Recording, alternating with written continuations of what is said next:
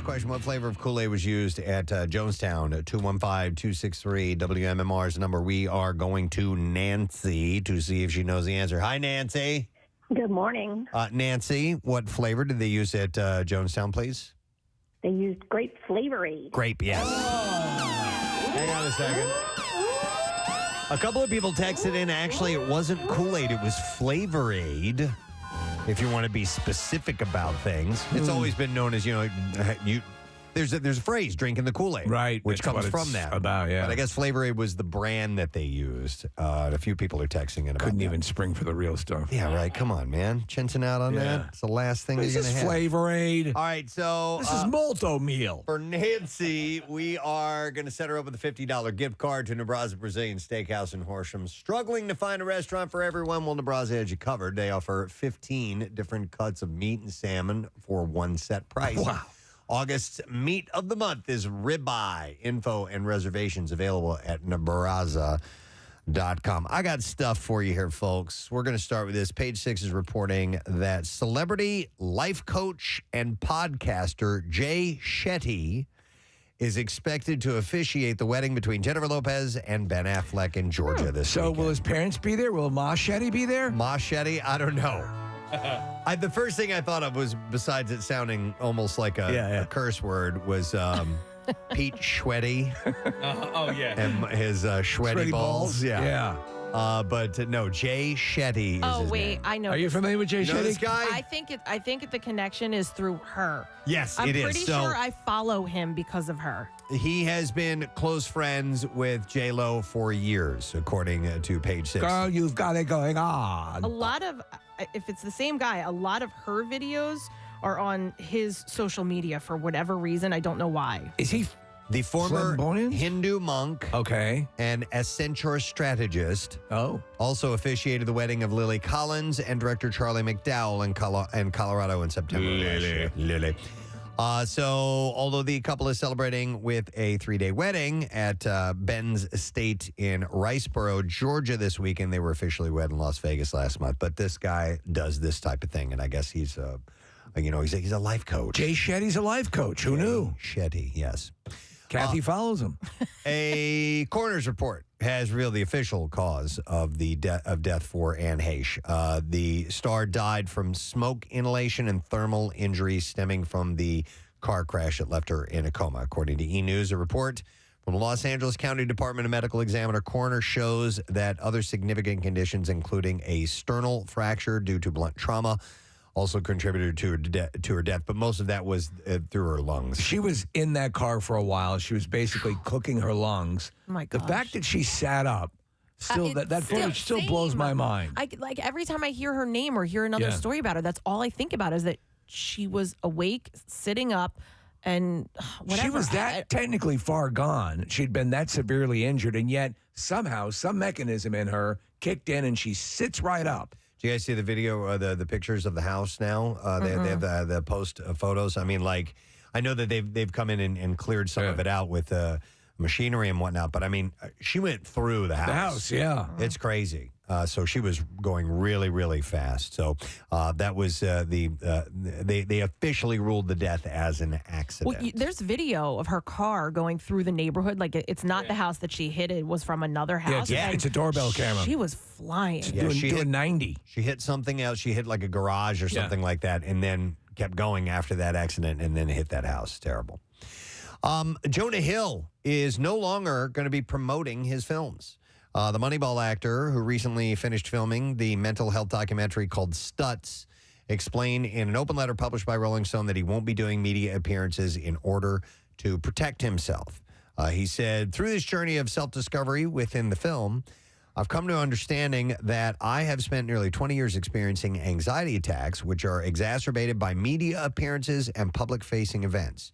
You won't see me out there promoting this film or any of my upcoming films while I take this important step to protect myself. I wonder if, they usually contractually make that part of a deal. He's going to avoid that. If you want to get Jonah Hill, you're going to have to deal with the fact that he is not going to be there to promote it. I wonder how that will impact, because he generates a lot of his own content, but I wonder if that will limit what he gets offered. He said, I usually cringe at letters or statements like this, but I understand that I am of the privileged few who can afford to take time off.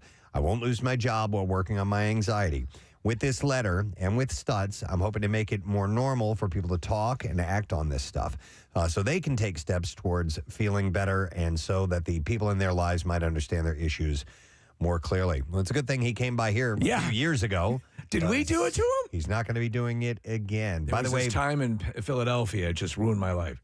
In addition to Stutz, Hill co-wrote and stars in the Netflix film You People, which comes out later this year. Now, there was another story about him that I was reading. Vanity Fair celebrated the 15th anniversary of Superbad with a brand new oral history of the comedy, which includes the revelation that Jonah Hill immediately hated Christopher Mintz-Plasse after their audition together. Hill was already cast in the film and was reading scenes opposite the actor auditioning to play Fogel, a.k.a. McLovin. Right. And that's when Mintz-Plasse came in for into the room for a third callback. Chris, this is according to Hill, he said, Chris was really, really amazing off the bat, and I think he was really annoying to me at that time. And Judd Apatow remembered the audition more vividly. He said Mintz-Plasse was very caustic and attacked Jonah and did improvs insulting Jonah. He played it like he was clearly the coolest guy in the room and everyone else was a nerd and a loser. He was Dean Martin instead of Jerry Lewis. And he said, Seth Rogen said, Jonah immediately hated him. Wow. He said he was like, that's effing with my rhythm, and I couldn't perform with that guy. But Apatow said, Jonah came to me and said, I don't like that guy. I don't want him doing it. And I said, that is exactly why we're hiring him. It couldn't be more perfect. The fact that it bothers you is exactly what we want. You know what? Maybe this is sacrilege. I think Superbad is okay. I agree with you. Yeah. I agree. It was, posed as like this amazing, it's going to redo, the new face of comedy. Yeah. I was like, it's okay. Yeah. It's all right. I will admit this. Never seen it. Okay. Never seen it. Kathy, is there something you'd like to admit about Superbad? Nope. I can't remember if I saw it. Okay. I feel like I did. I do see still Obviously people, wasn't memorable. even teenagers wearing the McLovin license Absolutely. plate, a driver's license photo. It's popular with a group. So I feel like that one and No, I did see it. okay. did you like it? This just in. This just didn't. Breaking news. We have it now. Breaking news. We go down to the studios of WMMR where Kathy Romano has just admitted to having seen Superbad. The question still remains, what did she think of it? We go now to our field reporter, Preston Elliott, who will ask Kathy this very question. Steve, I'm here with Kathy Romano in the President Steve Studios with this exclusive, and we now ask the hard-hitting question. Kathy, did you or did you not enjoy the movie Superbad? Preston, I don't really remember. I don't remember hating it, but I certainly don't remember Preston, loving if I'm it. hearing this correctly, she's saying she cannot remember having seen it. Steve, there's a bit of a commotion here on the scene right now. Someone's entered, and we're going to have to wrap this up quickly. I'm sorry. There's someone There's a man with a gun. Quick, run! It's Jonah Hill. I think that movie, Pineapple Express, and Tropic Thunder all came out around the same time. And of the I love three, Pineapple Express. I loved Pineapple I love Tropic Express. Thunder, and then this was after 40-Year-Old Virgin, which I loved. Okay. And I don't think Superbad was in that. I'll tell you what, I do remember. I hated Pineapple Express. What? Oh, God, I it was know, and so you guys good. always talk about how good it is, and I even tried to go back and watch it again, and I was like, this is torture. Yeah. breaking news. Uh-oh, here we go. Yeah. Oh, no. We go down to the studios of WMMR in Bala Cynwyd with Preston Elliott, apparently about to break some news live on the air. We go down to you, Preston. I've never seen Pineapple Express. Oh, my God. Wait, hold on. Dude. We go down to our field reporter, wait. Kathy Romano, who's in the very same studio with Preston Elliott, has just experienced this revelation. Kathy, what do you think Preston's observations will be? No, I think that I didn't see Pineapple Express either. This isn't the movie I hated. Oh. What did you hate? I don't remember. Oh, man, we all got to watch this together. What's the It's one? so good. And James Franco is hilarious. No. Amber Heard is in it. I bet Yeah. it's role models that you're thinking of, Kathy. No? No, I think Tom So- Cruise was in it. It's Tom so creepy. Cruise. Oh, Tropic Thunder. Tropic Thunder. Tropic Is Thunder. it Tropic Where Thunder? they're making a Where movie. he's wearing like a fat suit. Tom Cruise. Bold cap. They're Les Grossman is the character's name. Yeah, I think that was They're it. making a Vietnam movie. That's the one I didn't like. Okay. Oh, you didn't like that? Yeah, that's the my one that I had to go God. back and like try again. And I was like, I can't get through this. By the way, we have a new character. Somebody's texted in and said, I am now the never seenerer. Just rattling on the things, Oh, my God. the classic things I've never seen. Well, I'm glad, Casey, that you piped in too, because I hate to admit it, but I don't think. All right, well, I'm happy to hear that because now I don't feel so bad about not ever seeing it. But you guys want to come over and watch Pineapple Express? No. in my You guys house? want to come over? I don't know. Maybe this weekend. Who knows? Yay. All right, I got some other things to get to. Amy Schumer joked. She's clarifying a joke that she made about social media and mental health. She said in a video on her Instagram Sunday, I have decided for my own mental health to do more social media. Oh my God. I find that looking at my phone for 8.5 hours a day is helping me, and it's helping this pimple patch and this breakout. And being in my 40s, she said, it's actually good for me to watch all of the Love Island and all of the Bachelors, whether in paradise or just normal mansions. So you'll be seeing a lot more of me on social media just for my physical and mental well-being. But it came one day after Tom Holland had revealed that he is taking a break from social media for his mental health. And on her Instagram story on Tuesday, she clarified that she was just poking fun at herself and her own social media consumption. She wasn't mocking Holland. She wrote, not shading Spider-Man, making fun of myself. Of course, social media is toxic, she wrote, with notes in a notes app, a screenshot, and adding a spider emoji. So, yeah, she was just having some fun. It wasn't, and he wasn't calling her out or anything like that either. I think over the past couple of years, I think now, we don't have kids, my wife and I, but I could see parents making the call to keep their kids off social media for as long as possible. yeah. Sure. It's Yeah, also Because I don't see any downside to doing that. well, the downside is then you're the kid who's not on social media. Right. And I and don't they're- care. Yeah, I know, but you The kids never tasted Well, your it. kids are older, Case. Like I'm at the Yeah. some of Jace's friends. I see them on so they're starting, and I'm like, he, yeah. fortunately, has What not grade? said anything, and I'm like, this grade is is he? not happening. 5th. Okay. He's going into 5th. Yeah. I'm lucky that mine never came to me and said, come on, I want to do this. We really want to. So Yeah. we've avoided it easily. Are they on social media? Carter is. Caroline has flirted with the idea of it, but she's on TikTok. Yeah. Actually, she just bailed on it. She had a couple of videos that were had 100,000 views. Yeah. But she started seeing some negative things in the comments. She's like, I'm done. delete the app. Yeah, so she's Good done for with it. her. Yeah, so she got off of there. Yeah. And I'm like, I was proud of her for doing that, for coming to that decision on But her Kath, own. we waited, Kath, to Yeah. allow our children to be on any social media. What grade was it? Do you remember?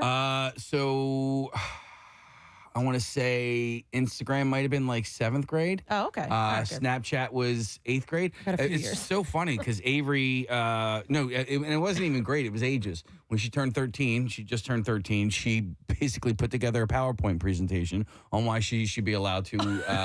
Are you serious? I swear to God, I swear, really funny. and she took that's what my other daughter had done. So we didn't allow our children and all of their friends were on it for a while. All right, I want you guys to rest easy because the reports that despite earlier stories that have come out, Machine Gun Kelly and Megan Fox are still together. Oh, my God. I know. Oh, it feels like a weight's been lifted. Well, sources close to the couple say that they're doing just fine. No big issues. So tomorrow we should be hearing the breakup news. He said they obviously can't be together 24/7 because both of them work and have kids, but they are solid.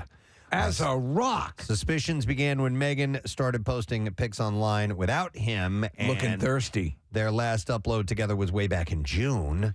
And she also didn't show up to his hometown show in Cleveland over the weekend, and that fueled the breakup rumors. Who doesn't want to go to Cleveland? At the concert, I do. MGK told the audience that he just talked to Megan before he got on stage, calling Hey, her. y'all. Just Her talked to his wife. Megs just before the show. We're copacetic. So you're ready to go? You For wanna go reals. to Cleveland? I want to go to the Rock and Roll Hall of Fame. Yeah. I mean, I'll do that after I do that giant water slide thingy that propels you into the air. Do you know what I'm talking about? No. Oh, I see all these videos on like Instagram. Oh, I know what you're talking about. Yeah, It propels you into the air? yes. It looks scary. It Okay. looks amazing. I mean, I would probably have to wear. So just a quick question. Is that in near the Is it in Cleveland? Cleveland? yeah. So I had posted something on my Cedar Point's out that way. Instagram the other day about this. I said I need to go to this. I don't know if anything like this exists around here, and apparently there's a place called Ohio Dreams. It launches you up into a pool, right? Like you slide down. So here's Take a look at it, Preston. And it launches you, and then okay. I can do it just like that guy. All right, it's a slide that ends in essentially a ramp that shoots you up and then down, and then you fall down into a pool. So that before the Rock and Roll Hall of Fame. Yeah. And it looks fun. It doesn't look like, oh my God, I have to do that. But well, for you, that's cool. Yeah, Good for me you. and Kathy. Okay. This is a startling revelation with Kathy. Casey boy, who, when posed to the question, do you want to visit the Rock and Roll Hall of Fame, said, no, first I want to do this cool slide that I saw, leaving everyone to be somewhat perplexed. And then they asked geographically, is it in anywhere near the Rock and Roll Hall of Fame, which is verified that, yes, it actually is. Okay. All right. Sounds good. Glad we got that. Are we over. good? Uh-huh. We're All right, good. cool. Everybody's good. So Kathy Romano admitted that she might want to see Superbad, but first would like to have waffles. Wait, what? all right, I have a divorce story here, folks. We got serious. I hate to here. see that when that happens. It's so uncommon these days. Mad Men star Vincent Kartheiser, I guess is how you say his name, has filed divorce from Alexis Bledel. Oh, I love Alexis Bledel. I do too, yeah. She's a Gilmore girl. 8 years of marriage. Yeah, she was also in The Handmaid's Tale. Sin City? Yep. In documents obtained by Us Weekly, Kartheiser She didn't want to be Mrs. Kartheiser? filed to divorce the Gilmore Girls actress on August 10th in New York's Putnam County Supreme Court. The couple welcomed their now 6-year-old son in the fall of 2015. I know, it's too bad. Looking at them side by side, I think she kind of outclasses him. Oh, I think so, Yeah, too. absolutely. He's a weaselly-faced turd. Wait, and who And is I say that with all the love in your heart. With all Yes, right. objectivity. Yeah. Yeah. Who is this guy? He's on Mad Men. I don't know who he plays. you would know him without the beard, and if his hair was slicked back a little bit, he was one of the prominent characters.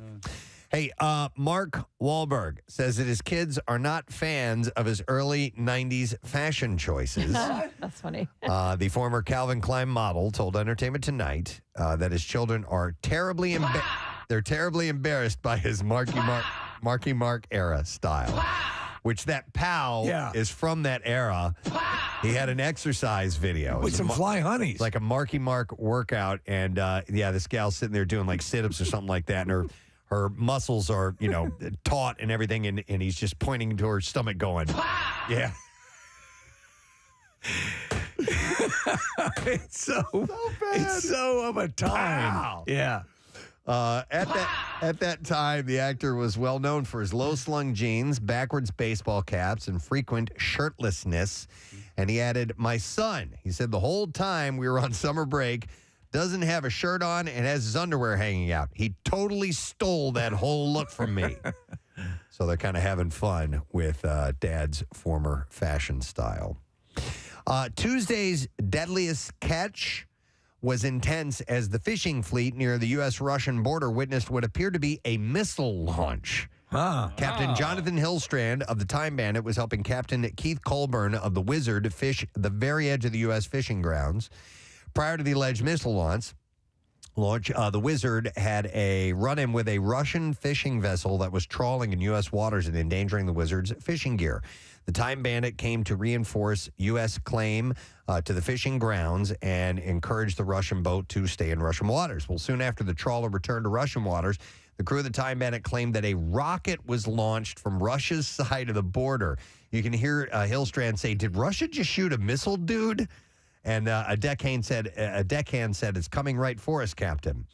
Some of the crew feared that the missile was aimed at them, while others just marveled at the projectile through binoculars. Did this come from a land mass, or was it launched from a submarine? They don't even know if it was a rocket or not. It was never verified as a missile or rocket. Was it a crab? But it's something they saw. It may have been some kind of a rogue crab that had jet propulsion. Maybe the Russians are working on jet-propelled crabs. But we're looking at, I don't know if this is what they saw, because that's clearly a missile, what we're looking at. Not only that, it's broad daylight, and it's some of the most treacherous waters in the world, and it's glassy calm. Yeah, so not really sure, but that's kind of weird for that. There's show. the picture, Preston.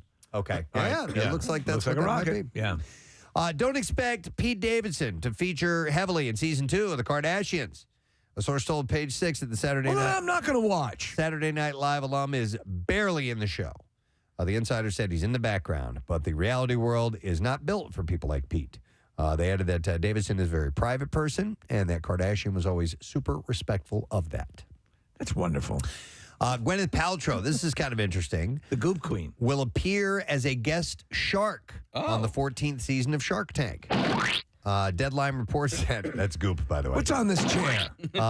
That's just Goop. It's okay. You just wipe That's it off. Gwenny's chair. She goops all over the place. Gwen. Oh my God. It's like a slug trail. Deadline reports that she will be joined by DoorDash CEO and co-founder Tony Zhu as a guest shark alongside longstanding sharks Mark Cuban, Barbara Corcoran, Lori Grenier, Robert Herjavec, Damon John, and Kevin O'Leary. So let me understand them because I will watch the show. I enjoy it Yeah. periodically. The one thing I don't enjoy are the people doing the pitches? Hey, sharks! I know. I got caught in the bathtub and I felt like a sponge. Yeah. And then all that stuff. But it seems to me, and I don't know if you guys have done any deeper dive on this. So part of the arrangement is they get first crack at these potential business opportunities. Mm-hmm. Do they, in fact, conduct a business relationship using their own funds to become partners with these Yes. people Yeah. that are presented to Oh, them? yeah. And a lot of I spoke to somebody who was on the show and she got picked and they made a deal and there's a lot of afterwards. Obviously, I mean Yes. it's money, so there's a lot that goes into it. There's a lot more negotiating, and hers actually never followed. It didn't come to fruition. It didn't happen. Yeah, so I guess on the surface, they make an agreement Right. right, Right. there, but then there's real legal details that Correct. they need to follow up on, and it could still fall apart. And they're after no that. idiots. I mean, they're Oh, yeah. they're all very sharp. They're sharks. Yeah. And so I wondered how that played out. And so I assume they have to get scaled to appear on the show because they're you know I would think so. Yeah. And there's- I remember seeing the one, and I saw it when it aired. The guy with the Ring doorbell doing the pitch, and they passed on it. Wait, Yeah. that was on Shark Tank. Yeah. The Ring. Yes. Oh my gosh. Yes, it was. And they went out. That guy ended up partnering with Amazon, and it just went kaboom, kapow, pow, boom. But I do, Steve. They'll do follow-ups though, and some of the deals, do go through on the back And end are successful, and but- are successful, and you'll see, and some of these sharks will go out to the different businesses and have a very active role. Sometimes they're just kind of financially supporting them, but yeah, they'll I like the Well, think of it. You have the launch of the product has just been carried on national television on a very popular show.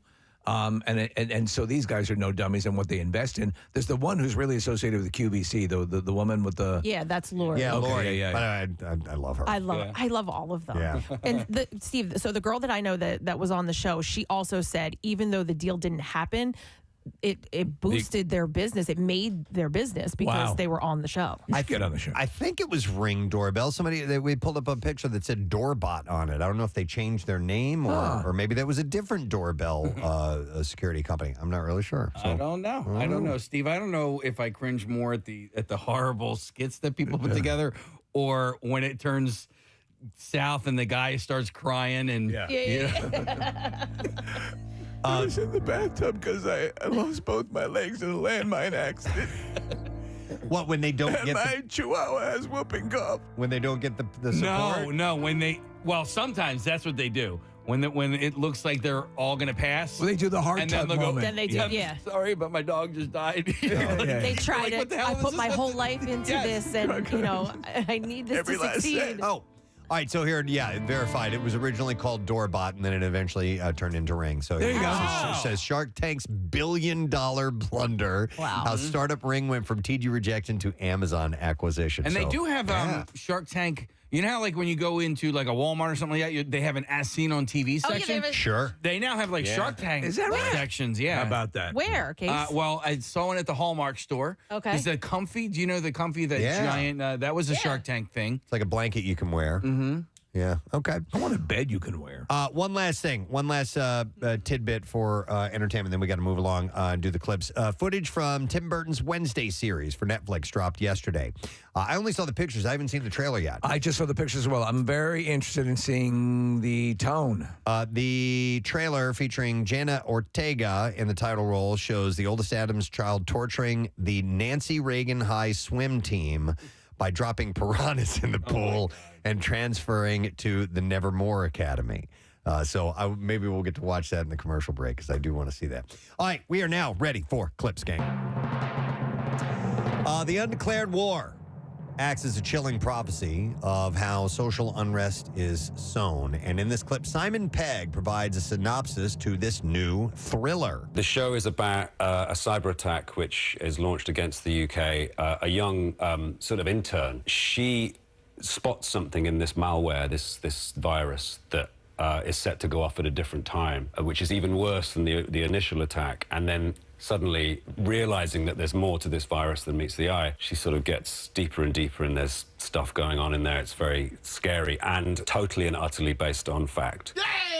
Season 1 of The Undeclared War premieres on Peacock tonight, by the way. Simon Pegg is great in the Mission Impossible movies. Yeah. So he's like, the tech guy, and he's great. Next clip, here we go. Aubrey Plaza and Alison Brie share a kiss in their new romantic comedy, Spin Me Round. And here, Brie explains how she accidentally clickbaited her fans with this trivial moment in the film. I have to say that I took a little break from doing press for a minute, and I forgot about clickbait as a thing and just was like, yeah, makeout scene, it was great. It was my favorite night on set. Like, you say these things. Shut the f*** up! Spin Me Round will be released in theaters tomorrow, by the way. And there you go. That's the entertainment report for today. All right, let us take a break, come back in a moment or two, and hang out together on what's shaping up to be a beautiful Thursday. We'll be back in just a moment.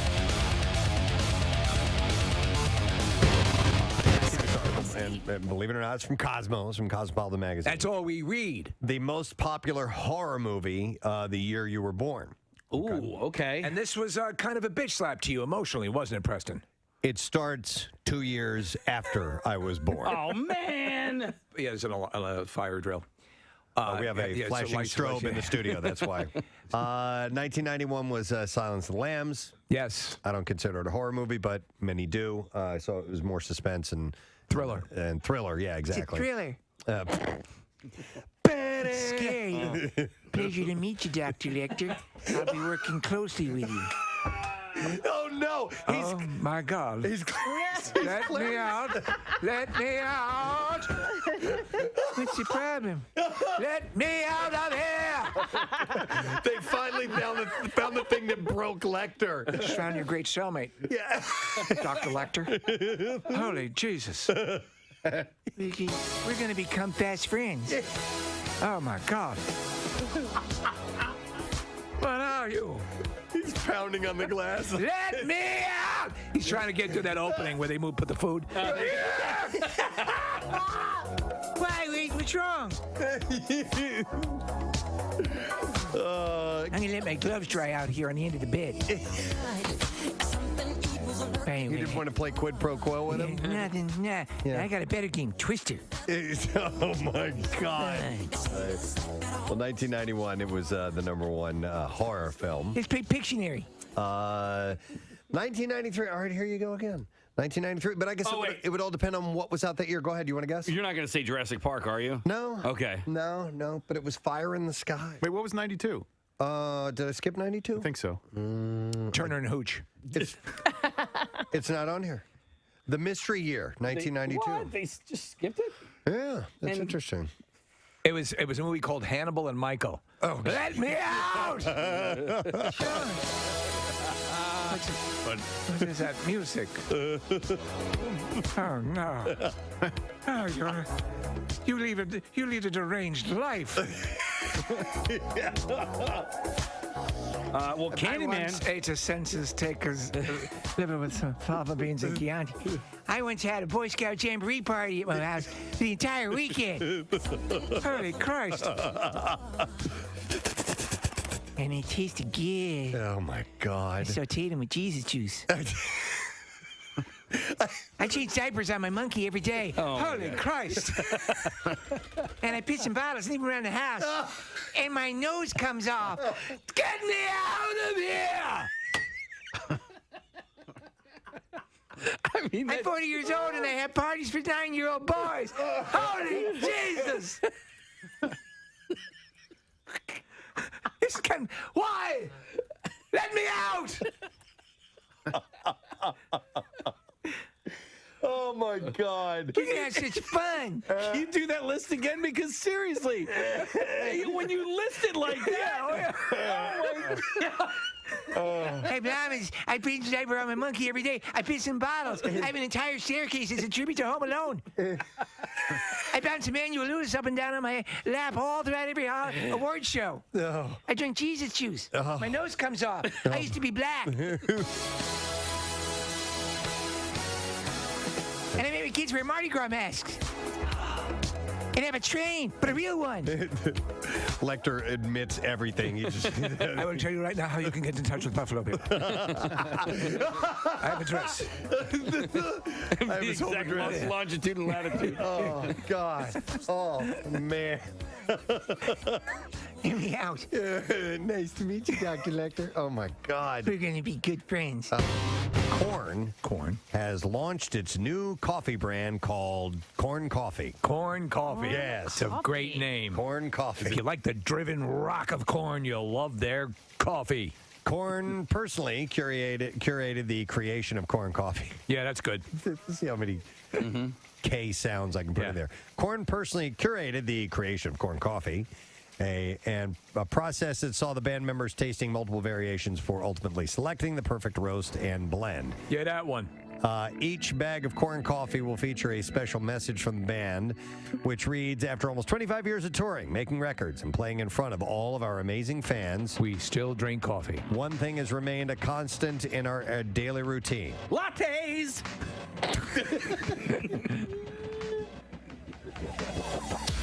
I was not expecting that. I know. Lattes! No, it says coffee. The ritual, the brew, the aroma, and most importantly, that very first cup every morning that sets the tone is something that we look forward to every day. Well, this is interesting. We're actually watching footage of them sampling the various brews. Yeah. It says, because of our passion, we've gotten together with a roaster and handcrafted our very own blend, coffee. It's called Corn Coffee. Next up, Corn Licorice. Corn recently began recording its new album in Nashville, Tennessee, by the way, but now they have Corn Coffee. That's part of waking up is corn coffee in your cup. That's right. Yeah, cup. This is... cup. This, Always at the ready. No, but yeah, a couple. we need to have Nick coffee or something like that. But yeah. Have a cup. Have a couple. This is our new Yeah, a blend. cup. It's called Nanapuya. From the hills of Nanapia. Yeah. Brought down by mules every day at 2 o'clock after the afternoon rain. The beans are enriched with monkey urine. If only we had a coffee sponsor to do this for us. I know. Yeah. Right? Nanapuya. Well, that's good. Have a cup. Yeah, a cup. God. Or no, the question would be, would you like some? Yeah, a cup. No, not Nanapuya. Yeah, cup. Come on. Yeah, a cup. That'd be ridiculous. Do you want a thermos or a cup? Yeah, a cup. Okay. But yeah. Oh, one Nanapuya for table 7. Okay. What is that one? That's you. That's Mini Wookie. That's Nick. So you ask, have you decided what you like, sir? But yeah. Nanapuya. But yeah. I don't remember Mini Wookie. All right. Anyhow, Corn has coffee. Corn coffee. It's almost an embarrassment that we live in this city and that we don't. You know, But I think you're right though, Preston. Stop and check it out at least to just some see degree. Why groups of people decided that it would be a good idea to memorialize this person in that form. Also, don't hesitate now and then to throw a rope around on it and attach to your Well, that's boat hitch. That why is intriguing to me as well. Like, what the hell is the point of dragging a statue into the river? But when I heard the news report it this morning, they reported it as if here we go again. Now there was only one other incident, but There's a lot of statues Still. being pulled down for various reasons. Whether you had down south with the Confederate statues and things of that nature, and if they believe, there's it's kind of the thing. But this thing seemed like, what's that about? why? Hey, what did Rizzo do that was so great that he gets a statue? He was just a really popular mayor. I mean, like he was larger than life in a bunch of different ways in stature. Yeah. And so because of his tactics, he was well known. He left his mark, good and bad, and deserved a statue as a result. Yeah. You're a real crumb bum. And he gave us Honestly, I would give him a statue just for that. crumb bum. I'll take you out back, bunches. Yeah. My arms tied behind my back. Yeah. I'll pound you into the pavement, I will. That whole audio. You look like a lush to me. He's telling the reporter. Would you Care to talk to CBS? You look like a lush. I'll pound you into the pavement. You want to relive that? Yes, I do. All right, Casey's finding the audio of Frank Rizzo when he was confronted. He wasn't happy about it. He was out walking his dog, and maybe the Viking was the Nordic Frank Rizzo. They were confronting him about. You look like a lush to me. What's your story? I hit you with my shield. I'll take you out back and hit you with my shield. Yeah. What are you? You're a crumb bum. You can't find it, Case? I don't know. Here, let's Here try you go, this one. crumb bum. Go, Crumb bum, see Frank Rizzo. it says Rizzo. See crumb bum. This says call Stan Bowman. Here we go. Yeah, that's it. There is Stan Borman from Channel 3 News. Could we... How are you? Fine, sir. How are you? Good. Could we talk with you for just a moment? No, I'm busy. You couldn't answer any of our I questions? wouldn't talk to you under any condition. Why is that, sir? Forget it. Scram. Get out of here. Sir, I... Hit the road. Ram. You lush ya. Why? Stan, Get away from me. I'm now a private citizen. Yes, you sir. get away from me. We're allowed to be on the street, sir. I don't want to talk to you. Get away from me. How do you feel about the security guards Get being away taken off from of you, sir? Get away from me, or I'm going to throw you out in the middle of the street. Gonna throw you right out there. One more question. I'm telling you, get away from me. You were the symbol of law and order in Philadelphia, sir, for many years. People looked Get up to away you and from respected me. you. Look, creep, get out of here. How could you justify your actions at our cameras last Monday in front of your Get house? out. You're a creep. We're a member of the media. We'd like to have an answer to our You're question. a creep. Why did you attack our cameras, sir? Get it all. Don't miss any of it. You're a creep. Get away from me. Would you answer the question? Dude, he had great pipes. He really Listen did. to his voice. Get away from me. He could do movie trailers. This weekend at the Community Cinema Pucks. You're a creep. Get away from me. Would you answer the question? You know, you hide behind that press card. I'm not hiding behind anything, sir. I just wanted to get some answers. I'll tell you what to do. There's a gang of yous here. There's enough of you here. By myself, I'll take yous physically. Well, I'm not asking you to take me physically. Well, get away from me. Well, sir, I'm on the If you're- public if street. you're I should be authorized to be here. I'll break it off. I'll break it off. I'll break it off. Physically and mentally. Yeah. I'll get inside your brain.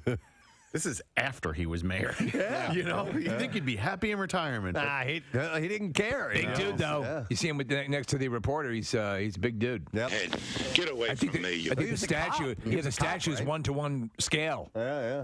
I'll break it over your head. I'll break it over your head. Hang on. Let's go back. I'll break it over your head.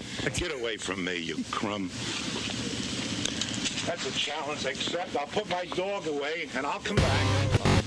And it's essentially it's about naming a baby, a new child that you have coming into the world, and trying to decide what you want to give as a name.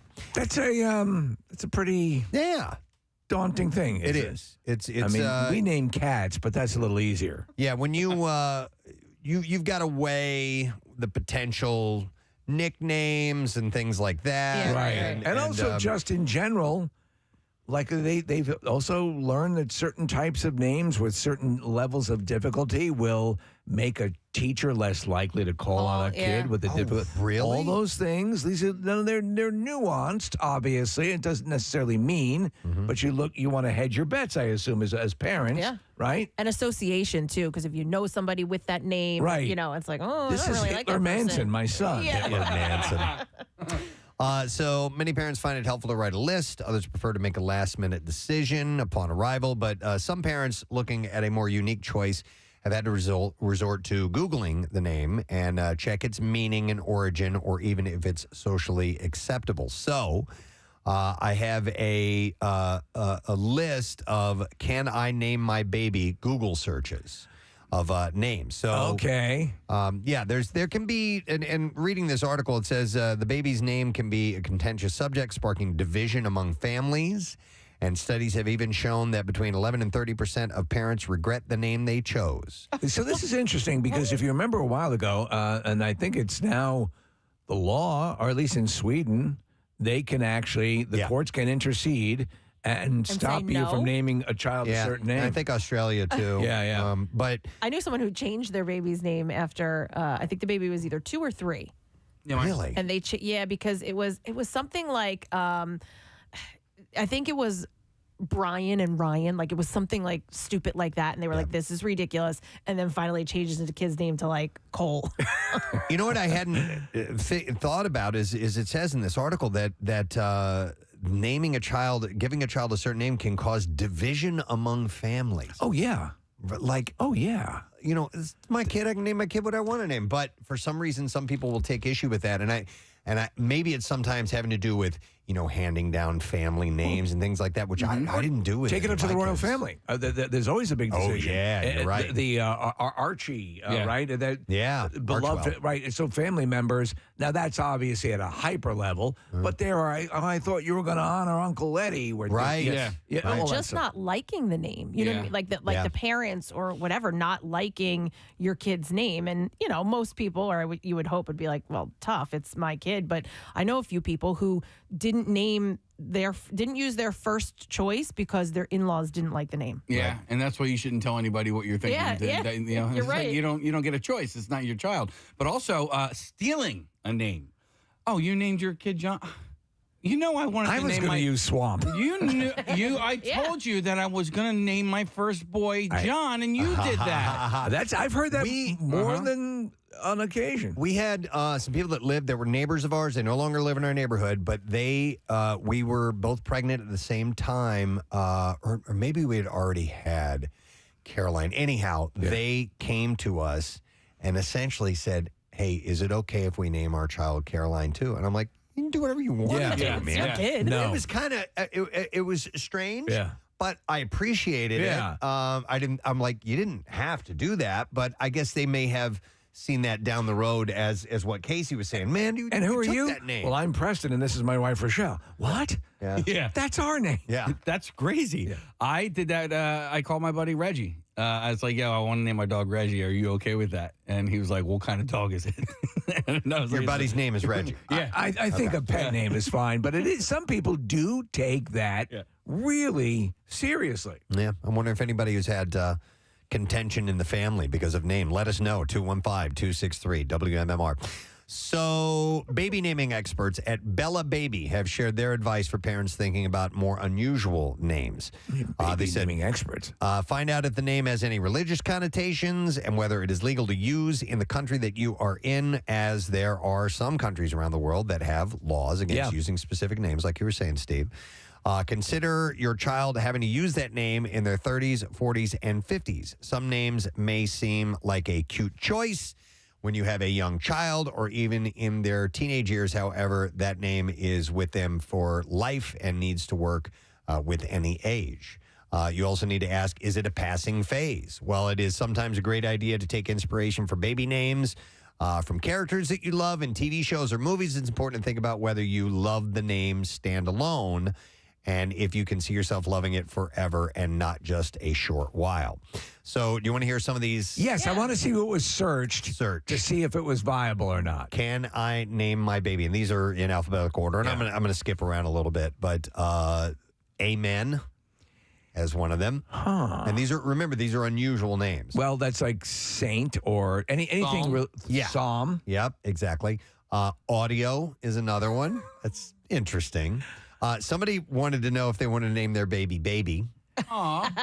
Now, some people are called Baby as nobody puts Baby in a corner. As a nickname. Nobody puts audio in a corner. But as an actual name, here you go, Steve. Batman. Batman. So you could literally say, I'm Batman. Hi, I'm Batman. Yeah, you can say that. Yeah. Man, that would have been kind of cool. Right? This is my daughter Caroline is my son Batman. Yeah. Unless you look like Wallace Shawn, you know? My name is Batman. But you never know. You never know what you're going to get. Someone also searched, and it might have been several people, I don't know, Doctor as a first name. That's kind of cool, too. It's like in Doctor Strange. Dr. Elliot. He thinks his name is Doctor. It's strange. Yes, I know it is. No, it's Doctor Strange. Dr. Stephen Strange.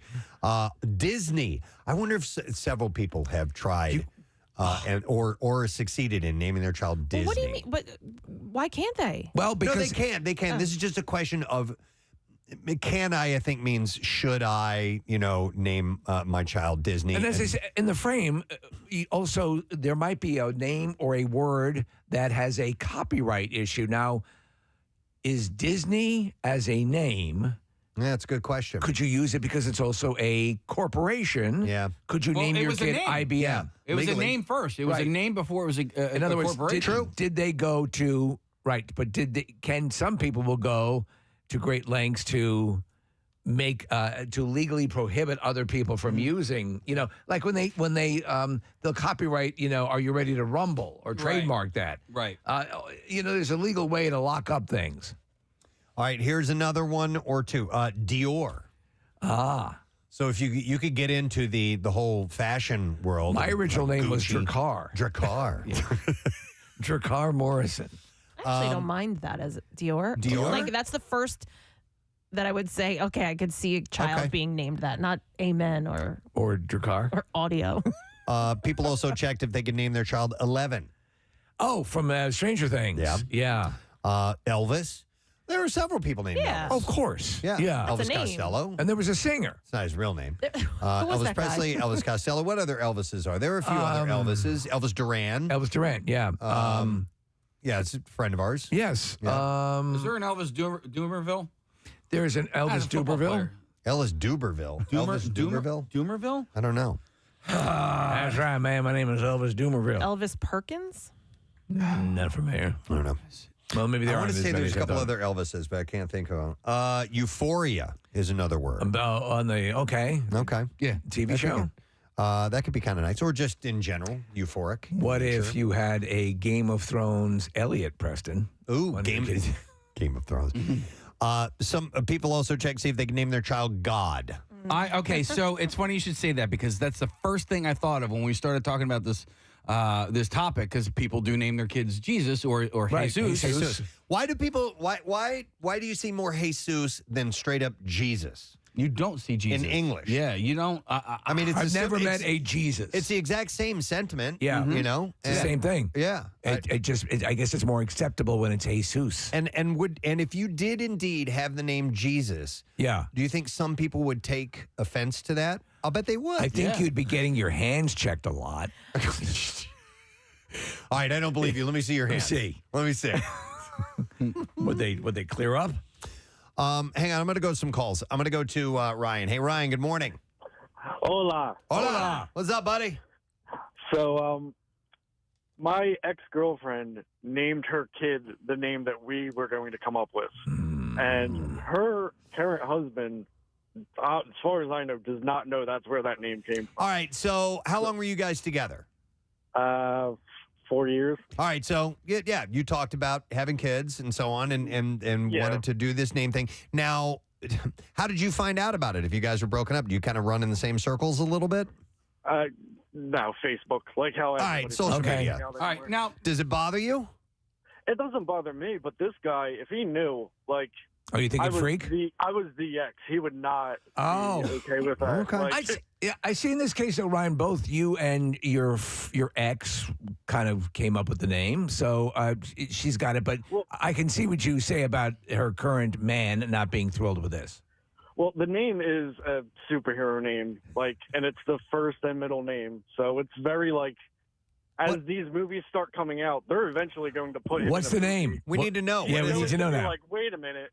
Didn't your ex be a big comic book fan? He's going to put it together, but... What is the name, if you can tell us? Yeah, we need to know, Ryan. No one's listening. She's not listening. Don't worry. Just whisper it. No, he doesn't want to. What's the first name? Then we'll figure out the rest probably. It's a DC character they haven't made a movie about yet, but it's coming up. Oh, come on. Okay, so Maybe they already made this movie and it didn't do good with a certain guy who Green played Lantern. Deadpool. Yeah. Okay. So, yeah. What was Okay. his name? Green. It was Harry Hamlin. What the hell's the guy's name? Hal. Hal. Yes, Hal.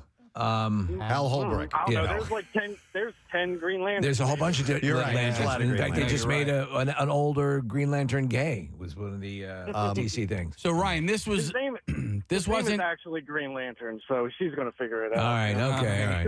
All right. But this was your name that you. I mean, obviously not your. Somebody else came up with the name, but you were the one who brought this name to the table. Yeah, like it was known that this was going to be the name. Okay. Okay. All right. Now I could see that causing a little bit of better that it's on him than you. Yeah. All right. Thanks, Hey, Ryan. I don't care. Good luck, buddy. Yeah. Thanks, man. Green Appreciate Lantern's light, man. it. Let's see. We need to know this name. I don't. Nick would be looking this stuff up. Somebody else is going to have to do it. Who is not me because I can't do this right now. So someone else, one of you guys, All right, if you wouldn't mind, I'll do Casey it. Yeah, I'll do or Hal Jordan. or Kathy, look that up. Ooh, Hal Jordan. Is it Hal Jordan? Yeah. Okay. Was that's the green, because he's right. There are a number of lanterns, and in the Ryan Reynolds movie, he was Hal Jordan. Okay. Let's see. I'm going to go to Patrick. Hey, Patrick. Good morning. Hey, Gadzooks, guys. Gadzooks, what's up, man? Hey, so my daughter's she's going to be turning 7 in February. Her name is Cinta Jane. Cinta Jane. How do you spell that? Yeah, Sinta. Okay. And when her mother and I were naming her, it was her mother's idea to name her that. And I Googled it. It's Latin for loving and compassionate. I thought it was great. I thought it was a great name. It's beautiful. And every time I say her name, I live in Chattanooga, Tennessee. Everybody's like, oh, her name's Santa? Santa. So even kids at her school will call her Santa. Yeah, so how do you feel about that now, Patrick? I mean, she takes it well, you know. She's 7 years old. She just kind of puts it off like, oh, my name's not Santa. She kind of acts like it's a joke. Patrick, what did you say her middle name was? Jane. So you could do CJ. Yeah. Yeah. Yeah, SJ. Her name is SJ. I'm sorry, SJ. Yeah, and that works too. Yeah. Yeah, I call her SJ all the time just so I don't have to be like, hey, her name's Santa. Hey, Santa Claus. Oh, it's Santa. Yeah. Right, Yeah. It might be one of those things. It may be one of those things, Patrick, because when I was young, I did not like my name. It was too original for me, and it was people kind of did a double take when I said Preston. And thanks for your call, by the way, Patrick. Santa's got to go. Yeah. But as I got older, I appreciated it. But as I was younger, I wanted to be Dave, John, Steve, Joe, whatever, something normal, Jebediah. straight ahead, Frank, you know. But Preston was kind of a pain because I always had to repeat it, and I would say Press at first, and they would think I was saying Chris because you don't hear somebody named Press. But nonetheless, I grew into it, and I like it a lot now.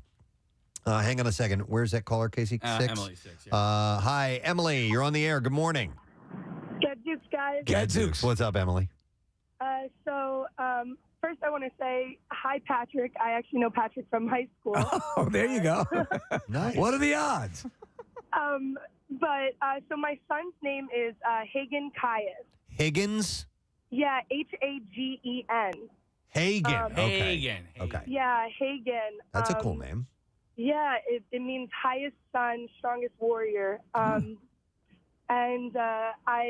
it caused a huge thing between my family because my mom is Jewish, so she wanted, in the Jewish religion, you name the first letter of the name after somebody who had passed. Okay. And I told her that I would do the C, and she thought, I would name it more kind of neutral, but I chose Caius, and she refused to, and my dad refused to call him Hagen. They called him Hogan. They called him Logan. They would just like come on. My dad called him Keegan at one point. I'm like, wow, that's interesting too. Okay. So they were doing this in protest of the name you selected, and how is this still going on now, or did they finally acquiesce? So my mom will call him Hagen. My dad still calls him Hogan. Oh my God, I want to slap your dad in the nuts. Yeah. I'm sorry. No, Slap his He would dad like in to the slap nuts? this guy's her dad in the nuts. Wow. That's kind of silly. Yeah, especially don't make the kid the victim. Yeah. Just write you out of the will. Exactly. And they also had a problem with the spelling too. Everybody kept saying it was Hagen, like Hagen dog. That's a cool name too. That is cool. Because I like that. For a brief period, I was Ben and Jerry's. Thanks, Emily. I know a lot of people like to do the tradition of carrying names on in the family. And that's where you get into these issues. We did not. No. I mean, we did a little with Caroline, but I wanted to start anew. I don't see anything wrong with that. I see giving a fresh identity to a brand new human being kind of a cool thing, and we did that. And fortunately, I didn't face any backlash or anything. It was never expected of me, or it was never impressed upon me that I had to do that. I mean, I grew up with an original name, and I kind of liked that, you know? So my father's name is Gene, and my older brother is named Gene. And so, you know, Gene Jr. and all this and all this kind of thing. You know, to me, that's, you know, in the early years, it's got to be difficult when are you talking about you, or you're talking about your kid, or, you know, it becomes a little confusing. So I agree with unique names, starting new trends, but families get very rigid, and in this case, it was a religious obligation or a perceived religious obligation. Hang on, you want me to go to line one case? Yeah, all right, let me go to Paul. Hey, Paul, good morning. Hey, good morning. Hey, what's up, bud? Hey, not much. Just want to give my kid's name. Its first name's Brixton, and the second middle name is Kavanaugh. And Brixton's actually after the Clash, Guns of Brixton. Oh. And then the middle name, Kavanaugh, we actually swiped from your show. Casey Boy, I believe his kid's name I heard was Kavanaugh. Casey's middle name is Kavanaugh. Yeah. So it's Brixton Kavanaugh. Yeah, Brixton Kavanaugh Bond. Oh my goodness. That's very cool. Brixton Kavanaugh Bond. That is very, very regal sounding, isn't it? That's right. Yeah. And what do you do for a living? I run a gurning tournament. Thank you, Paul. Well, that's very cool, man. Yeah. Appreciate that. He's carrying on your name, There Casey. you go. How about There are a that? few Prestons out there that have copied For the show. over the years, listeners of the show. Yeah. Kavanaugh's a cool name, dude. It is, and that's a family name. It's, you know, my grandmother's maiden name, and so we do that with the middle names. Okay. First names have been, you know, I think just like you said, you know, do whatever you want. You know, I like my full name is Stephen Michael Morrison. So and that I never had a problem with that. Yeah. Though I did because of the spelling, I would get Stephanie in elementary school. By the way, let me rattle through a few more of these, and maybe we can get some more calls. But these are names that people have Googled to see if they can name their child that. Google is one of the names. Google is one of the names. Hades, Heaven, Lucifer. Heaven is a name, though. Yeah. There's a bunch of girls. Heaven can Are there? Yeah, Heaven. I've never met a girl named Heaven. Yeah. Really? Yeah. Not usually standing in front of a stripper pole, or No. Well, I mean, that is a and stripper on a name. center stage, Heaven Diablo. Yeah. Heaven Diablo. Heaven Diablo. Yeah. Can't wait. I like that actually. Heather can't wait. Heather can't wait. Heather can't wait till another day. It's good. Good stuff. Khaleesi is one of them. From Game of Thrones, right? Yeah. Love. Love. Jennifer Love Hewitt goes by Love. She does, yeah. Her friends call her Love. There's a character's name in the show You. Her name is Love. Her name is Love. Okay. Is that YOU or Yeah. EWE? No, YOU. My aunt and uncle had a dog named Love. And but you know what? It was more of a tennis thing than anything else. The dog played tennis? Yeah, the dog was a big. It was unbeatable. This thing. That makes sense. Yeah. The scoring in tennis, yeah. Then you have Loki is one Yeah, that searched. I can see that. Majesty. Who is named Prince? Wait, there's a Jer Majesty. There's a Jer Majesty. Wait, Jermaine Jermichael? Jermaine Yeah. Jackson. Yeah. Everyone was Majesty. Jer. Then forgot this about one that. kid was Jurassic. Yeah. Jurassic. And then Jerbal. And Jermama. Some people have also Googled the word monkey to see if you. Oh, come on. No, you don't want to name your child I monkey. have a boy on the way. Is monkey suitable? You little monkey. You're a little monkey, are you? I like the idea. This one, Nirvana, Yeah. as a name. That's kind of unique. Yeah, kind of grunge. If Soundgarden. If a girl, I guess Vanna could be like a shortened version Right. of that. Yeah. And if it's a guy, I guess Ner. Hey, Ner. What's up, Ner? Ner! What's up, Ner? Later, Ner. Ner. Other ones are Princess, Pharaoh, Persephone. That's tough for people to say, It is. Persephone. Well, and the way it's spelled, it looks like Persephone. Yeah. It's because it's spelled Persephone. Some of those classic Persephone. ancient Greek names would be cool. You don't see a lot of Plato's or Aristotle's walking around. People had also searched to see if Shrek might be an appropriate stop. name. Come on. I call For a myself child. Shrek, but I don't know. Yeah, Shrek is Yiddish. It is a. It's not just a made up word. And what does it mean? Like monster. Okay. Yeah. Oh, It's does like it? it's like was it Mieskite? Is a I remember in there was a movie called Indian Summer, and it was about a Jewish summer camp, and Kevin Pollak played this character, and he called himself the Shrek King. Okay. And he would play pranks on people, and so Shrekking was considered what they would call pranking. And I don't Then know what's if that ties felching? into felching is a whole other thing. Yeah. But how about that for a name? What a camp. We know someone whose last name is Felcher. Yes. Yes.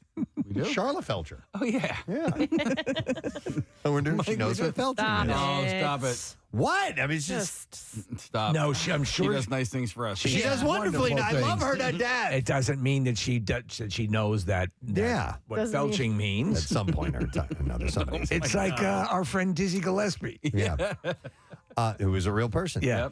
Seven is another name people have researched. Sir, as in just S-I-R, Sir. Thor. Oh, yeah, that's a good one. And I'm sure that's been throughout the years. Yes. Thor and Thora. Well, and then Zeus. Okay. Another lightning strike for you right there because that's, lightning bolts, obviously, I associated. feel like Thor, Zeus, those are more like dog names. Like, you know. I agree. I've known a couple of Thors. Yeah, if you have a Great Dane, that's what you name your Great Dane. Right. You know? Zodiac. It's kind of interesting as a name for someone. I like the idea of having a Z as your Yes. You're first always name. at the end of the line. Then you have Zero. No. No. This is my son Zero. And then last but not least is Zelda. Zelda's a wonderful name. Well, Robin Robin Williams Williams. named his daughter Zelda because he was a massive fan of the Zelda games. Yep. Let me go to some other calls here real quick, and we got a ton of them up here. I'm not going to be able to get to everybody. Let's go to Rick. Hi, Rick. Good morning. You guys rock. Yeah, thank you, Rick. What's up, buddy, as far as the names go? All right, so my dad named me after him. I'm the third of four boys in line, so he waited about 7 years between the first boy and me. Name's Richard Horan the third. He didn't want to name the first two after him because he didn't want to screw up the mail. All right. So it became a problem only once with taxes. My ex-girlfriend at the time helped me sell my taxes and actually saved my return over his return, and it became a whole deal. Oh yeah, if you've got an exact same name, and if it's not clearly indicated that you're junior or the second or third or whatever it is, you can get into some legal loopholes. And so or the legal loops, I should say. That's what happened with you, Rick? Not necessarily legal loopholes. He ended up figuring out, but he was pissed. Oh, he was pissed. Yeah, he was definitely pissed off. I ended up moving out a month later, not because of that, but it was nice to get a little space for a little bit. I would imagine. Yeah, when I was for a while, every time I'd show up at jury duty, I'd be listed as Steve Morrison Sr. Oh. And I'm like, well, there is no junior. And I wondered if that down the road, it never did, but I'm like, I'm not sure about this. Let me go to Chris. This one sounds interesting. Hey, Chris, good morning. Hey, good morning. Hey, buddy. All right, so your nephew has a unique name. Yeah, so his name is after a movie character, I guess also a book character, and then another book character. Okay. The first name is Anakin, and the middle name is Huckleberry. So Huckleberry Finn and Anakin. Huckleberry. Anakin Huckleberry, and our last name is Bush. Anakin Huckleberry Bush. That sounds like a made-up character. I love that. I know, but like, why? Darth Vader was a bad guy. You know what I mean? When he was younger, he was a good guy, though. When he was Anakin. Well, he was Anakin actually- killed all the younglings. Darth Vader did not. That's true. Yeah. So once he saw the movie, he asked my brother, "Am I going to be evil?" But Huckleberry, that's a bold name. Not unless it's a nod to Doc. Doc Holliday. Doc Holliday. I'll be your Huckleberry. That's exactly why he went with it. All right. We will go next to Jacqueline. Hey, Jacqueline. Good morning. Yeah. Here it comes. What's up, Jacqueline? Steve, quick side note. I'm actually a stonemason apprentice. Yes. And when my foreman's up on the roof and I'm doing groundwork, that's how I find him. Oh, I love it. I love it. It's excellent. So you know. Oh, cool, That's going Jacqueline. around town. I love it. Yeah, my name's Jacqueline, but my mom and dad wanted to name me Noelle, but Nana doesn't tell you that you shouldn't do that because I don't want you to do that. She tells you you don't want to do that. So, no, you don't want to name her that. There's a song, and she won't have any identity. And I was like, when I found that out, I was like, wait a minute. I would have had my own song in the holidays. Yes, totally. Yeah. What the heck, man? And I love my name. Thanks, Mom. But it would have been cool. It's funny. It was mainly that, though, Jacqueline. The Noel is the reason. Okay. Yeah, I'm really not. I mean, she's a strong lady. Love her to death. Made me the woman I am. But she put her foot down. I don't know what the problem. She brings was. up a good point. It's how sometimes it's never you. I don't want you. You shouldn't. Yeah. Right. You shouldn't do that. I used to know twins. Their names were Noel and Holly. Ah, that's cute. So they went with the holiday theme for that, which was cool. And you don't remember what the drummer named his twin daughters? Anna 1, Anna 2. Yep, it was those. Yeah. Let me go to Amy. Hi, Amy. Good morning. Good morning. How are you? Good. What's up, Amy? Well, so we have a grandson, our first grandson, and he's 16 months old now. But our daughter and her fiance named him Wolfgar Magnus. Now, not Wolfgang, Wolfgar with the umlauts. Yeah. With the umlauts, so, okay. All right. Yeah, so it took. So for a long time, I called him Wolfie. My mother-in-law, when he was born, said, "Okay, what's his real name?" She thought that was. Wolfgar. Wow. So Magnus for Magnuson. But I don't know where the Wolfgar comes So from. do you call him Wolfgar? They do, and I think it must have been the Gar part that I had to get used to because I would call him Wolfie, but like I for a little while told people that it was a family name. Yeah. Although it's not. They're Ukrainian, and I think this is like a Viking name. I just had to get used to it, but now, of course, he's an amazing little wolf. No, that's cool. That's cool. That's cool. It is a unique name. You can get used to it. Wolfgar. I yeah. like that. All right. Thank you. Appreciate it. Wolfgar Magnus. This is my accountant, Wolfgar Magnus. All right, one more quick call, then we got to take a break. I'm going to go to Scott. Hey, Scott, good morning. Hey, how are you, Preston? This is your buddy from North Wildwood, Wawa, the fuel truck driver. Oh, hey, dude, I remember meeting you. Yeah, how you doing? Good. Let me just give you something real quick because you guys don't do this on the radio no more. Ready? Yeah. We should. Thank you, the Scott. horn honk is awesome. We haven't done that in a while. Yeah, We let's might do have it to again. do it again. We need to start waking up people early again. Oh, my God. All right, what's up, Scott? All right. My wife named her son Anthony, and her father would not talk to her for over 5 years because she refused to name him after somebody who passed away, which is what you're supposed to do, like the other girl said in Jewish religion. But refused to talk to her for over 5 years. Oh, come on. Ridiculous. That's ridiculous. It is ridiculous. So is that something that's more if you're Orthodox, or is it just kind of the norm regardless if you're just It's more of a respect thing. okay? I'd hate to be. But are you Jewish? Me, no. She married a German. Okay. Okay. All right. But, yeah. It's more of a respect thing. That's all that falls under. No, I've heard that respecting transcend even religion and just some families take it as a sign of respect. I think it's kind of unfair to anchor someone with their kid that they want to name the way they want to name them to someone who's passed away. And I think it's nice to do that if you want to do that and you got along with that family member or respected, but you shouldn't be obligated to. Hey, Scott, real quick, do you drink alcohol, buddy? No, I don't.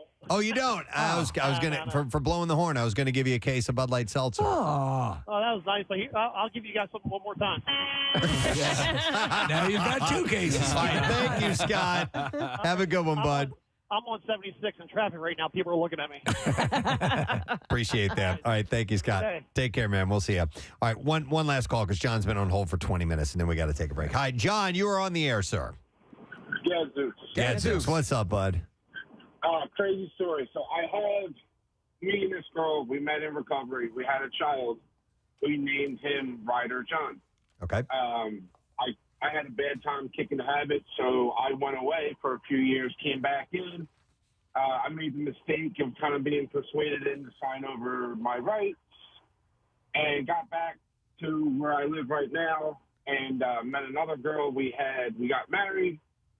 Well, the son that we have now is John Ryder. My first son with the other woman is Ryder John. Okay. Oh, God. Since my first son's mother found out about that, she has refused to talk to me, my wife, or any of my other family. Wow, just simply upon the name issue. And the only reason she found out is because my wife, that's actually listening right now down in North Carolina, posted a picture of a cake that my sister made for her and actually had the name on the cake. Wow. I mean, that is a little strange. You think that's strange? That you named your second son the same thing as your first son, you just swapped the names? Like, you could have done a different middle name. Yeah, but still, what?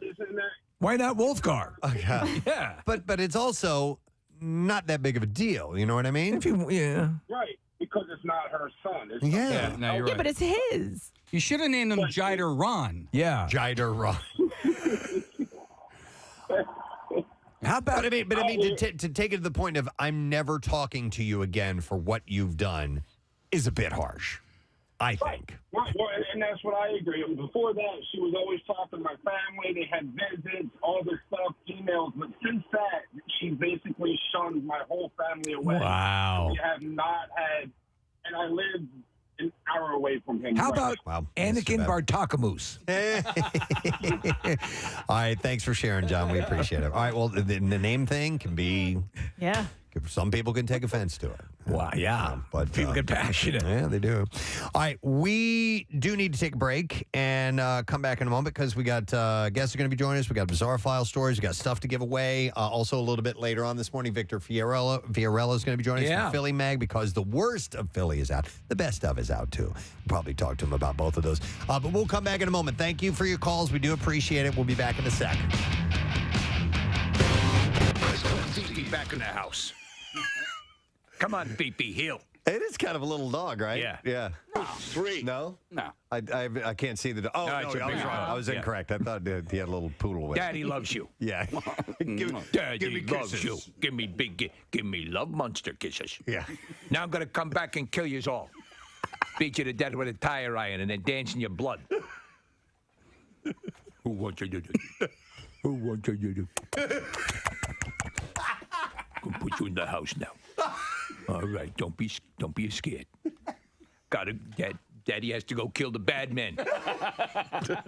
I'm coming to kill you now. Calm down. Did you lose your chew toy? Did you lose your chew toy? It's under the sofa. Yeah. Wait right here. Daddy needs to go kill the reporters.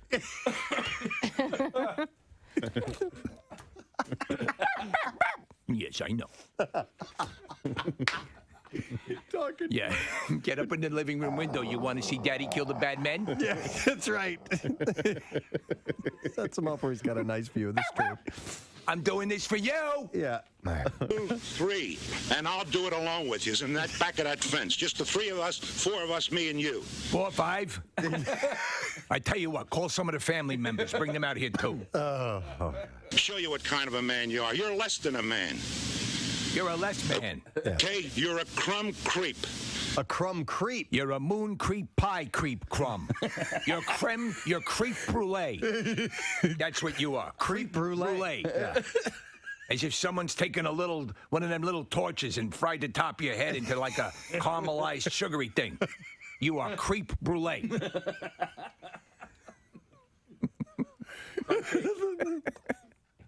You know what you like? You like one of them fancy desserts with the thin shell on top, but underneath you just pudding. Just pansy pudding, crepe crumb, pansy crumb, crepe creme, crumb, brulee crepe creme. With sugar on top. At this point, they've just shut up. They just let them know. Because they are like, we are getting gold right now. Just let this roll. Put that on camera. You're a crumb bum, the three of you, and I challenge you. He wouldn't talk earlier. I'm not talking to you, right? I'm not talking to you. And now, Stan Bowman hasn't said anything for like 5 minutes. He actually fell asleep. What are you, Stan? Are you asleep? Wake up. I'm sorry, I had a long night. Where did your dog go? I put him inside, didn't you see? There he is, and they're looking in the window there. Just me. There is a You're word here. a crumb creep coward. You can't take. You won't stand up to him. I'm standing up. We're not here to fight. We're here to get some answers to some questions. That's all. I want to fight you. Why is that? Because you're a crumb creep lush coward. You don't. Crumb creep. He keeps adding on. Lush coward. It started with one. Then two, now you're a Methodist. Now he's up to What? He's up to 4. I don't know. I'm running out of desserts and various disgusting things. Are you keeping a list? Do you know, like, okay, you're a crumb, you're a creep. Wait a second here. You're yellow. I keep a list for things like this. You are a jackass crumb, creme, creep, cram, crumb. Oh, that's the wrong list. That's the potential dog names. Thinking about getting another one, huh? It was in Chestnut Hill. Wait, hold on a second. Honey, where's my reported bad name list? It's in the closet. No, I looked in there. I was looking for the dog's chew toy. I'll get back to you. What's your number? Give me your number. By the way, Marissa. I remembered it. By the way, He gets a call late at night. No, he calls him back later on. Better call this guy up. Yeah. You're a yellow crumb snake. Have a lovely Thank you very much. Yeah. Have a lovely evening. For that creep. Oh, you creme crumb creep cram. You're an apple crumb creep cake.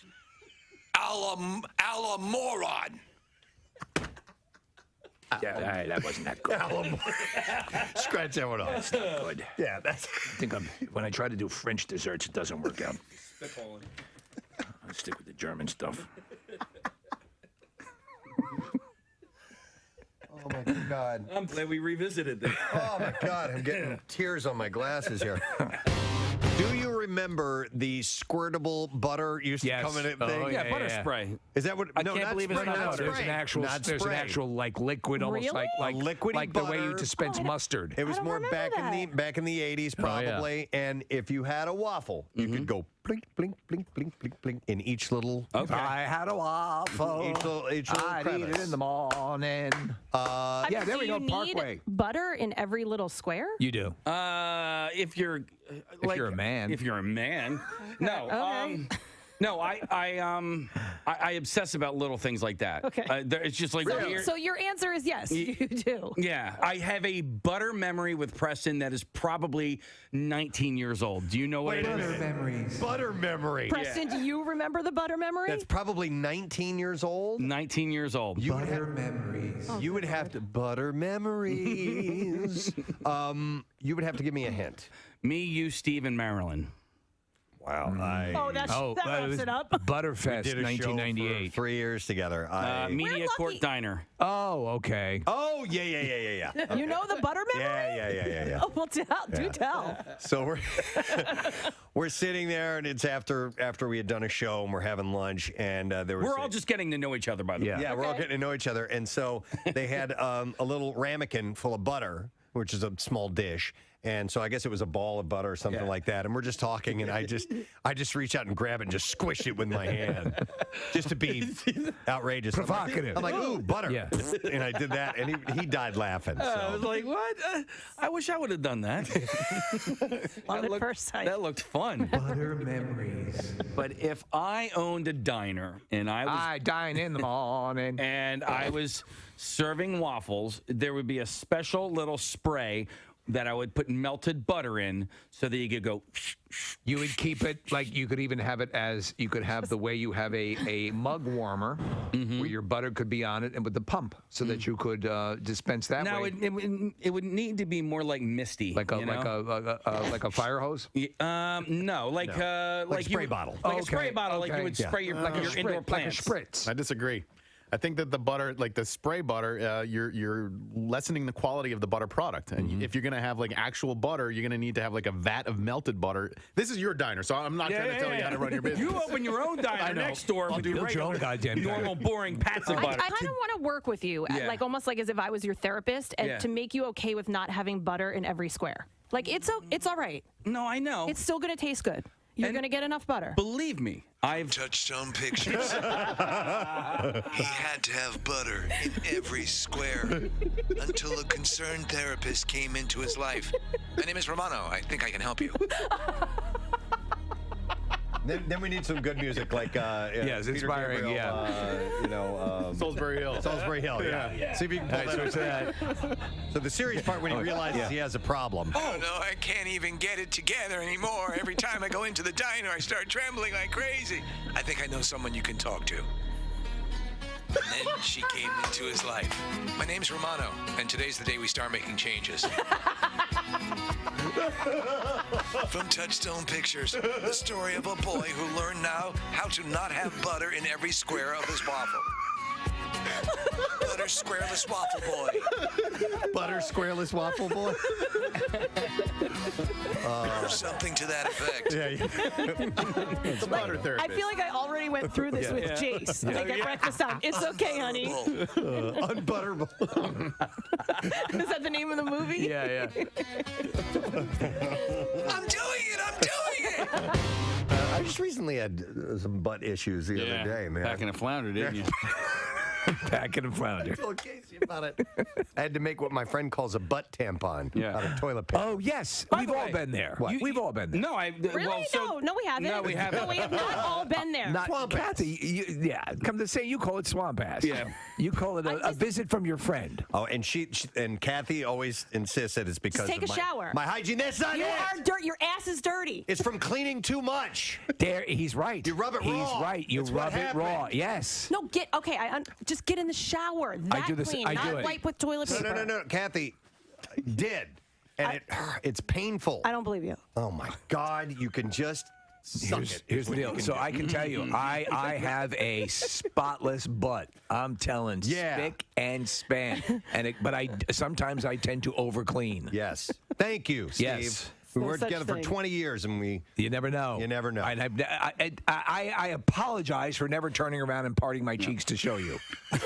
Preston, you told me about packing a flounder the other day. That's what it's called, by the way. Somebody years ago told us. My friend used to call that packing a flounder. What? Putting Toilet the paper tissue in. between your butt cheeks. Yeah, it's a butt tampon. to help to keep the chafing down. right. Okay. Yeah. By the way, if you're pre-med, keep listening because this is valuable information. But I just have a question for you because you were telling me That hadn't happened in years, by the way. Yeah. I had an issue with it the other day, and it's all better now. I'm great. There you go. Go ahead. And we do share a lot of intimate information. Of course we do. But you had told me this packing the flounder thing, and I was thinking about it later on in the day because it had a tone as if you thought, It was wistful. As if you thought I have packed a flounder before. No, I just remember you Okay. finding it funny. Okay. I remember you finding that particular phrase funny, and that's why I brought It is up a to funny you. phrase. Yeah. But I've yet to pack a flounder. Okay. Well, Okay. count yourself Yes. lucky, sir. Yeah, all right. Because it's not a fun experience. Few the proud. I woke up in the middle of the night and did it. I told you that. Yeah, I went to the restaurant. It can Man, be quite uncomfortable. I'm going to pack a flounder now. Yes. And I did, and it helped, and it worked. You know what? You're missing a product here, and Preston's flounders. Yeah. Flounder packers. Preston's, there's a little alliteration there with the P, packing a flounder. Preston's, but I need flounder packer, maybe something like that. Preston's fantastic flounder packer. It's kind of like like an alliterative sandwich with the P's on the outside and the F's in the middle. Yeah, I like it. Fantastic flounders and how to pack them. I like that too. It's a little long. Yeah, it is. Please welcome of Simple Minds, Mr. Jim Kerr. Yeah. Very kind of you. Thank you very much. A real pleasure to be here. And by the way, Jim Kerr, I believe, is actually how you pronounce your last name, correct? You got it right. In Glasgow, they would say that. In Glasgow. Here, they say more kind of Kerr, which is nice. Yeah. But we're a bit hard on the E, Kerr. It reminds you where you are, I guess, when you hear your name pronounced a certain way. Well, my mother's favorite actress was Deborah Kerr. It's a good choice. So, Nice compliment. there you go. I would like to. I'm going to start by throwing a lot of love your way. Your performance, and I'll get right to the song that broke the band in the United States. Don't you forget about me. Your performance of that. WMMR presents Preston and Steve's Bizarre File. Brought to you this morning by Dry Tech Waterproofing Solutions. Protect your home from water damage, cracks in your foundation, and mold with Dry Tech Waterproofing Solutions. Preston and Steve listeners, you get 15% off when you mention our show. So go to drytechcorp.com. This is a follow-up story to start with. A pilot who fell to his death from a plane that he was flying in the skies over North Carolina last month said that he, quote, needed air before he jumped out of the aircraft without a parachute. This story just keeps getting stranger and stranger. But they said that he still turned and said, I'm sorry, before he... So. Yeah, it's strange. The body of Charles Hugh Crooks was later found in a backyard. According to a preliminary report from the National Transportation Safety Board, Crooks, who was second in command of the twin-engine airplane, became visibly upset after the plane, which was being used to ferry skydivers, dropped and damaged its landing gear during a botched landing, forcing the pilots to abort and pull up once again. About 20 minutes after the emergency, Crooks stopped communicating with air traffic control at Raleigh-Durham International Airport and opened a side window in the cockpit as he may have gotten sick, the unnamed commanding pilot told investigators. Crooks then apologized to the other pilot, removed his headset before jumping out of the plane, went out the ramp door. I'm sorry I threw up. I'm going to jump out of the plane. Wow. So I'm wondering, if this was his plan all along. Right. And that's wild. They're going to, and we will never know. We will never fully know. They're going to look more into it and see if there was anything. When there are like plane crashes and things like that, they do very, very detailed investigations and they find out what was going on in people's personal lives. So have any birds come forward? No birds at this point. Sandusky, Ohio police arrested 2 people Sunday after visitors at Cedar Point who were riding the giant wheel reported to police they got more than they paid for. It was a front row view of the couple having sex. Nice. According to a Sandusky police report, the man and woman, both 32 years old, were spotted in the act by 4 riders in another car, the 2 of whom were minors. Oh, my God. When police confronted the man and woman about the incident, the woman told police she had dropped a pack of cigarettes while on the ride, bent over to them, and the man helped her, initially denying Here, I'll get that for you. Allegation. There's an opening. The witnesses told police that they saw the couple's genitals and the cart shaking and said the 2 even knew they were being watched and laughed about it, but continued having intercourse. We're just trying to get her cigarettes through intercourse. The couple later admitted that they had sex on the ride and they were charged with public indecency, which is a first-degree misdemeanor. But you know what? Retrieving those cigarettes makes sense because a lot of people like to light up after intercourse. Right, so they were ready to go. A UK court has sentenced Queen Elizabeth II's stunt double to 18 months in prison after he threw his girlfriend down a staircase and shattered her shoulder. Gary Connery was convicted of grievous bodily harm without incident at Oxford Crown Court. In addition to a prison sentence for the attack, the judge also imposed a restraining order.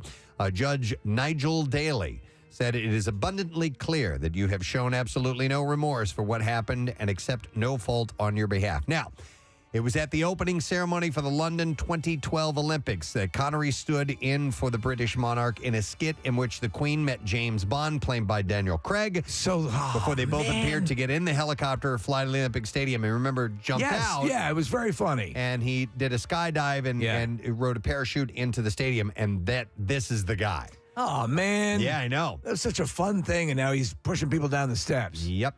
This is an outrage. How about this, man? This is messed up. A New Jersey man has been indicted for allegedly trying to hire a hitman to kill a 13-year-old girl in Texas. What? And I have no idea the motivation or any of this.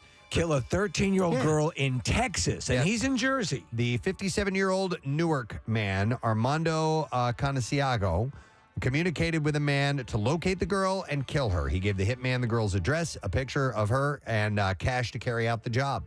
Where do you turn to when you're looking for a hitman? Is there a website? That's a good question. The supposed we may not be licensed in your state. The supposed hitman drove from New Jersey to Texas and took photos of the victim's house, her father's car, and the surrounding area. Yeah, he's Debbie home. Canasiago had told the hitman to follow through with the plan and murder the girl, though it's unclear why he wanted her dead. The plan was ultimately intercepted, and the girl is still alive. So this guy was indicted on 2 murder-for-hire charges.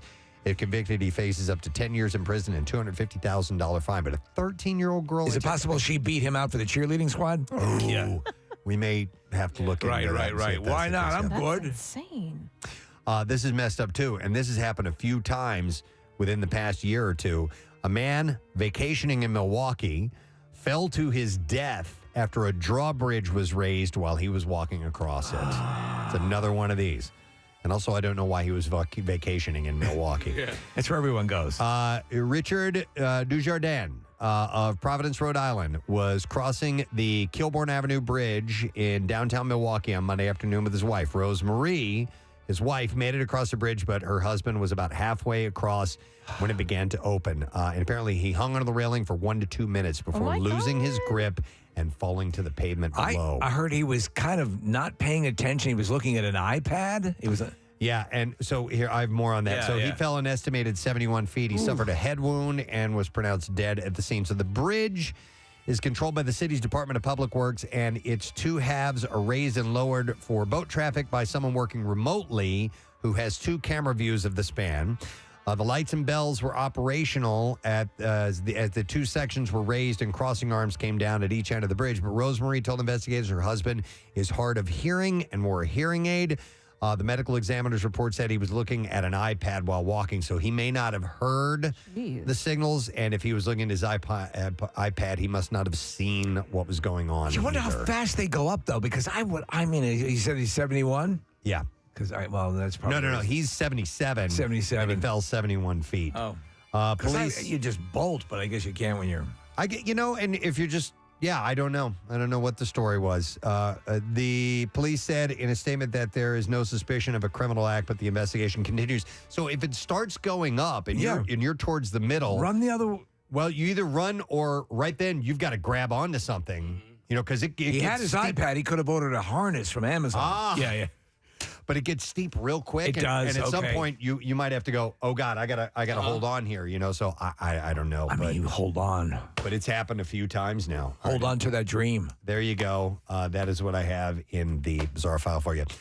Quickly, we have a guest that we are going to speak to, and there is a big golf tournament that's going on right now. So all over the news. And we're going to have your chance to win tickets to that courtesy of our next guest. He is the Director of Development at the J. Wood Platt Scholarship Trust. And I've talked about the J. Wood Scholarship before. I found out about it recently this year, and what a great opportunity it is for people who want some financial aid in going to school and going to college. Very nice. There was a caddy at, I was invited to play at Philadelphia Country Club, and there was a caddy the next day. He was graduating with his master's degree, and he said it never, ever would have happened if it wasn't for the J. Wood Platt Scholarship through being a caddy. So we want to welcome our friend Cale Beers. Yeah. And yes, that is his real name, Cale Beers. Hey, Cale, how you doing, man? Hey guys, great to talk to you this morning. Thanks for having me. So listen, you're going to give us some tickets in a little bit to give away to the BMW Championship, and we really appreciate that. But you wanted to get the word out about the scholarship program and what you guys do. Yeah, absolutely. I appreciate the opportunity to do that. The story you just told about the gentleman at Philadelphia Country Club, that could be told hundreds of times, over thousands of times by our alums. It's not just that we give up to $10,000 a year to caddies, and now we've expanded to other roles outside of caddying as well, in a limited and eventually a full scale capacity. But we give up to $10,000 a year to caddies, but to do that, you have to do 30 loops a year, and you have to, and so and this is on top of financial aid that you will receive. You have to qualify for financial aid to receive a scholarship from us to begin with. So whatever you're getting from the government, this goes on top of it. Plus the money you earn to qualify for it, it can be as much as a $25,000 proposition. So we've heard a lot of those stories and a lot of people saying, listen, I have personal friends that say we wouldn't have gotten through college without what the trust has done for them. And it's a really great thing. It's wonderful. Yeah. Yeah. And so, as far as getting involved and getting a job as a caddy, can someone go to you guys first to get some direction as to where they could head to, or do you need to go out and find a job on your own and then reach out to the J. Wood Platt Scholarship Trust? Either way, we could definitely point you in the right direction. We have a relationship with all the caddy managers and the directors of golf around the region.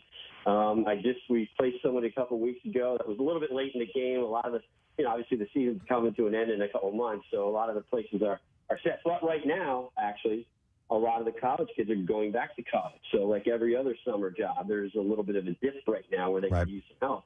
So it might not be a bad idea to start getting interested in it now. But a lot of people don't know, we live in probably the most amazing golf region in America, maybe next to Pinehurst, North Carolina, but there's not another place in America that has many quality golf courses, private and public, as right here in Montgomery County, Pennsylvania. So there's lots of opportunities to get involved. We could point people in the right direction, but certainly if you reach out to the club yourself, that's the way to go about it too.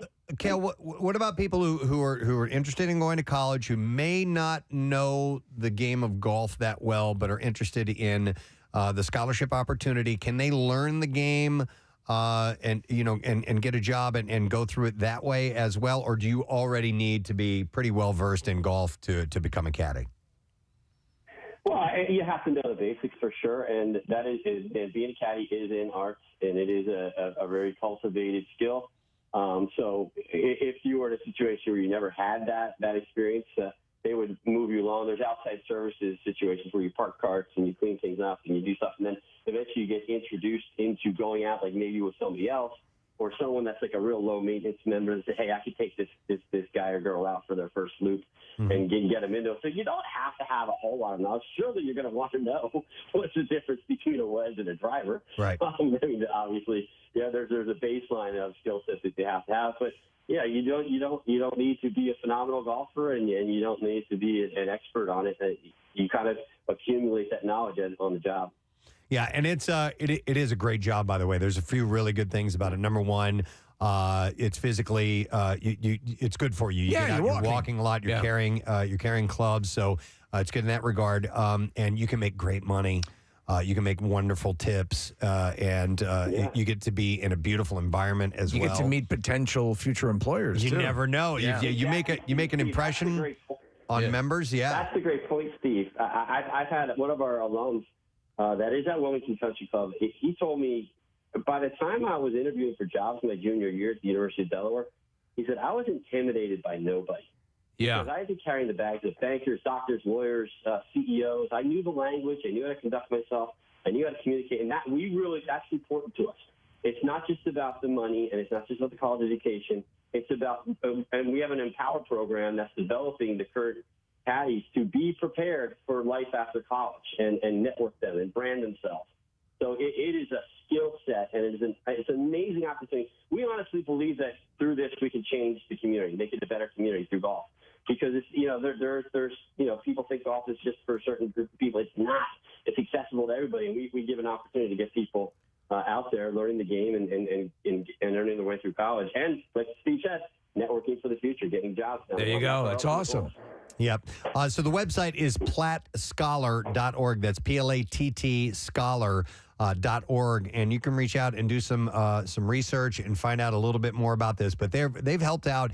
I think it was in 2020, you guys had like 130 caddies get over $1 million plus in aid, Cale? Absolutely. Yeah. We gave out $1.1 million this year to 138 scholars around the region. $24 million since we've been in existence. Over 3,700 young adults have gone to college with our help. So that's excellent. And we're expanding. So, like you said, we're going beyond caddies. Eventually, it's going to be, hopefully open up to everybody that works in service to golf as well. Because, there's a lot of opportunities in this region. But yeah, it's a really. I'm really excited to be a part of this, and every time we meet an alum, it's another great story, like you guys have already heard. Yeah, it's cool. I was not familiar, and then once I found out about it and how appreciative the people that get these scholarship opportunities are, I'm like, okay, this is a great idea, and it's a great job and opens you up in a really cool environment where you can network with people and then get some help in your school. It's a win-win all the way around. So look into this. It's PlattScholar.org, or just do a search on J. Wood Platt Scholarship Trust. Excellent. And you'll probably be reaching out to Cale because he's the dude. And also, by the way, the voice of the LaSalle Explorers. There you go. He does the play-by-play. Very cool. Which is cool. So, all right, Cal, you going to be out at the BMW Championship today? Now, unfortunately, I can't today because I have to go play in a member guest out at Bend Creek Country Club in Lexington. Oh, sucks to be you. But I'll be there the rest of the weekend. I'll be there tomorrow through Sunday, and I'm excited. I can't wait. All right, yeah, the big boys are in town. Everybody's here. And you gave us some tickets. We're going to give those away in a little while for the event, so we appreciate that. Thank you, Cale. All right, guys. Thanks a lot. You guys rock. All right, have a good one, man. Cale Bibbs! So we'll get a winner here in a little bit. Yeah. So listen up for your chance to grab those. But we're going to give away 2 VIP tickets that include parking, hospitality, and a dedicated viewing tent. That's for cool. the championship round on Sunday. What? So this is the final round. This is as good as it gets. Yeah, man. And this is as he made a point.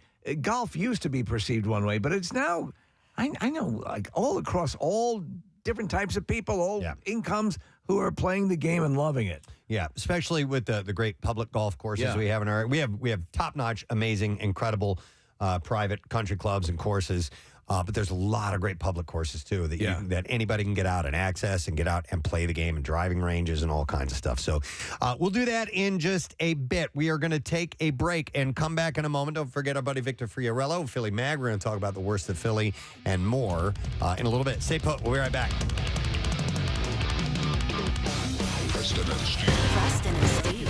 It's a real pleasure to be here. And by the way, Jim Kerr, I believe, is actually how you pronounce your last name, correct? You got it right. In Glasgow, they would say that. In Glasgow. Here, they say more kind of Kerr, which is nice. Yeah. But we're a bit hard on the E, Kerr. It reminds you where you are, I guess, when you hear your name pronounced a certain way. Well, my mother's favorite actress was Deborah Kerr.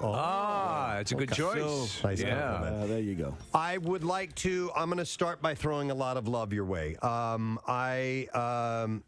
Your performance, and I'll get right to the song that broke the band in the United States, Don't You Forget About Me. Your performance of that particular song means so much to me.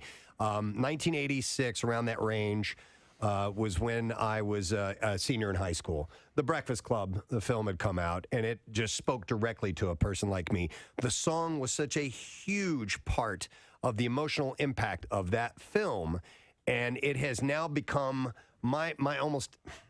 It's tangible, the emotion that I feel when I hear the song. It takes me back to that time in my life that was so important in my own personal development. I'm actually getting a little choked up here when I'm talking. And you were the passion in your voice. Now, I'm probably going to overuse the word passion as we talk to you, Jim, because that's how I always categorize your vocal style. You're singing very, very passionate. And at that time, it rose above a lot of the other things that were on the radio at the time. And so, number one, I want to thank you. And I know that song wasn't written by you or your bandmates, but I think what you did with it just went above and beyond. It's the performance. And surpassed what that song really was. Well, it's an honor to have any song that means so much to people, but particularly with that song, we are aware in the States, actually elsewhere, that song and the movie meant so much, not only to that generation, but amazingly subsequent generations as well seem to have. It still seems those John Hughes movies, he really hit a nerve. And I know what you mean in the sense that, I'm a music fan as well, and it's an amazing thing with music. Even more than film, I think, in photographs, you hear certain songs and it takes you back to a place. It takes you to the very emotion. Most definitely. And there are certain songs that do that for me. For me, it was always radio in my mother's house. There's certain songs I hear, I can actually feel we called it Formica table, this cheap, this cheap breakfast table, because, the radio was there. We listened to radio breakfast, as everyone does here. Yeah. And there's certain songs I can actually feel, I'm right at the table. And I get a little teary about that as well. Oh my God, it's so true. It's so powerful, and I'm curious. Here I am, a chance to meet you and say thank you in person and so forth. And you've had a tremendously successful career. Have you ever had a chance to speak to someone a la David Bowie and say, that song meant so much to me? And do you feel a little odd saying that? Because I know you've heard it so many times, and I don't know if it gets old to you or not, and I feel a little embarrassed that I'm saying all this to you. Well, you bet. I mean, whenever I'm not cool when I meet people that have meant a lot to me, whether it's sports stars or rock stars or whatever, or movie. I just go up and say, "You're amazing," and, But it's, I mean, some of them kind of don't want to talk about it or something. Have you ever found that? Where you get that, and someone's just kind of went, "Yeah, whatever." Well, and it's confusing to it. It is confusing when that happens. Well, but we've talked about this, Jimmy. It's sort of a liability when you meet people who've meant a lot to you, or you know, and then we use the phrase, they were them. They were exactly who you wanted them to be. And it's like the ultimate when you get the person you hope they would be. Not everyone can be that, or some people, sort of have sort of a jaded view, or they'll kind of frown upon what got them to the dance. Or they're self-conscious or something. Right, and for whatever reason, and you'd almost rather keep the illusion than the actual reality. But when they do sync up and you get both, it's fantastic. Well, I can talk about both for a minute, because as some of you might know, I was married to Chrissy Hines. Yes, Chrissy's the greatest. I mean, she's just the greatest. Well, I'll Stand By You that's my wife. That's our wedding song. Yeah. You guys now share a grandchild together. We do indeed. Congratulations. And yet Chrissy, she would be the first to say, when anyone goes up to her in the street and goes, "Wow, Chrissy, she kind of goes right in her shell, and she kind of doesn't know what to say, and it comes across as being cold." And then she will regret that for the rest of the week. Genuinely, she'll say, "Oh, I met that person, and they must think," well, I won't tell you what she says, but she doesn't mean it. Like, she just gets kind of, whereas Charlie Burchill, my songwriting partner and guitar player in Simple Minds, we were beyond fortunate last week in New York because we had a night off, and I'm sure you're aware Springsteen was playing on Broadway, and so cool. Just to get tickets to see the show was enough to be 20 yards from him, where he's standing with an acoustic playing Born to Run, and the spit was almost touching us. In fact, we were running towards it. And then afterwards, we didn't know this. Afterwards, as we were about to leave, someone came out and said, John Landau, as Bruce's manager, would let you go back. And I'm sure no one will be surprised to hear me say that, Bruce was just amazing. I mean, he just wanted to talk about music, and he wanted to talk about a book that he'd written, of which the show is based on, of which we've all read. And it was great to have someone as comfortable. You love that. Did he relay any particular level of was he citing some of your work, or because he clearly, you? Well, he's so generous. We had played in New Jersey the night before. Okay. I think John had told him that, and we played, so we're in his hood, and he had just spent time on stage saying how he had a love-hate with New Jersey, because all he wanted to do was get out of there, hence Born to Run and all that. But of course he's still there, but he knew we'd played, and he was asking about the band and all that stuff. We have a few friends in common. Steve Van Zandt, we did a lot of things with Steve back in the day. And the Sun City, the Sun City thing, and also Jimmy Iovine, who produced Born to Run. He just produced a track that you played there, Alive and Kicking, and so we'd met Bruce before as well. So I think, and it's the truth, that the people who, I love when film directors come in here and they're fans of other directors, because you just at a core have a passion for music. That's right. So you are a fan of other musicians. Yeah. And I think that informs your ability to be a great musician, I would think so. I would think, I think if you're in love with something, it must be. Listen, if you've got a job that you love, no matter what that job is, you've won the lotto, because we know what it's like if you don't like your job. Yes. So if you're passionate about it, I mean, even today we're going to go along to the theatre 4:30 this afternoon. We're going to work on other stuff, songs that we want to bring into the set as the tour progresses. That's great. We're always chopping and changing. I'm excited about that, and it's only a sound check. Yeah. I wanted to ask about, Jim, yours and Simple Minds' history in Philadelphia. You played Live Aid here. From what I understand, you were the first band that was approached to play the Philadelphia show. Well, certainly I remember getting the call from Geldof at the time, and it was amazing. You know, it was a great honor to be asked. And of course, although obviously we're from the other side of the pond, at the time, the song that you mentioned, Don't You Forget About Me, was really climbing high in the Billboard charts, and Bob said, you know, you got to do it in Philadelphia. We were only too happy. We were en route anyway to come here and record. But I don't think any of us were aware that all these years later, that, you know, in terms of rock and roll anyway, it's still the historical event as our generation's Woodstock. Joan Baez, I think, alluded to that when she opened. That was her. But when you see now, even now, when I see the numbers that were there in the stadium's not longer, no longer there. Yeah. Was that day fairly chaotic? And in the way you would expect. I mean, I was talking outside. I mean, everyone was there. You know, I mean, it was a whole. The great thing was, I brought across my dad. Oh wow! He'd never been in the States before. And he was wearing a bright yellow Scotland T-shirt. So I thought, how can you lose him? He's wearing a bright yellow. They said, what do you mean, how can you lose him? 120,000 people out there. But I saw him because he was wearing this. The bright yellow Scotland T-shirt, yeah. And he said to me, come here, I want to introduce you to this guy. I want to introduce you. Who's here? Now, you think, you know, Madonna was there, and Tina Turner, and Mick Jagger and all that. And we went round. And there was this guy sitting on his amplifier, just strumming away. Total dignity.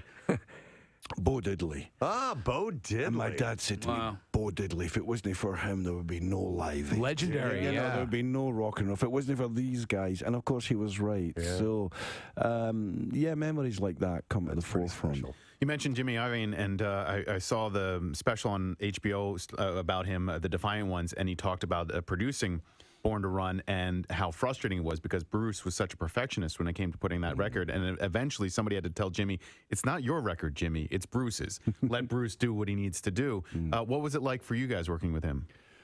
I mean, we've been so lucky. We worked with Jimmy, Bob Clearmountain, Trevor Horn, Steve Lillywhite, all these people. But Jimmy just had this way. It's funny because I can tell the jury was out. Some of the people around us didn't quite get Jimmy. Really? Because Jimmy was more a kind of ringmaster. He couldn't go in and tell you technically what was wrong or what was right.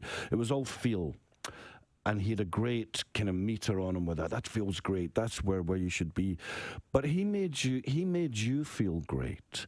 And if you felt great, then you're going to perform. He gave you confidence. And I, in some ways, we've never met anyone like Jimmy in that sense. On PrestonandSteve.com, there is some new stuff to mention. There are a video that Marissa explains some hacks for the new MMR app. Oh, that's awesome. And how you can customize it and enable autoplay so that the station will play automatically when you open the app on CarPlay. And some things like that if you want to check out. And there's also a new podcast.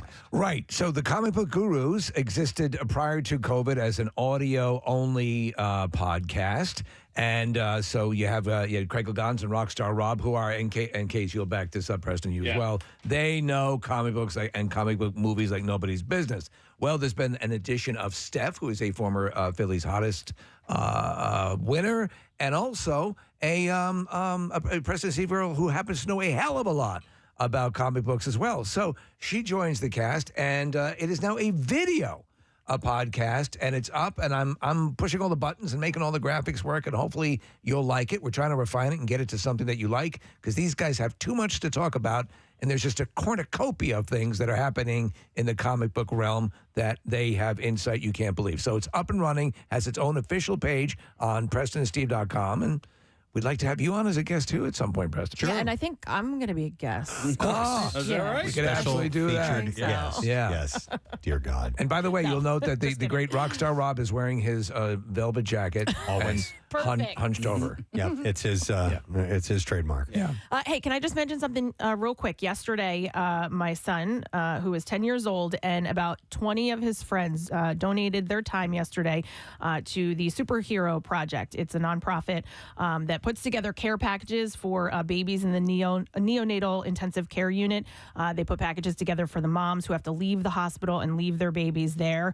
And the nonprofit actually, their main mission is they send these cameras, they raise money to put cameras in the NICU so that when the moms have to go home or the parents have to go home, they can log in 24 hours a day and see their babies in the hospitals. I love that. And they've donated cameras to all of the local hospitals. So the boys, or the boys and girls, there were some girls there as well, but they went yesterday and they put together all of these boxes. They folded them all up. There was hundreds of them. And then they stuffed them, and the nonprofit's going to send them out to the hospitals. And that's cool. And you got, and how did he do? Is he enjoying doing it? They did great. Yeah, they actually said we were surprised at how much fun this was. That's nice. Yeah. That's cool. I'm glad you brought that up about the babies, because I want to talk about pregnancy sex. Oh, For just a moment here. Yay or nay? Well, there was a new study that suggests the window of opportunity for sex during the second trimester, or is it the third trimester? The second trimester is shorter than previously thought. So the second trimester of pregnancy is often referred to as the honeymoon period. Mm-hmm. Because sickness symptoms start to fade and the desire to have sex returns.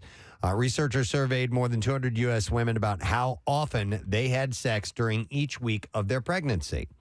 And overall, the probability of sexual intercourse increased during around 60% of the second trimester, they said. So for many pregnant women, the first trimester of pregnancy, 0 to 13 weeks, is characterized as by symptoms including nausea, vomiting, fatigue, constipation, cramps, and more. You don't feel sexy. No. However, during the second trimester, 14 to 26 weeks, many of those pregnancy symptoms disappear or reduce, and women get much of their energy back in the second trimester and often find their libido increases, leading to couples rekindling their sex life. All right, so I have a it's like a double-edged sword here, right? Because you use during sex? No. I find pregnant women to be very sexy and attractive. Yes. Okay, I do not. I know, and you and I have talked about this. Yep. Mm-hmm. However, like don't think that I search out like pregnancy porn or anything like that, because I don't like that. When I see that, I'm like, oh my God, you're demeaning. You're ruining it, right? Honestly, I think that's what turned me off. I saw that and I'm like, I am not. No, that's get away from the camera. You're going to be a mom. That's Don't not do okay. that. Yeah.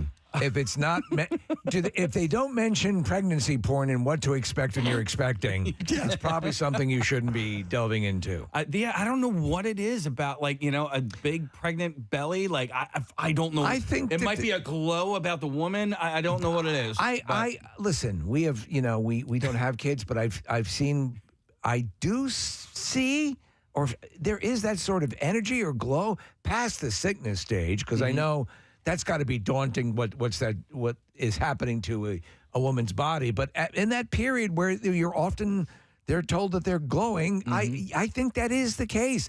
So I can see that. I don't think that's something that's ridiculous. All right. So they said it's perfectly what. We both agree on Superbad and pregnant women. Yeah. It's no. That's not my thing. That's fine. I was reluctant to say anything because I'm like, oh, do I sound creepy? Kathy, you'll tell me. You'll be honest. Do I sound creepy? That he finds pregnant women attractive. I mean, in a wholesome, non-porn way, like Preston likes. Oh, please. No, not creepy, but maybe, I don't know. No, maybe you're just your own wife. Okay. Leave the other pregnant ladies to their husband. Kathy's slaloming the language. Casey, do you like a little baby bump, or do you like full on ready to pop? What gets you going? What makes you? What really What gets you? What pumps your nads? Really? Yeah. I like it at least when they're showing. When they're crowning? You know what I love? And I don't necessarily find this to be a turn on or anything like that, but I just think it's the cutest thing is when the belly button pops out. I love it. I think it's so cute. I don't know what it is. Here's the thing.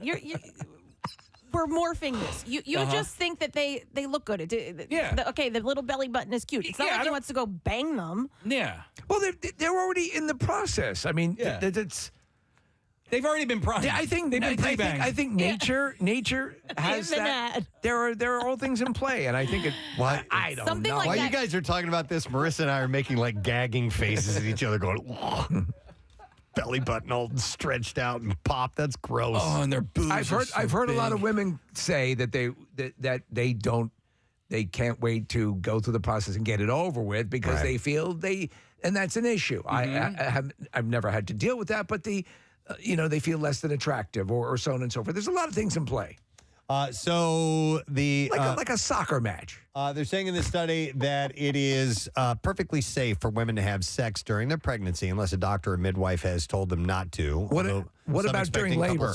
Although some expecting couples abstain from sex completely. Not during labor. Sometimes they say that sex can kind of move it later along. Right. I've heard that. I don't know if it's true or not. But according to the study authors, differences in sexual frequency during pregnancy have already been documented in studies that only surveyed once per trimester. Therefore, they wanted to assess changes in the frequency of sexual intercourse more regularly across all weeks of pregnancy. Across the whole pregnancy period, sexual intercourse frequency declined in general, in line with common pregnancy symptoms such as fatigue and nausea, the researchers found. I would assume also when you're at your biggest, it's got to be very uncomfortable. Oh, right? yeah. And for anybody who has been like big time pregnant now, and like July through all that heat and humidity, I couldn't imagine. I would feel so uncomfortable. So let's see. They then looked at how sexual intercourse probability fluctuated in the 3 trimesters by analyzing the raw data with computer models. Overall, the probability of intercourse declined sharply around 18% each week between conception and 11 weeks, which is during the first trimester. So the sweet spot is the second trimester. Yeah. So it subsequently increased by around 3% each week between weeks 11 and 21, which is the tail end of the first trimester and ending before the end of the second trimester. But from week 22, the probability of intercourse then declined steadily, which was 6% each week through the end of the pregnancy until birth. Interestingly, the study was the first to show that stark fluctuations within trimesters corresponded to pregnancy symptoms, which increased up to the first 11 weeks and then subsided. I'm losing all this here. You lost me. All I want to know is, can the baby grab your unit? Okay. And that's a weird thought. Right? That you might have while engaging in this. I know it's not going to happen, gonna happen. obviously, but it's still. I think a lot of guys think that. Yeah. Right. But Or wonder. There's not. No, it can't happen. It's not. No. It's not biologically, physically capable of happening. No. So anyway, Well, especially with I'm sorry. I'm trying to read the text messages as well. So there are people that agree and disagree with each of our opinions on that. So. No, and that's why they make all sorts of flavors. Okay. Whatever rocks your boat. All right. You're a man in the boat. Let's talk about butt stuff now. Oh my God. Now we're getting Is wholesome. this the one that Kathy sent you? Women. This is in the book, What to Expect When You're Having Butt Love. Women in the UK are suffering injuries and other health problems as a result of the growing popularity of that. Oh, really? Yeah. Among straight couples, according to two NHS surgeons, as they have warned. This is in the UK. This is from The Guardian, correct? I don't know. Yeah, I think so. It was in. I mean, I got. You sent it to me after I already had it, so I don't think I got this from The Guardian. The consequences. This is because it's a UK study that was done. The consequences include incontinence and sexually transmitted infections, as well as pain and bleeding because they have experienced bodily trauma while engaging in the practice. And the doctors wrote this in an article in the British Medical Journey. It was a journey. Don't stop. Don't stop doing that. Just a small town girl bending over in a lonely world. They also in the article, at least.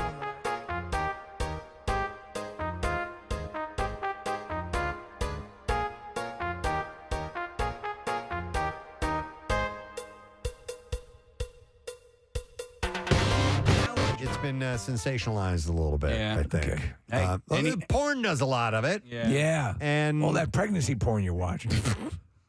Sometimes they'll go there. Any way you want it, you know what I'm saying? Yeah.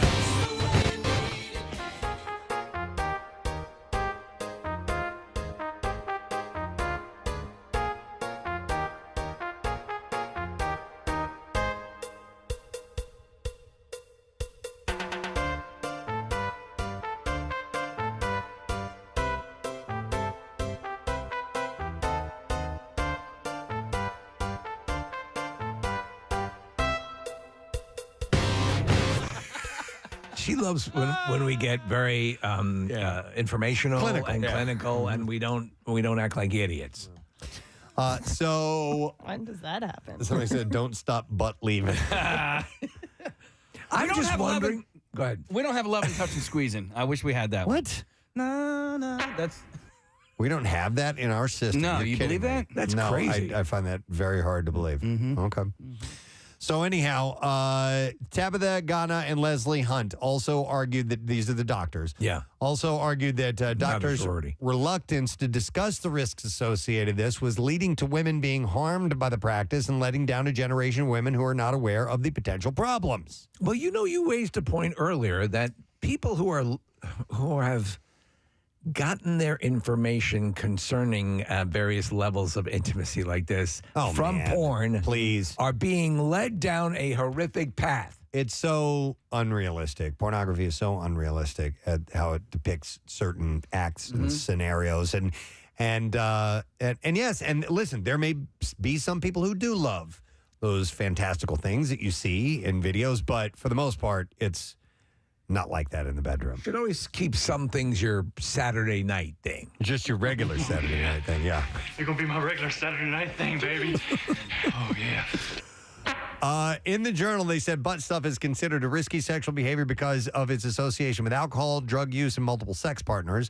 However, within popular culture, here's where it gets to that, Steve, it has moved from the world of pornography to mainstream media, and TV shows including Sex and the City and Fleabag may have contributed to the trend by making it seem racy and daring. So, okay. I had not thought about those influences. So when it crosses over, they say a lot is downstream from pop culture. And so they're sort of taking the lead. Interesting. I'm sorry. I keep looking at the text messages. Okay. Read that one from Bill West. This one says, "Don't stop bleeding." Oh, God. Terrible.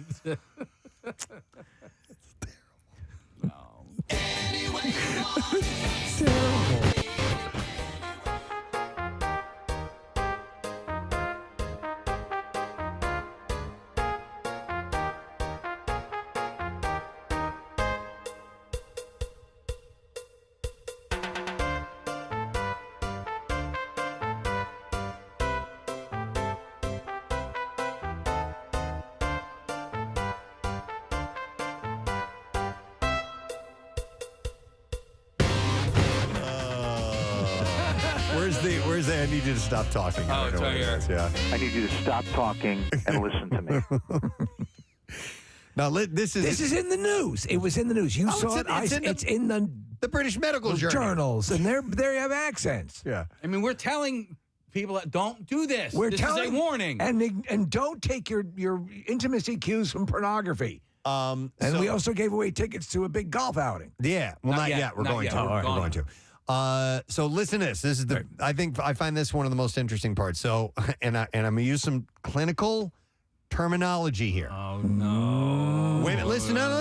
Women who engage in this are at greater risk from it than men. Women are. That's wow. Increased rates of fecal incontinence, and this is the thing: injury in that area. It says sphincter injury. Yeah. Injury have been reported in women.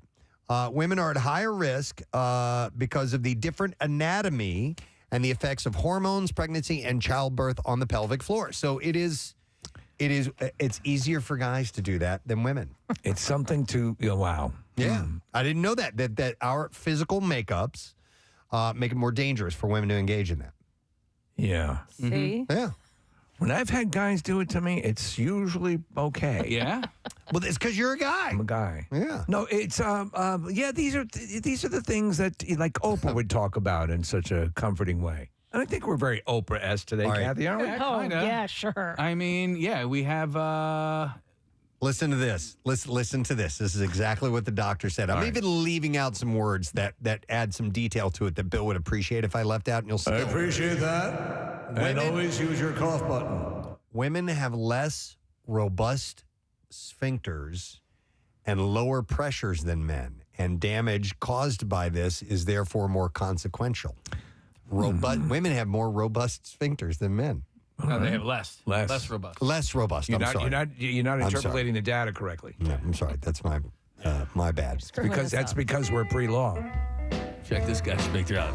Robust. Robust. You could park a Chris Craft in that thing. Still have room for some camping equipment. There are certain things. And again, we've talked about how people derive pleasure if you're doing it and it's consensual and it doesn't hurt other people. That's fine. There are things that I am so pedestrian in my world. Somebody says we should exchange numbers. No, the word anal to Annabelle. Oh, okay. And that way we can That works. That does work. Annabelle. Annabelle. Now it's really erotic. Oh, you found it. Mercy got it for us. Okay. Can't believe it.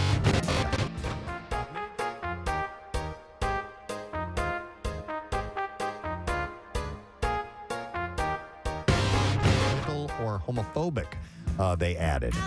But they're saying that having a discussion about this is important. You have to put some things aside when you're endeavoring to maintain the health of people who might benefit from this information. And if you don't want to do it, you just say nah, nah, nah, nah, nah. Exactly. That's that. Hi, I'm Steve Perry. Many British women apparently are doing stuff they're not so fond of. I'm not going to go there because I'd have to back up. And remember, if you don't want to do it, all you have to say is Na na na na na na na na na. Oh my God, that's a perfect campaign. Yeah. And Steve Perry's not really doing much right now. No, he could really make a difference. He could be the national spokesperson in the United Kingdom for butt sex awareness. Yeah, there we go. BSA. The time is coming. A BSA. It's wonderful. It's brilliant. I think we saved a lot of British lives. We did. I think we could have, or some pain and general discomfort. There is a peripheral piece of advice. There is it's talk to people, talk to your partner, and make sure that everyone is that it's all up and up, and any concerns, talk about them. I highly recommend, and it may, if you're not used to doing that type of thing, and I'm talking about speaking openly about activity in the bedroom with your significant other, with your partner, telling them. Contact Kathy. She'll do it for you. No, about what you're comfortable with, what you're not comfortable with, what you prefer. Yeah. Things like that, what you'd like to try. It might seem at first very awkward and difficult, but you'll benefit from it. Once you cross over and start having open conversation, I've found it to be very liberating in a sense, and having that open communication is just a step. It's a positive step, I think. So yeah, so it led to the first purchasing of your GIMP mask. But remember, if you don't want to do that, just say.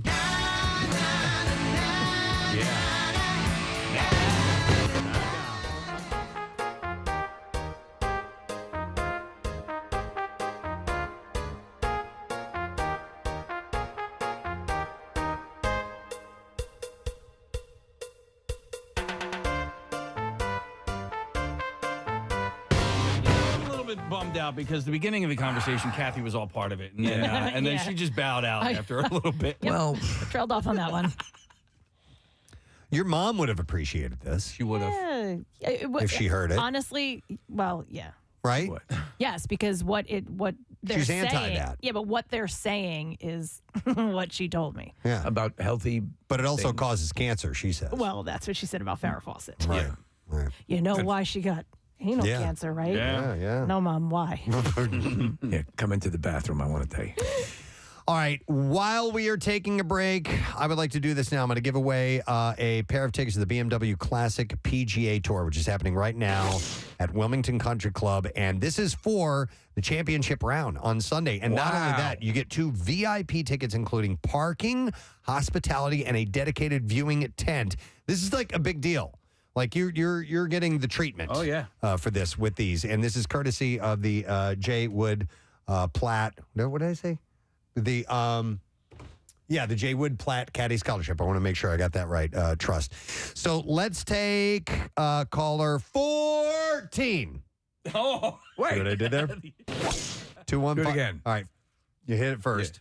14.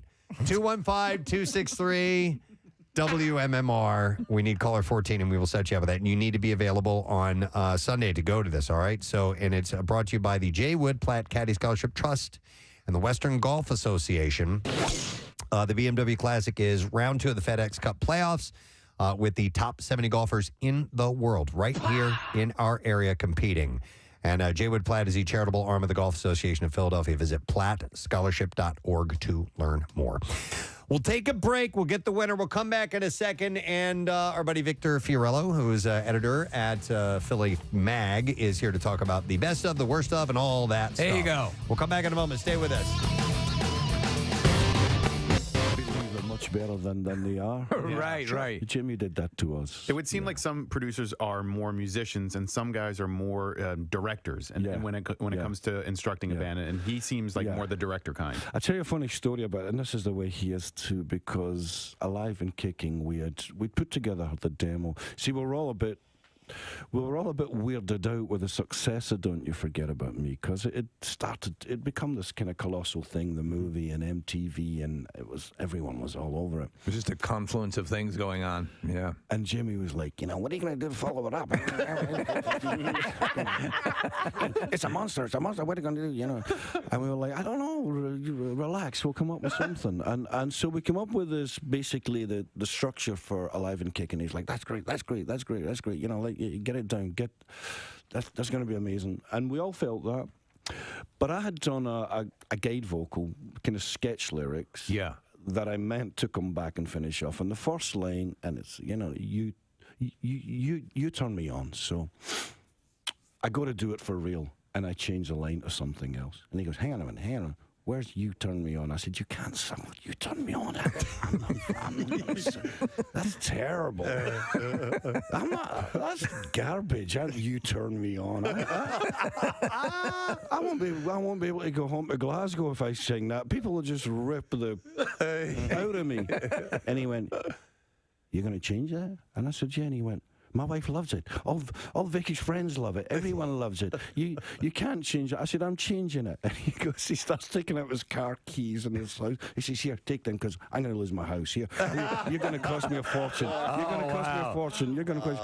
And he was kind of half serious. Yeah. So it stayed. Hey, listen. And it kind of works. It works. It works. It works as long as I don't think about it. But it's funny because you as the artist are going to be hypercritical, and it's something that we have to think about, even on our level of just doing what we do. Yeah. Like program directors or whatever, listen with different ears. Yeah. And the hardest thing, I think, and probably what distinguishes a good producer who is able to produce hits, listens as the consumer hears it. Yeah. Well, in my head, if you're Marvin Gaye, you can sing You Turn Me On. Right. If you're some little white nerdy guy from Glasgow with freckles gone, You Turn Me On. It's creepy. But not according to Jimmy. You were a tad bit nerdy, Jim. A bit nerdy, yeah. But that's why Chrissy Hines seems like when you guys got together, I remember thinking, wow, she's like the leather rock chick, and this guy, that's kind of wild. Bit off a bit more than I could chew. But you got to give me kudos for thumbs up for daring to dance. yes, absolutely. Jim, it's an honor to meet you. Thanks for being here. Thank you. Thanks, guys. Thanks, all of you. Our pleasure. Jim Kerr, guys. On the Preston and Steve Show. The only raccoons they like food. Okay. So it doesn't, doesn't matter. I had them eating goldfish crackers out of my hand. That's right. Remember, Robbie? Wait, you fed him out of your hand? I told you this story many times. We heard this story thousands of times. Yeah, but hang on. Was it while he was in a trap? No. Dude, that's crazy. Yeah, I know. Well, I was not. Didn't you? We were playing golf one time. That was during the day. And we saw that was one, a mangy-looking thing. Dude, don't go near that thing. Yes. And here you are feeding this one by hand. Well, hypocrite. That time, Preston, I was dead sober. B, it was a mangy-looking thing, and C, it was in the middle of the day. Okay. When I had this thing eating out of my hand, I had just gotten back from a wedding. It was late at night. I went outside. You were feeling good. Yeah, and we had developed it was a quick bond. You had an understanding. How was the wedding? Yeah, I was like, man, it was a really good time. Do you want some goldfish? Do I know them? Is his family or is his friends? No, you don't know them. I have to say I'm a little peckish. I'd love to talk to you, but I'm not thinking straight. Hang on. Can you hook me up? Yeah, I got some goldfish. You want some goldfish? Oh, bingo. Okay, hang on a Love second. it. Yeah, you go get those and I'll find us a place to sit. Comes back, he's smoking a cigarette. and- God, look at that sky. What did I tell you? Never leaving Delco. Those things are going to kill you. I know. It's my one thing, though, you know. Gotta have a vice. Gotta have a vice. I don't drink. But this, taking a cool drag on a night like that. It's just everything. Just everything to this little raccoon. Yeah. Smoking raccoon. From Touchstone Pictures, the story of a friendship, an interspecies friendship. Me, the raccoon in me. The raccoon in me. Raccoon. Oh, my. Starring Casey. Oh, dear Lord. All right. Let me go to Chico real quick. Hey, Chico, you're on the air. Good morning. What's the deal, bitches? Yo, buddy. All right, you have an interesting story. Do tell. Oh, man. Interesting story ain't the word. When I was younger, I had a girlfriend, and her dad was a prize coon hunting dog kennel. He had a kennel that they would raise coon hunting dogs. Yeah. And they came across one that had some babies, so he decided to bring the baby home to the daughter, and that was my girlfriend at the time. And sure enough, she kept it as a pet. And what kind of pet was it, Chico? Was it good and or was it a handful? Oh, it was a handful. I mean, it was cool when it was little, and like their hands feel funny, like leathery, and, and they would do little things. But she called it. His name was Snickers. Snickers. It loves Snicker bars. Oh, Snickers. Yeah. Snicker bars. Okay. And then what the problem what happened was Love the Snickers. Yeah, you can bring me my Snickers. Hey, Chico, hook a brother up with some Snickers. Yeah, hey Chico, bring me a Snickers. Chico, over there by the TV, there's a bag full of Snickers. Why don't you sashay over one with two? What's happening? Where are my cigarettes? After my little doobie. I feel my nice leathery hand. Yeah, I know. I'll use When it was little, it would crawl around her shoulders and like hang out in her hair and do all this crazy stuff. But as it got older, it just started doing what it wanted to do. And it's a wild animal. And it's a teenager. You know how teenagers can be. Yeah. Did you ever? So everyone here was kind of thinking. Did you ever look at its human-like hands and look at your junk and think, looks huge in that? Nah, they got some sharp nails, man. That thing. Oh, yeah. True. I can clip them, dude. Yeah. Just depends on how many Snickers you're ready to give me. Yes. You give me a fun-sized bag of Snickers, I'll bring you all the way to the end, if you know what I'm saying. Leather hands and no leather hands. Nails or not. Steve, you got issues, bro. Thank you, Chico. You got issues. Chico just called you out. Chico bailed on his story. Oh, Snicker. Please welcome Mr. Peter Hedges. Thank you. To our program. Nice to see you, Peter. Nice to be here. So you're a ukulele player, huh? I am. I really rip it up. You tear up the ukulele. Now, do you say ukulele or ukulele? Because we know that the proper. I'm just cool. Peter was off air in case it was chit chat with him. My wife is like, really? This is the instrument you chose to pick up? Do you really want to get laid? Because it's not going to happen. It's not going to happen. Like, nobody wants to. Yeah, you don't ever see somebody like Pete Townsend. No. It just and I know doesn't 4 happen. chords, but I can play most songs. I will tell you this: just as there are gateway drugs, I think this is a gateway to an actual guitar. You know, That's where it's Preston has started with an ukulele and is now learning guitar. Yep. All right. Yeah. Well, then I feel hopeful. You'll get but there. after hearing Barnes, I think maybe I'll just let him play because that was awesome. He was fantastic, wasn't he? Let me ask you something as a director and a writer and a creator of things like that. Music is obviously an essential part of the way the mood is set in a film, and you're always looking for new things. Super important. Yeah. You know, over the years, I've gotten to work with Stephen Merritt and the Magnetic Fields. They scored my film Pieces of April. Yeah. The great Norwegian singer-songwriter Sondre Lerche scored Dan in Real Life. He was 23 when he did the score. Wow. Glenn Hansard and Marquetta wrote a song for my film The Odd Life of Timothy Green. Music is everything. I write to music. I listen to music all the time. You know, Stephen King writes to AC/DC all the time. Yeah, I should probably try AC/DC because I'd have a nicer house. But no, I music it's so inspiring. I mean, hearing it just makes you feel so glad to be alive. Yeah. I love your work. I love your from the writing to the directing. And I think what you do is particularly difficult in that, in the kind of drama and the kind of stuff that you write, you're going down a line where you a little bit to the left and it's treacly, and then a little bit to the right it's too self-aware. You've got it really, I think, of all these genres of film, it's the one that requires you to be as spot on as you can be. Am I correct in saying that? I think you're right. Yeah. It's so tricky, but if you're trying to articulate the human condition, I mean, we're living in such a wacky time, and I try to put these broken people on screen that are trying their best to do the right thing. So in Ben is Back, which we're blown away by the trailer. It happens. It's coming at a time. It deals with a young man battling an addiction issue and returning home to his family. Takes place on the holiday, Christmas, and in one day, I believe, right? That's right. And so it's, I mean, we hear stories constantly, and it's, we have advertisers that, treatment centers and things of that nature. It's a critical mass problem. And actually, within my own family, I see, an extended family, I see people dealing with this. You have the dynamic of the family, and you have the Julia Roberts as the mom who wants to do everything they can without enabling, but yet making sure that there's a voice of reason, and every dynamic is in play at the same time. And I would imagine, as a parent, I don't have kids, but they all do.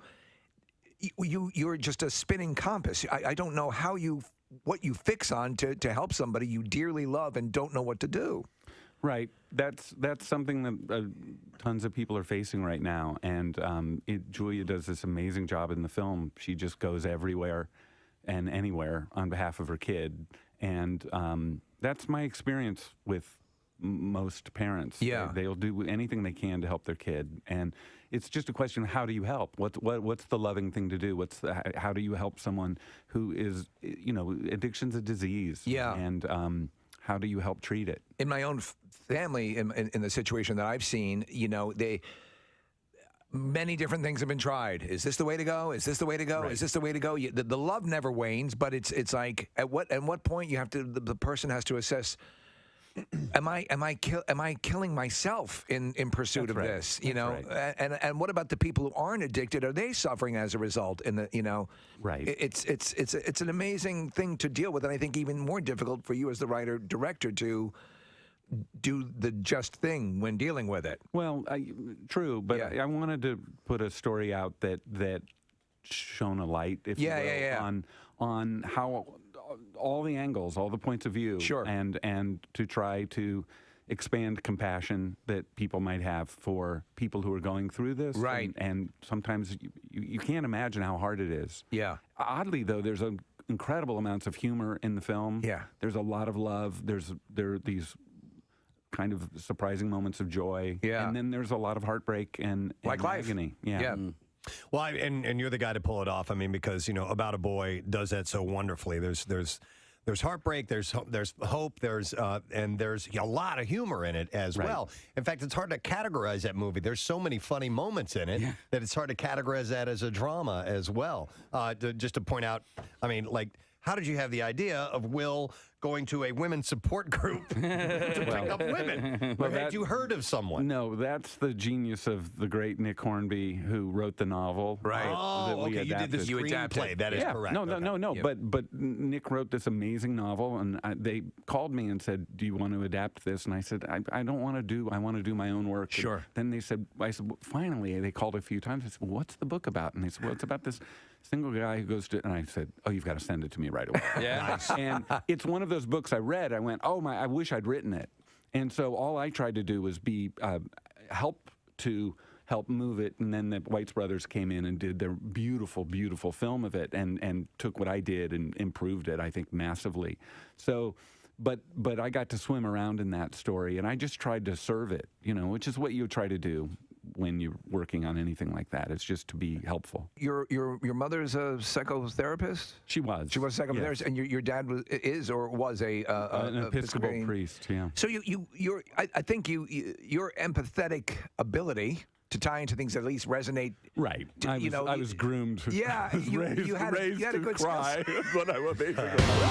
The Philly Mag is out, and so is The Worst of Philly 2022. Yes, just as exciting. You can find both of these lists in your current issue of Philly Mag, and we welcome the editor of the magazine, our friend Mr. Victor Fiorello. You guys rock. You rock, sir. How are you, man? I'm not the editor, by the way. I know. I am a editor. You're just an to editor. be clear. How many editors are there? Too many. No, there's only a few of us, but I just want to be clear. I'm not like You're top not dog. editor-in-chief. That would be the top dog. We Who is hang that? out with you the most, though. That's true. The editor-in-chief is Brian Howard, a long-time friend of mine. Great guy. Gotcha. Yeah. Happy summer to you, by the way. Thank you. How I'm has enjoying yours it. been?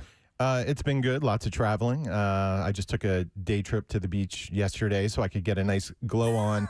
So when I wear all white at Dîner en Blanc tonight, I'm not going to look quite as pale. Did you say dîner? Dîner en Blanc? I don't know. I mean, it's not Diner en Blanc. It's not Dinner en Blanc. It's French. It has to be Dîner en Blanc. Dîner en Blanc. Maybe like Dîner en Blanc. Right? Like Marissa's going that tonight. We're actually going to go to the BMW Classic down in Wilmington. And this is the way she rolls. I'm not going to Dinner en Blanc tonight, but she's going to go do that first and then go to Dinner en Blanc tonight. Wow. Well, just to be clear, I have been hired to perform at Dîner en Blanc. Whoa. Your band? I am not going as a guest. Not that there's anything wrong with that. You wanted to Marissa, make that clear. But it's not my, it's not my scene. And I also am not going to drag a table across the city. Right. Or food or anything else. But if I'm paid to be there, I'll happily. So it's your full band? Yeah, my full band. We're performing. There's 3 bands. We're performing second. Nice. And, if you've never seen a tall, hairy drag queen perform Black Sabbath, you will tonight. I love your version of War Pigs. It's awesome. Well, we just might be pulling that out. The producer said, "Can you please keep everything like friendly and upbeat?" And was like, "Yeah, sure." So, but we're gonna stick that in at the end. Because everyone's wearing white. Are you guys all going to wear white, I guess? We're contractually obligated. Oh, yeah. I can't tell you how did many. you Ozzy in white? I can't tell you how many Amazon Prime try before you buy packages. I was just going to say, do you have white pants? No, I don't have white anything. I have a giant stack of white things right now to try on and figure out what the heck I'm going to wear. Good luck. Yeah. All right, well, let's talk about the issue. Where do you want to go? You want to go best of or worst of first here, Victor? Well, best of is always a fun place to start. We have 252 winners this year. Some surprises, some oldies. What surprised you the most? Let's cut to the most difficult question. What was the biggest surprise of the best of list that came out of nowhere? Well, I personally I do a lot of the restaurant stuff, and I just like finding the little neighborhood gems, not that there's anything wrong with Steven Starr restaurants, but do we really need to write about them again? Everyone knows For instance, one of our big Best of Philly winners was one of your friends, Wilson's Secret Sauce Barbecue. Yeah. Awesome. Yeah, I gave their sea brisket sandwich Best of Philly. And there's some other Delco gems in there. There's a place called Crispin Chicken in Lansdowne, which is basically Chick-fil-A food, but not at Chick-fil-A. Okay. So they've basically, recreated the waffle fries, the spicy chicken sandwich, and all that. Okay. Yeah. We are blessed with it, and again, that's why this is an essential issue of the magazine to get, because you will be dining at all these places eventually, and it's a great sort of list of everything. But we have so many of those, as you say, those hidden gems that are top level as well.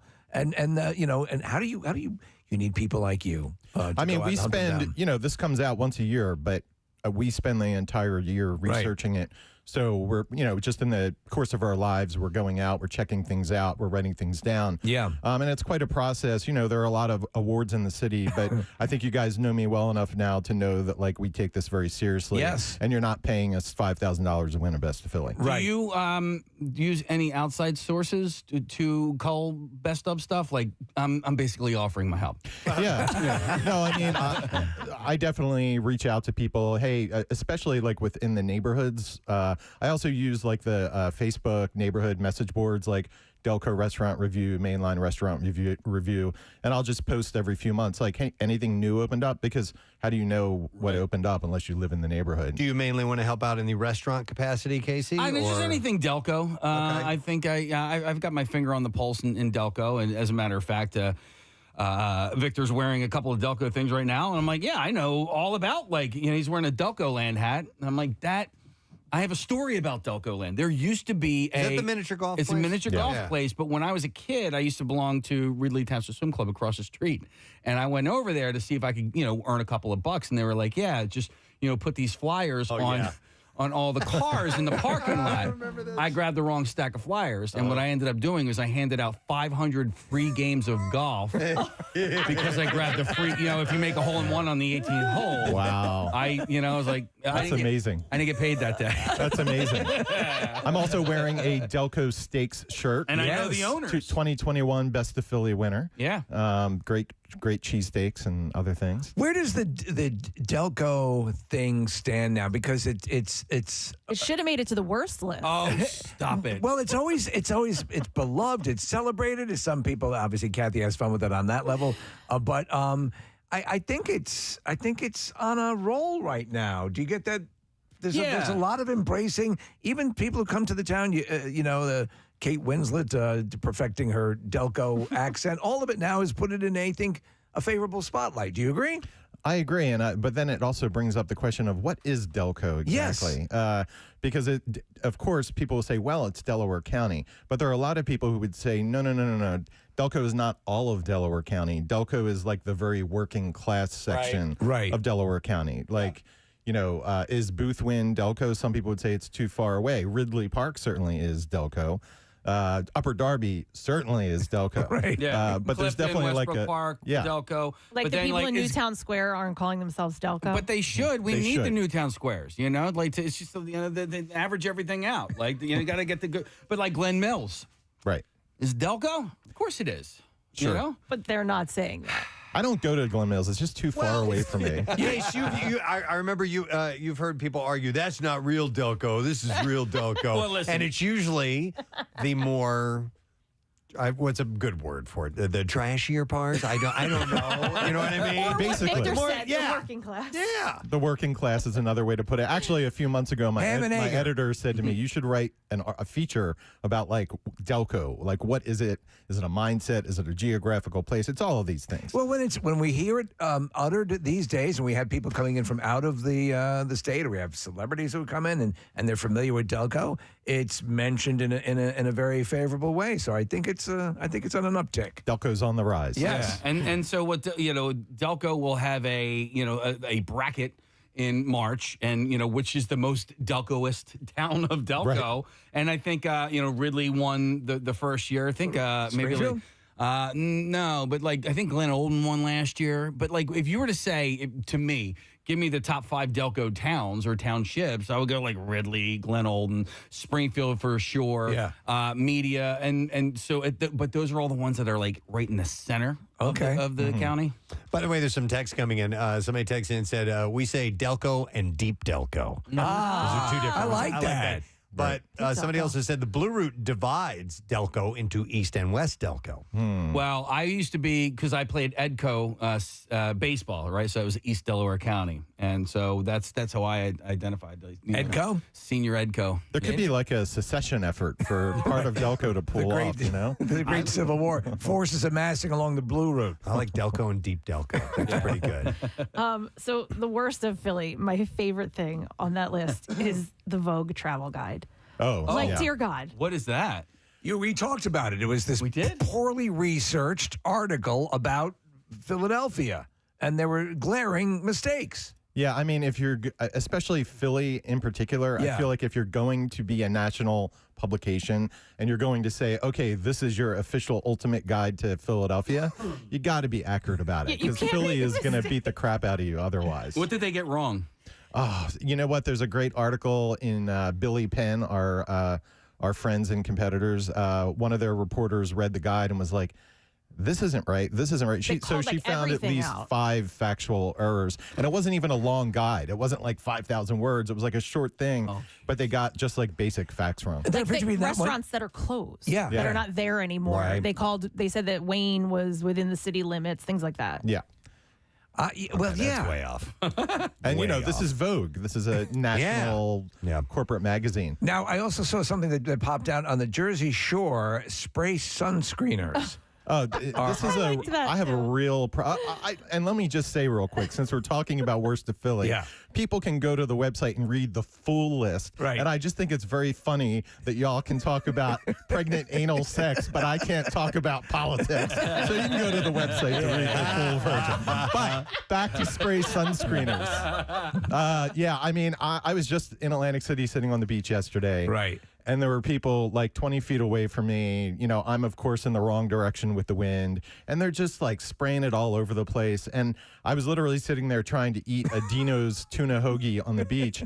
And then all of a sudden, all I can taste is those chemicals. I mean, it's just the lotion works really well. Yeah. The spray is nice. The spray does too. You just have to be mindful. You can do it without interrupting collateral damage. Flow. So what you just have to be you got to be courteous about it. Preston, you're expecting people to be courteous in 2022. I mean, I get what you're saying in theory. It's like communism's a great idea. Except I do it. I look around and I make sure nobody's downwind, but Not everybody does listen, that. I know. I always shake the sand off There the are a blankets. lot of things about the beach that are just like, come on, really? For real? You didn't think about that? You know, it's constantly, there's people. Yeah, I'm a spray sunscreen. However, I apply prior to going to the beach, and and I know this isn't for everybody, but I'll put it on once a day, and I'm good to go. So I'm not doing it on the beach. I understand what you're saying, but for me, I think it works. I don't like the lotion. It ruins my manicure. Kathy, I knew I loved you before, and the fact that you don't spray it on the beach and you spray it in your house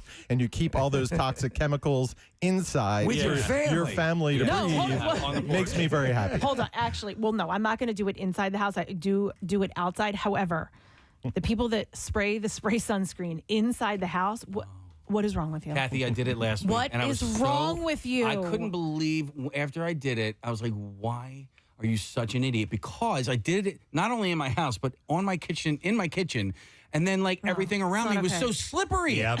You slip and fall. Oh my God. All right, you pointed out another thing in this list, Victor, that I thought, okay, is it just me? And it has to do with the shore as well. The biting black flies. Okay? And it says here, no, not the greenheads.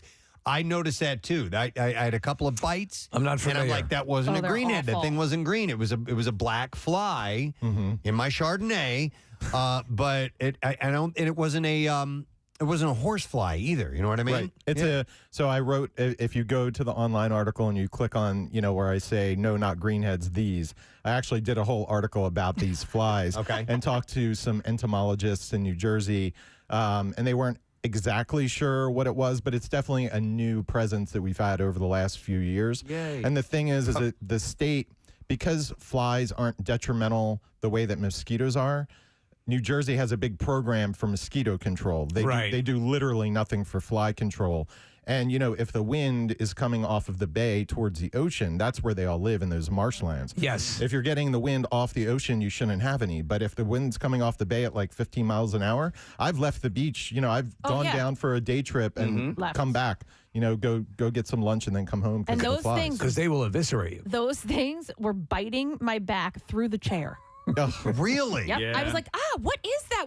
And I turned around, and on the back of my chair there was like a whole bunch of them, and they were biting me through the damn beach chair. That's crazy. And literally nothing works to stop them. I mean, I took like that super off stuff one day, and they were down there, and I pulled it out, and I just to do an experiment, I just like doused my friggin' leg, and I can't stand chemicals, and I don't like that off stuff. Right. And this wasn't like the natural off. This was like the This was off. do not touch this stuff. Right. And they just kept landing on my leg. They did absolutely nothing to repel them. If you're just tuning in, it's Victor Fiorillo, self-proclaimed editor-in-chief of Philadelphia Magazine.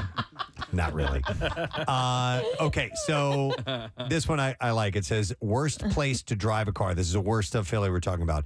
And your magazine stated that it is? Everywhere. Everywhere. I mean, the last 2 years, because I never stopped going out. And, I was still being a reporter during the pandemic. So I'm still out in my car all the time. And, over the last 2 years, the driving was already bad in the city and now and in the suburbs. And now it's just much worse. I mean, people are just crazy. And I think there's also at least the perception out there that there's not a police presence, so that you can just go through a red light or go through a stop sign because no cop is going to pull you over. A lot of people who were driving consistently throughout the pandemic and then kind of had the road open have maintained that same Wild West attitude. I will tell you this, though, the element of this whole everywhere is worse to drive. I've never seen more poorly planned construction setups. So there'll be a construction pattern on one road, and then the obvious detour has construction on it. So it's like, why are you doing this? And then you have the sort of this labyrinth of things. Your own neighborhood becomes this corn maze that you cannot get out of, and it's a nightmare. And I don't know if the various departments don't talk to each other, or if but have you noticed that even the subroutes are getting construction that makes it even more problematic? Oh, it's crazy, and it just adds to this like feeling of chaos, or like you said, the Wild West. I mean, it really does feel that way out there. I was just driving home from rehearsal the other night from South Philly to my house, which I'm sorry, I don't actually live in Delco, but I live 3 minutes from it in Philly. Close. And, just driving home that short distance. Right. I mean, when I say, like, I am a very aware driver, and, like, I can't imagine being a 16-year-old new driver or like a super old driver who doesn't have the wits about them, because it's just like the cars are whipping around you like crazy. Yeah. And it's not just in Philadelphia, because I live way on the outskirts, and there's somebody, I don't know why, in the morning. Granted, it's like 4 o'clock in the morning, order 4:15. There's a stoplight that I go to before I get onto the Northeast Extension, and I'll be sitting there, only one sitting there, and this guy comes up, just goes around me and gets right on to runs straight through a red light, goes around me, runs a red light. And I'm like, what is going on here, man? I mean, it feels like, like the Bruce Willis, the Die Hard, where Right. like the terrorist sees control of all the traffic lights and all the cars are going this way. and that way. Right. Sometimes it like feels like we're in that kind of like post-apocalyptic scenario. That would be Live Free or Die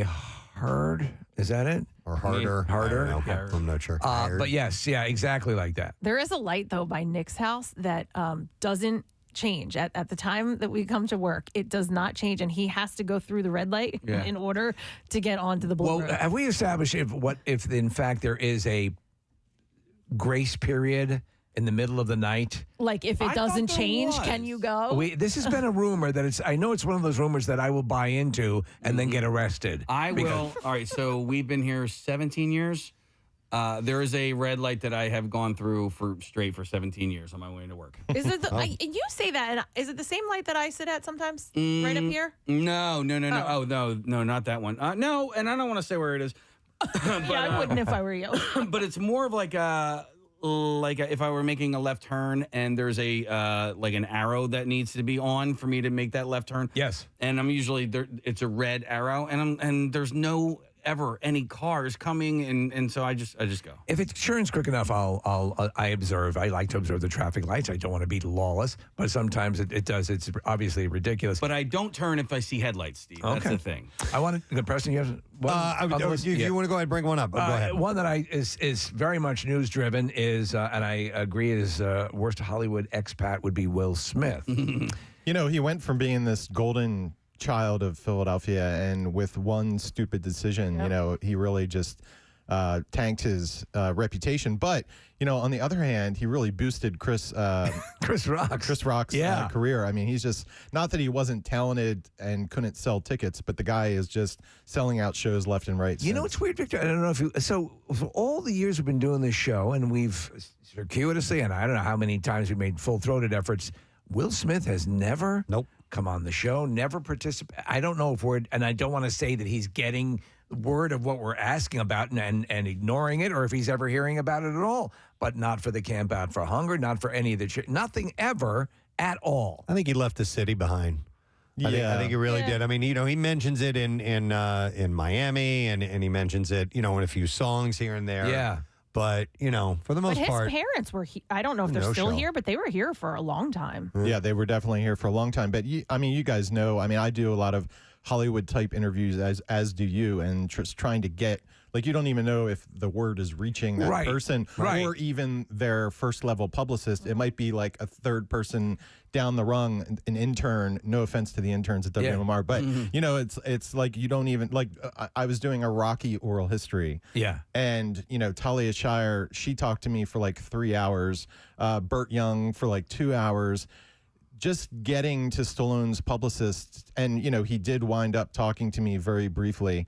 You know, it was just kind of ridiculous. Yeah. And, you know, all I was asking for was like 10 minutes on the phone. And I think I got like 30 seconds. And it's just like, this is ridiculous. Yeah. No, that's true. Sometimes that's the case. It's just like all of this time. And you know, Stallone is obviously, that would be a massive get. We've had Frank Stallone in the studio. Oh, I'm sure you did. Yeah. We couldn't get him to leave. Right. No, he was great. But, and, you know, but it's just like, come on. At least once, we'd love to sit down for a long-form interview with Stallone and, you know, and celebrate what he's done. I mean, so much of this city is predicated on Stallone's creation. Yep. Victor, you mentioned in the worst of Philly, the Melrose Diner as the worst misplaced nostalgia. Can you explain that? Well, a few months ago, you know, the news story broke that they were going to tear down the Melrose, and everybody kind of went crazy. Like, no, you can't do this. Like, this is a part of Philadelphia history, best place ever. Turns out they're not tearing it down supposedly now. And my point was, like, they should go ahead and tear it down because I remember being there maybe in the 80s and 90s when it was definitely like a solid diner. But like so many other diners, and I would put Delco's Lanark on this list. Hopefully they're not a sponsor of your show.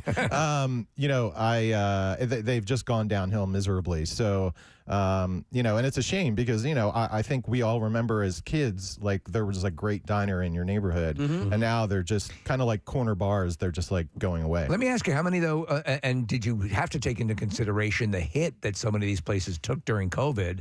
And might have thrown them off their game, you know. In other words, the Melrose was bad pre-pandemic. Okay, all right, yes. All right, yeah. And I mean, on this list, listen, there are things I would put on there that I did not put on there because, you know, times are tough. You don't want to punch down, right? And you know, there are a lot of things on the list that are sort of called out because I'd like to see them improved, like the libraries and the schools and things like that. Yeah, you know, it's not all fun and games on the list. Absolutely. All right, now we love Wawa. Wawa is one of our all-time favorites. Absolutely. Hey, look, I have my Wawa coffee cup. I know. Nick is not here today, and he would wholeheartedly disagree with you on you. Well, here's what you did, though. You took the worst Wawa snack. So that doesn't mean that all snacks are bad. This is just the one that you feel is the lacking in a department, and it's their soft pretzels.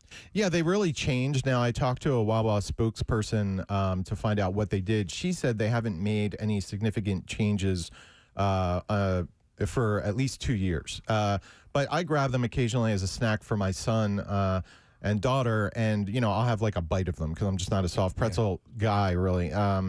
I don't need to eat soft pretzels these days, pandemic weight and all. And something has definitely changed with them. They're just a lot breadier. They're kind of like mushy in a way. I also have a problem with the fact that when we get them, it's hard to find one with a decent amount of salt on them. And I love salt on You're going in, you want the salt. And then I also just have to point out that you should look at the nutritional label on a Wawa soft pretzel. And it says what 1 serving's calories are, and it says what 2 servings calories are, and they don't add up to the total number of calories. Now, somebody explain that to me. All right. Like, eat more, it's less. How about this? How about best Wawa snack? What would you, if you had to put one? Because I've got mine. I've got my favorite in it. All right. Let's hear yours. My favorite is the grapes, cheese, and crackers. Oh, yeah, you love that. I love it. It's an easy go-to. I feel somewhat okay about eating that. Yeah. And it tastes good. I'll tell you, and it's just a quick grab and go. My new absolute favorite, and this is a couple months ago, their cinnamon oatmeal. Have you had that? No. Their cinnamon oatmeal. It always sells out too quickly, but it's awesome. I mean, it's delicious. You guys are weird. I will say that my Delco friend Travo, he got Wawa delivered recently. We were having a couple beers and he called for delivery, and he got a Wawa meatball Parmesan, and he got the Wawa pork sandwich, and he stuck the one on top of the other. Oh my God. He may or may not have ingested some kind of agent, sure. And he ate them as a stack and said, it's the new thing, it's the best thing ever. Well, I will say that the pork sandwich is good. And Preston, we were eating their meatballs every morning for breakfast for 2 years. I think we invented the cup of meatballs at Wawa because we had to ask for it special. Can you just sell meatballs in a cup? I guess so. Okay, we'll take it. And that's what we were eating for breakfast for years. What about the vault, the hidden vault menu items? Oh, that's right. I forgot about always those. interesting. Yes. Well, Preston's son pointed out to me that you can actually, and it's not necessarily a hidden vault, but you can get a warm chocolate chip cookie through the little menu. Really? And so that's my favorite snack. Not necessarily the warm one, but just the regular chocolate chip cookies that they have up by the register. Don't sleep on those. And you know I'm a connoisseur when it comes to this. You're absolutely correct. Yeah. Hey, there was a little while ago, I talked about it with you guys, this guy who was lobbying for Wawa to send him one of their trash cans. Right. I remember that. Yeah. And he wanted to have his own little Delco moment at home with the trash can. The basic idea is that you eat on the garbage can. Yeah. And so did you see this at all? I did not. All right, so he goes, here's what's going to happen. I'm going to take apart my dining room or my kitchen table and chairs one piece at a time until you send me a trash can. And so sure enough, he disassembled the chair and he goes, all right, ball's in your court. And he was going to update it every single day. I don't know where he's at with that now. I got to check up on that. Because that is a thing. You will see people, at least in the cleaner. He's now moved on to the living room furniture.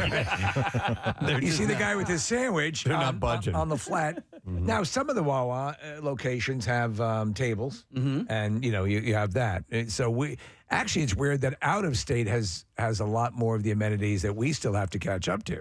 Yeah, it's true. They've really focused on some of their, stuff outside the state, and now there are a couple of Wawa drive-throughs, including one. I think maybe up near Langhorne, they're testing out that now, where you can do a Wawa drive-thru. Have we ever gotten your take on the classic Wawa versus Sheetz? You know what? I've only been to Sheetz a couple of times, but my kids, when they go camping and stuff in the middle of the state, they'll go to Sheetz. And, they said that it absolutely doesn't even begin to compare to Your kids Wawa. are very wise. All right, so we've gone through a few of the worst stuff. How about some of the best stuff? Anything that you want to point out from that list, Victor, that you think is worth highlighting, and maybe people can find out more when they get the magazine? Well, again, I mentioned Wilson Secret Sauce, good friend of your show. I would just encourage people, the food section is really fabulous. And I would call it invaluable. Thank you. Yeah. And, again, this is very deeply researched. Yeah. We spend a year doing this. And I think people should just pick it up and go through and, start reading and say, what's Soul Delicious Soul Food Cafe? I never heard of that. And just go check it out. Because a lot of these are, if you look at our list, there are a lot of just neighborhood mom and pop shops. There aren't a lot of corporate spots in here. Oh, of course, I have to shout out winner Juana Tamale, your friend Jennifer Zavala's restaurant in South Philly, her tacos. So there's, all kinds of things in here that a lot of people maybe have never heard of. You will add, and that's kind of the point. You'll add it's a number. We actually picked up a number of places that have become consistent haunts for us to go to, and that's the whole purpose. It's great. When you're torn between this place and that place, and they're like at an even tie, how do you make that decision finally, putting them into the... You said it's whose check clears. We fight a lot about it. Sometimes it could come down to like, okay, well, this place or this place, and then we think like, oh, well, this place has gotten so much press and this place is like virtually unknown. Okay. I would always give it to the unknown spot. And I mean, when I gave, Delco Steaks Best of Philly last year, like basically nobody knew who they were at that point because they were so new. Yeah. And they had, opened during the pandemic. They actually, I wrote a feature on them a few months ago. They weren't even supposed to have a cheesesteak spot. They just needed a parking lot, more parking for their other restaurant that's adjacent. And so they bought the adjacent building and then opened it as Delco Steaks when they couldn't open the other restaurant because it was forced to be shut down during the pandemic. It's amazing. So literally it was like an accidental success story. And now they have multiple locations. They're at the Wells Fargo Center. That's great. Crazy. I love hearing stuff like that. All right, so the full list is at PhillyMag.com? The full list is at PhillyMag.com, best of and worst of. And I have to say that earlier this week when the Phillies got their 10,000th win, I remembered that my very first time on the show was the day that Casey over here went to the top of the Art Museum steps. It was you, right? It was actually Nick. Oh, damn, it was Nick. Sorry. And dumped the marbles down there. And I was after that on the show, and I'm sitting here listening like, what the heck are these guys doing? So that was my first time on the show, July 2007. I was here to talk about my oral history of the Gary Heidnick serial killer. Oh, my God, Which is great, by the way. Yeah. 10,000 Long time marbles. ago. That was, man. 10,000 marbles. Yeah. All right, well, now they got wins. We didn't do anything for that, of course, but someday we'll maybe commemorate that. Listen, you guys always put together a great list, Victor. Thank you for coming by and sharing that. I appreciate it. And good luck with your gig tonight at Dîner en Blanc. And hopefully I didn't piss Bill off too much. Is everything okay? No, I think everything's good. Hey, that's why we did the anal sex segment before you, so you seem tame by comparison. Yeah, that's what we do. All right, thank you. Victor Fiorello, guys. The best of Philly and worst of Philly issue out now. We'll take a break. We'll come back in a second. The B-File when we return.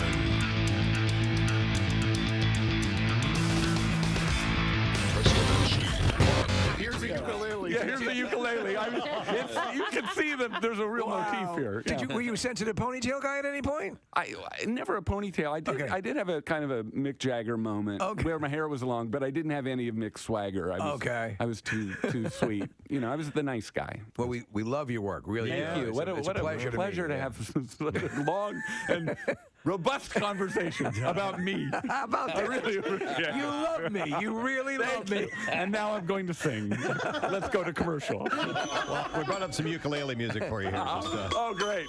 Yeah, my wife's getting ready with the nightgown. We're going to have some fun. She gets so turned on.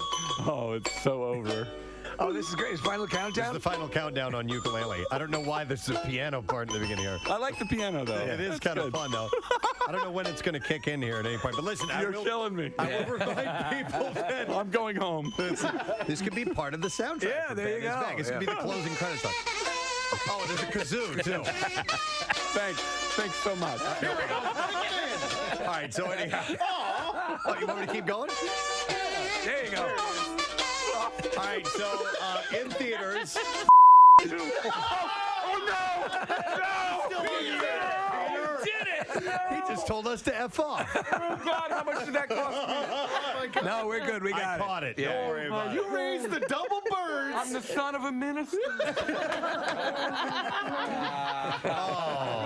This has been a great day. Oh, my God. Yeah, it's great. Ladies and gentlemen, Ben is back as in theaters. December 21st. That's Peter Hedges. We'll take a break and we'll be right back. Steve sent over a link. It is from Cosmopolitan magazine. Cosmo. Cosmo is my my magazine. That's your jam? Yeah. Your it's Cosmo how reader? it helps me pick my outfits on a daily basis. And I'm a Cosmo girl. The article is titled 65 Fun and Cheap Dates That'll Put Dinner and a Movie to Shame. Yeah. Yeah. You know what? We don't have to spend anything. Let's just stay here. So do you want me to go through a few of these? Some are actually... some are okay. Some are okay. Some are silly. Yeah. Okay. But it's... I mean, there's 65 of them. They had to fill up a lot. Fun, cheap date ideas to put dinner and a movie to shame. Yeah, sometimes it won't put movie and a dinner to shame, but let's go through it. Let's see what we got. Go to an open house. I love this. I do this. Do you do this? We can date, Steve. Yeah, we could. Let's go ahead. Yeah, that's fun, and you get to see what people live like and what they have in their medicine cabinets. I am nosy as F when like at night when I walk around and people's houses are lit up. I'm looking in windows. Right. I'm going inside. Nick, what kind of panties they have? Sure. Yeah. Thank you. What's under the bed? Go to a coffee shop and read together. No, that's ridiculous. These are the worst suggestions I've ever heard. You do, Kathy. You do every one of these. Go to an open house? Yeah, that's your What? thing. Loser. Yeah. Okay. Go to a coffee shop and read together. Look at this. Look at this picture. So they have them reading together. Do me a favor. If you see me doing that with my wife, come up behind us and put 2 bullets in our head. What we're looking at is 2 people reading the same book at the same time. Are you done with this page yet? I finished ahead of you. Let's go home and bake. That would end in a fight. Yes, it would. Hey, Stevie Wonder, why did you take a crack at speeding it up a bit? Go to a dog park together. It says yes, even if you don't have a dog. No, that's crazy. Listen, the other folks wanted me to come over and ask, what are you doing here? We think you're perverts. Dog parks are fun. There's Pretzel Park right in Manayunk. Has a lovely little dog park. There's a big statue of a pretzel. Okay. Here we go. Do face masks together. You mean like Halloween or No, beauty masks? It says everyone cares about their skin. This sounds like things to force your boyfriend to do with you. That's what I'm hearing. Throw a party where your guests BYOB. That's a lot of work. That's not a date. That's not a date. That's It's not a date. stupid. Start binge watching a new show together. That's kind of what obvious. that's at home. Yeah, that's standard. Here we go. Do a puzzle together. Oh, no. No. I hate puzzles. Well, I'm okay with this one. Are you? Yeah, puzzles are fun. Let's do a puzzle. There was a while where we had just like a puzzle on the table that was whenever you wanted to go over and work on it, it was my there. gosh. That is like a nightmare for me. That's a mess on a table that stays and doesn't leave. You should have seen her face. She's rolling her eyes. It's almost like the "Are we having sex?" face. Ew. Pre-sneeze. Kathy, the perfect puzzle to get if Dennis ever makes you get a puzzle to do is make sure that when it's put together it spells out "I want a divorce." Seriously. So that just looks like a mess to you. I kind of agree. I that's why I hate puzzles. There's always a piece missing. Have you ever gone to a psychologist to check to see if you're OCD or? No, I haven't. Okay. Wait right here, Miss Romano. I need to go into the other room. I've not officially been diagnosed. All right. I know that I've actually had the the therapist did the ADD stuff on me, and I have a whole bunch of things working. Yeah, we would leave a puzzle laying out on the table, and the whole family could work on it from time to time. You could do it on your own, or everybody throw would it out. sit there and we worked on it together. Yeah. And it's fun. It's not necessarily date activity. It's Kathy- more family activity. Yeah, it's not a date activity. I would do this into the garbage. Seriously, I'm just thinking, this has been here for a month. Is anyone going to finish the puzzle? Mommy's so much fun. How come these balloons were not inflated? How about this? Take a bunch of personality quizzes together. Oh, that'll be great. Won't that be Yeah, fun? you are a little obsessive. What did you say? Well, you never complete a jigsaw puzzle. By the way, these are 65 great cheap first date ideas. Go on a guided tour together. Nick, you had mentioned that one. Here we go. Wake up ass early and watch the sunrise together. No. Thank you. Make breakfast for dinner. That can be fun. That's good for a family. No, Casey says. Hey, look, we're having cereal. Oh. That's not crazy. Normally associated with breakfast, but we're having it now. It's over, isn't it? It's over. Go for a run. Go for a run. That's not a date. I'm going to go for a run, and I'm not going to stop. That's exercise.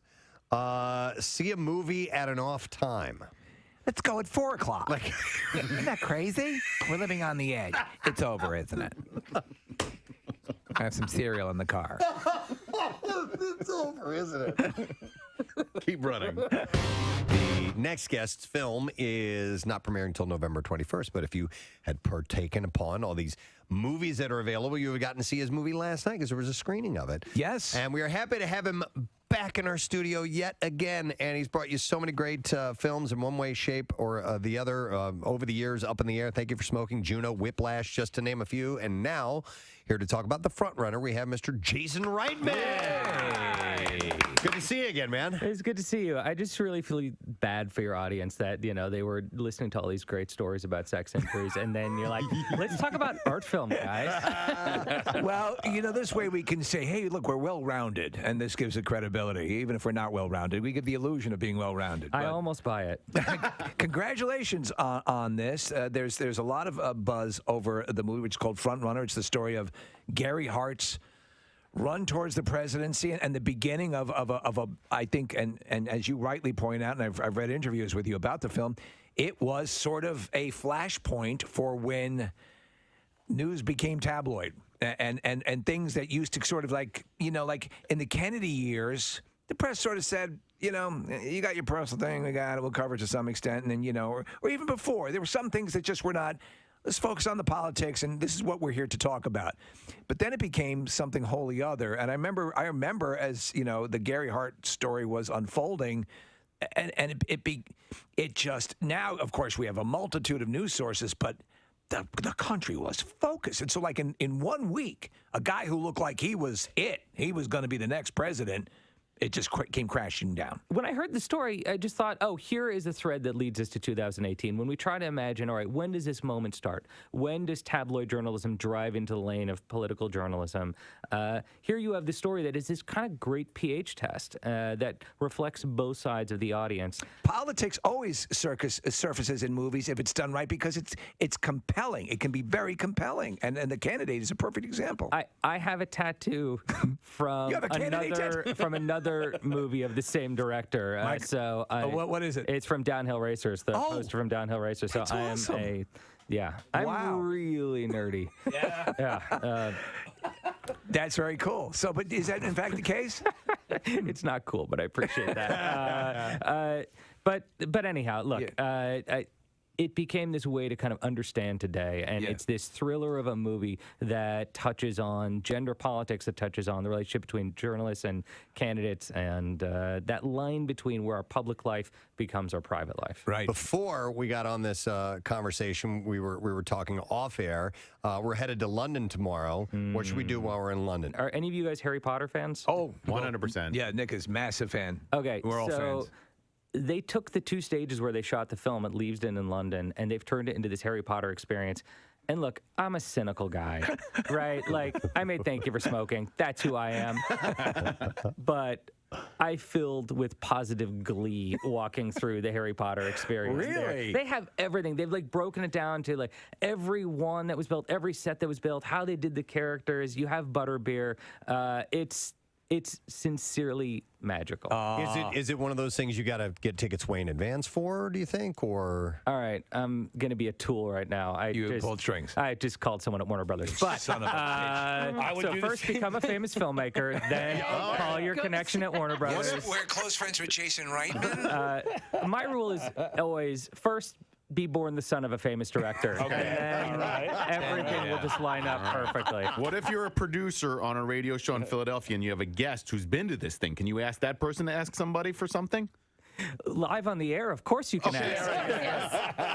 WWE is in town, Monday Night Raw, and we want to welcome to our studio gentlemen who will be there. Ladies and gentlemen, Elias is with us this morning. Thank you. Hello, I am Elias. Nice to see you, sir. Is this your intro music or? No, so this was a song off of my debut EP album that came out. It was one of 4 songs that I released. It's called Walk With Me. Went all the way up the charts on iTunes, beat out Taylor Swift and Post Malone, Panic at the Disco, the whole thing. That's just amazing. Nice. Yeah, it's pretty cool. Pretty cool. We'll turn this up a little bit. Hang on. But I know where you're gonna be. in this crazy world, searching for your destiny. Very bluesy and soulful and kind of dark.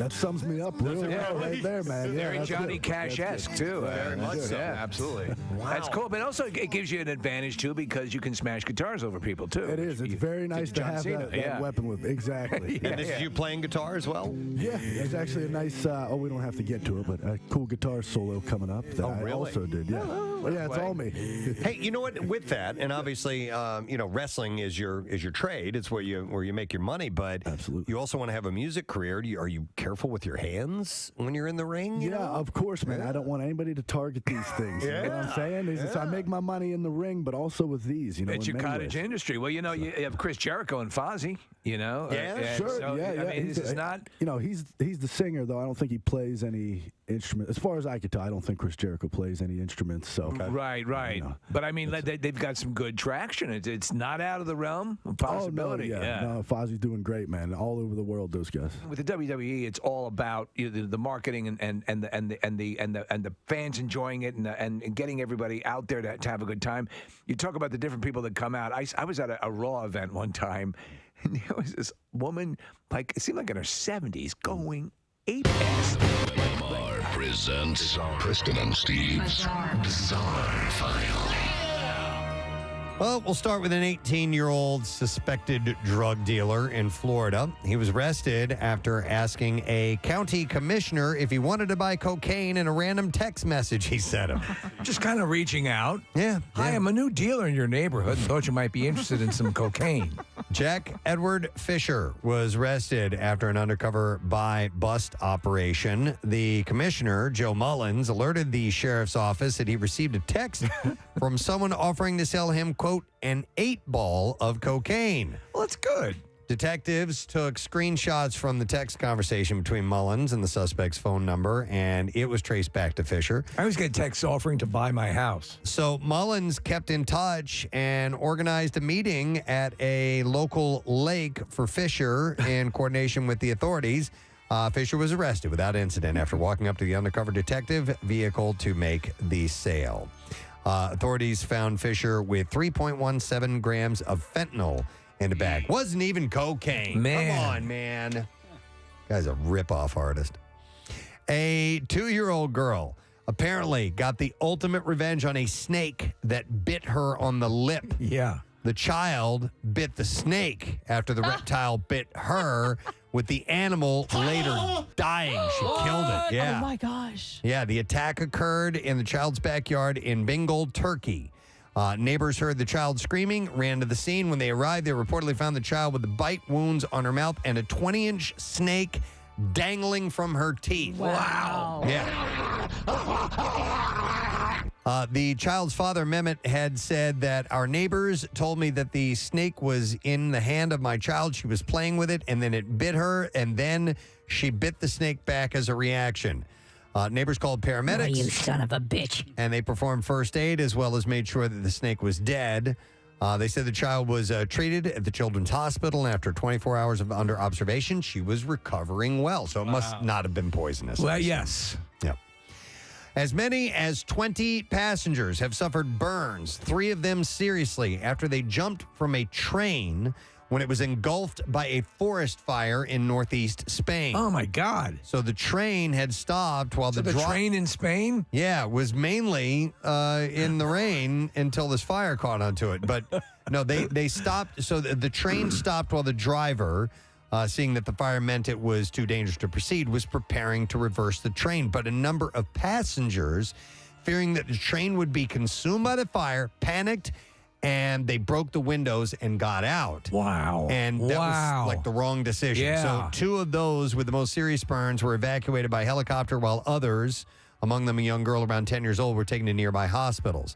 According to emergency services, a 58-year-old woman is among those Jumping into the flames outside that train in Spain is insane. Suffered the worst burns after fleeing the train. The train with 48 passengers on board stopped, and before the driver had managed to reverse from the fire, several passengers broke the windows, escaped on the tracks. More than 1,000 people have been evacuated from their homes as high winds had been fanning the flames in Spain from that train. Insane. It's crazy. All right, in Alabama, the search for a suspect in connection to a fatal attempted robbery led to the discovery of a large encampment and an armed 5-year-old child. Alabama! So see if you can follow along this story. Yeah. Okay, this is kind of a lengthy one here. The search began when the sheriff's office said fire and rescue personnel responded for 22-year-old Adam Simji, who had been shot in the back. The sheriff's office said responding emergency personnel found the girlfriend of the shooting victim, 20-year-old Michaela Paulus, performing CPR on Simji. Personnel were unable to revive Simji. He died at the scene. Now, the sheriff's office said another woman, later identified as Yasmin Hyder, was found nearby with several gunshots to her torso. It was determined that Hyder attempted to rob Simji and Paulus at gunpoint and was shot by Simji, who had a concealed handgun. Hyder was airlifted to a hospital. She underwent surgery for her injuries. The initial investigation revealed that a second female suspect was present during the robbery and had fled the scene on foot after the shots were fired. Over the next several hours, the deputies received information that there may be a group of people living off the grid somewhere in the national forest. The group of people were reported to be armed and potentially violent. Oh, boy. So a dog team tracked them down and contacted, and they responded. The sheriff's office provided aerial observation and overwatch for deputies on the ground. The tracking team led the law enforcement to a large group of tents that had been set in what appeared to be a base camp. As law enforcement officials approached the base camp, they saw a woman standing near the tents. As officers ordered the woman to the ground, the sheriff's office said a 5-year-old boy ran from the woods holding a loaded shotgun. Law enforcement told the child to put the shotgun down. However, he continued to the woman's location before putting the gun on the ground. The woman was taken into custody, later identified as Crystal Pinkins. The sheriff's office said it was determined that the 5-year-old was Pinkins' son. Pinkins was arrested and charged with endangering the welfare of a child. The investigation revealed that Paulus and Simji were driving down the road when they were flagged down by the woman, Hyder. Hyder reportedly asked the couple if they could get her to her car and help get it started, which was nearby. When the couple went to help her, she reportedly pulled out a gun and made the couple walk back to the woods. And at some point after Hyder reportedly walked them at gunpoint into the woods, the other guy, Simji, pulled out the handgun. He shoots at her. There's an exchange of gunfire. He's shot and killed. This is a crazy story. And they ended up, and Hyder was shot up too. So Pinkins was charged with 1 count of murder, 2 counts of kidnapping, and 2 counts of robbery. So it's nuts how this whole thing went down. It's the same old story. Same old. So I've seen it 100 times. Oh man, this one's too intense. We have time for one more. Do you want to tease it? Nah, I need to do it now because it's going to get too far away from the story. All right. A 23-year-old Texas man has been charged with the murder of a 67-year-old man who the younger man allegedly tortured with push pins. Oh my gosh. Before fatally stabbing him. Richard Plata was taken into custody on August 4th. His arrest came 16 days after 67-year-old Richard Davis was found dead inside an abandoned Houston apartment. Plata, according to prosecutors, tied Davis up before tormenting him, pressing the push pins into the bottoms of his feet. Oh! And he allegedly beat the man before stabbing him with an unknown object. Push pins? 23-year-old was still on your uniform. What's that on your feet? A push pin? The 23-year-old was still in custody on Monday afternoon with a scheduled court date set for August 29th. How messed up is that? All right. We need Another horrible story. We got to end with a lighter story. All right. So a $1 million plus mansion known as the Willie House for its phallic-shaped topiary is back on the market almost a year after it was put up for sale, yet failed to sell. This is in England. The property is in the village of Cross Somerset, where it's been turning heads for decades with its striking front garden lined with pieces of titillating topiary, leading local school children to dub it the Willie House. Is that house festooned with penises? They have penis shrubs all over the place. Is there a penis in that shrub? The 6-bed home is on the market. It's a 17th century mansion that has 4 spacious bedrooms on the first floor. Another room is the west wing, contains a living room and a suite with a detached cottage and bedroom, kitchenette, and shower. It comes with a conservatory, a potting shed, and a tack room for the storage and maintenance of riding equipment as well. Kathy, a potting shed. You can put your succulents out there. Sounds great. Lots of penises, too. So all kinds of stuff there for you, Kath. I don't know what it is, but I feel so horny. All right, and that is what I have in the bizarre file for you. Let's take a break. Come back in a second. We'll test your knowledge of today's program. The lesson question is up, as well as trash and music news. We'll be back in a moment. Preston and Steve on 93.3 WMMR. But who would you describe as the core Elias fan? Man, I mean, a core Elias fan is anybody that believes that WWE stands for Walk with Elias. There you go. That's all that Walk matters with to me, Elias. man. That's all that matters to me. And the world screams it at me every week when I tell them. So, you know, I got to say, man, you know, people come, they let loose, they let go, they just enjoy the show, and nothing's more enjoyable than an Elias performance. How long have you been wrestling with the WWE now? So I've been in the company for a little over 4 years, and I've been on Monday Night Raw for, I got to say, maybe a year and a half now, something about that. Is that when it steps up to the next level? Because, I mean, I assume there are certain levels of WWE. Absolutely, yeah. Monday Night Raw is the pinnacle of live television for WWE. You know, live TV every single week, millions around the world watching, tens of thousands in attendance, whatever it may be. It's amazing. How hard do you have to work as a performer to build a fan base? So for me, it's been pretty natural progression from where I was in NXT, which was our kind of you know, our where you are right before Monday Night Raw, before SmackDown and stuff like that. So I was starting to build something there, and then when I exploded onto Monday Night Raw, the world got to see kind of who I am and what it is, and you build an audience from that point on. So for some people, it comes very natural. Others, it's very difficult, but that's all part of the game. Well, you wrestled the independent circuit for a while, right? Yeah, I was on the independents for a few years before I got scooped up by the WWE, probably about 4 years, yeah. Listen, what you do, you know, there's injuries are part of the deal. And, you know, I've been ringside, and his blood's not fake. You guys get, you know, you'll get your asses kicked sometimes. No, yeah. But you know, there are people in place to make sure that you're taken care of. How lawless and unchecked is the independent circuit, and you know, when you're just working your way up? I mean, Well, I mean, you're gonna come across all different kinds of things. Not only when it comes down to the performers, you know, maybe not being as trained as they should be, or things like that. That's what I'm thinking. Guys who don't know what they're doing can really, you know. But you've got rings, and you know that might not be up to quality. Sure. The thing said though, I mean, the level we're at, people get hurt, man. I mean, I could tell you. I myself, it just was a random situation in Nashville a few years ago. I had a guy come off the top rope, land on the side of my shin, and snap my tibia. You're a bit of a renaissance man, and not just the music, but you're an artist as well. Absolutely. Yeah, I do a little bit of it all. I play all different instruments. I wrestle. I paint, of course. Guess you're pulling up my It's Instagram. pretty damn good, man. I found one. It's very Bob Ross-ish. Yes. I'm looking at one that's which is beautiful, and Bob Ross kind of gets, you know, I guess chucked aside, but he did some wonderful things. And he was Muay Thai, Preston. He fought, he fought in the octagon. Yeah, I had no idea.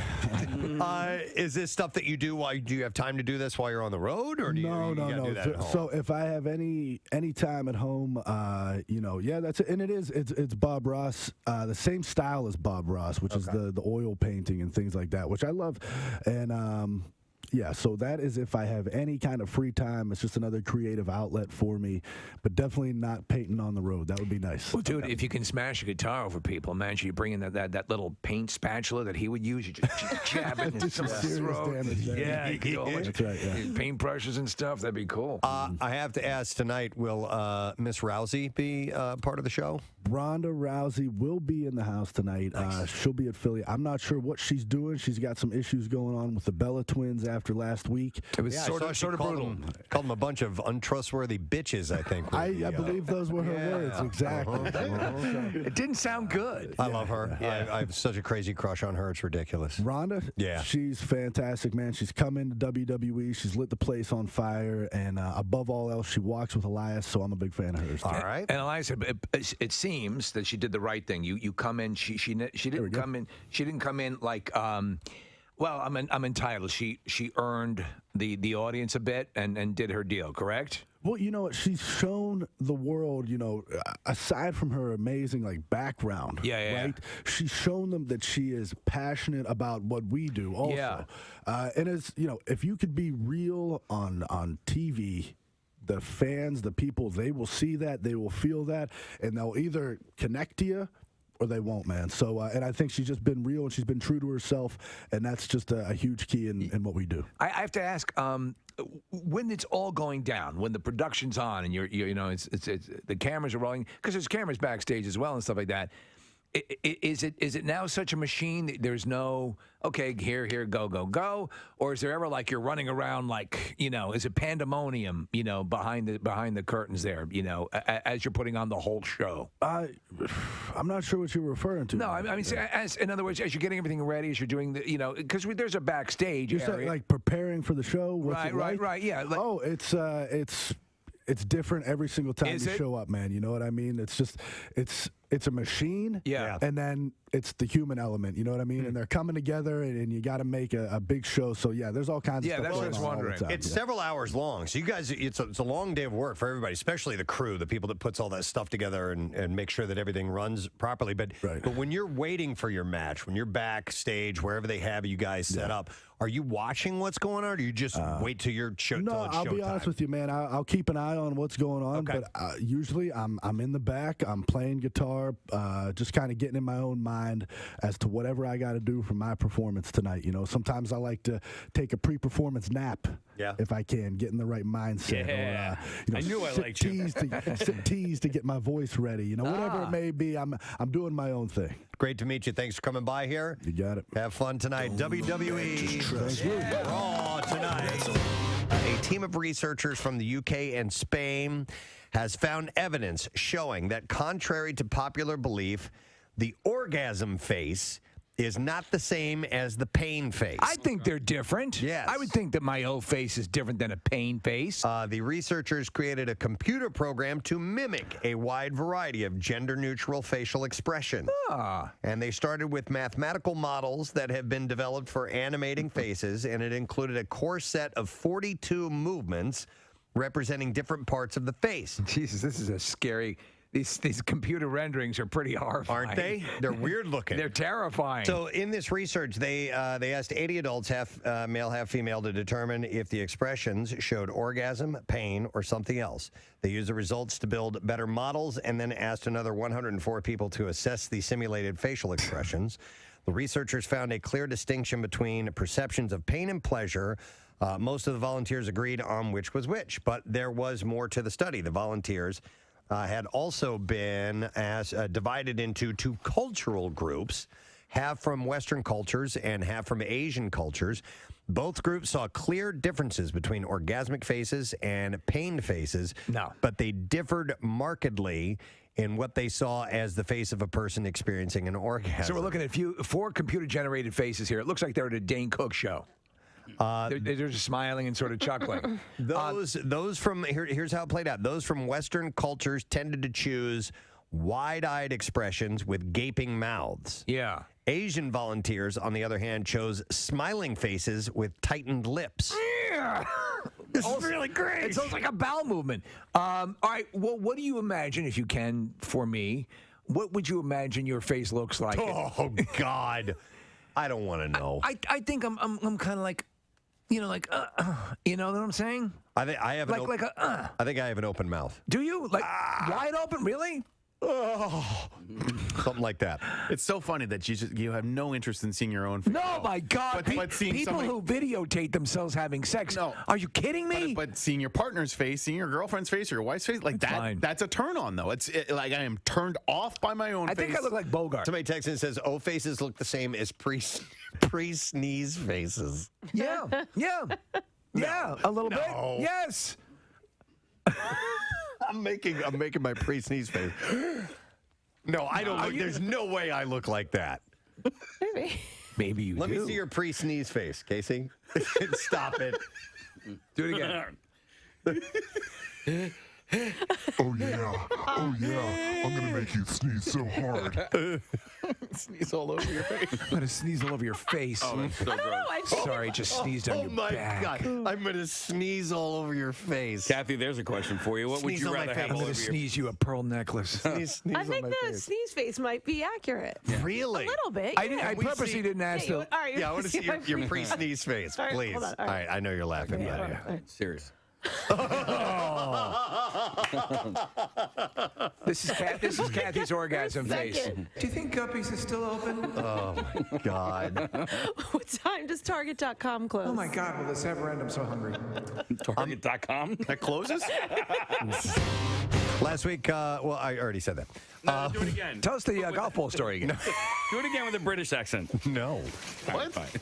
The first North American... the first North American tour. Oh, my God. November, December, January, February.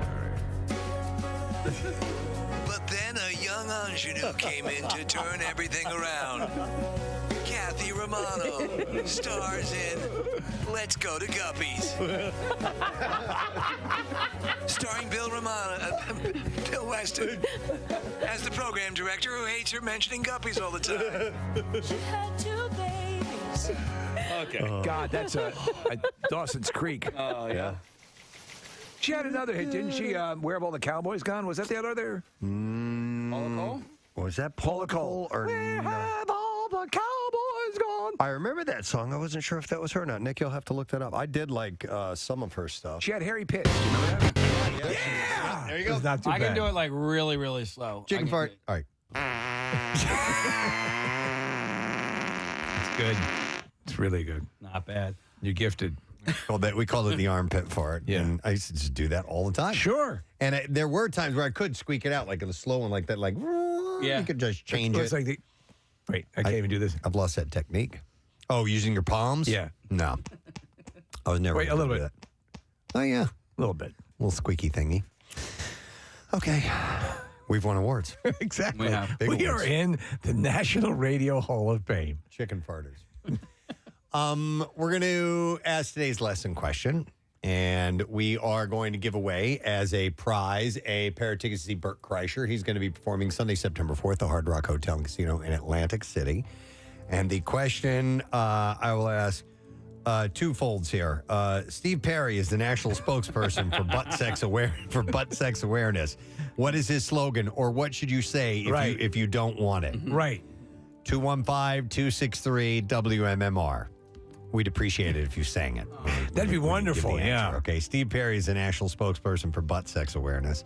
What is his slogan? 215-263-WMMR.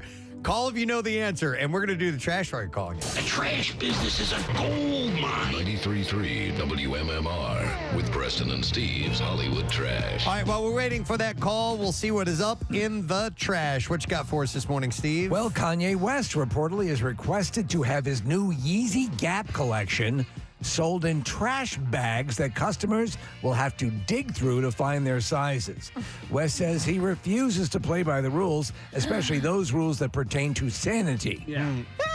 Jamila Jamil says that while doing stunts for She-Hulk attorney at law, she tore an anal muscle. Jamil says she had this happen only once before while beta testing a new type of bran muffin. Oh, my. But that's true. I She didn't know says that was possible. she tore an anal muscle. That's what she says.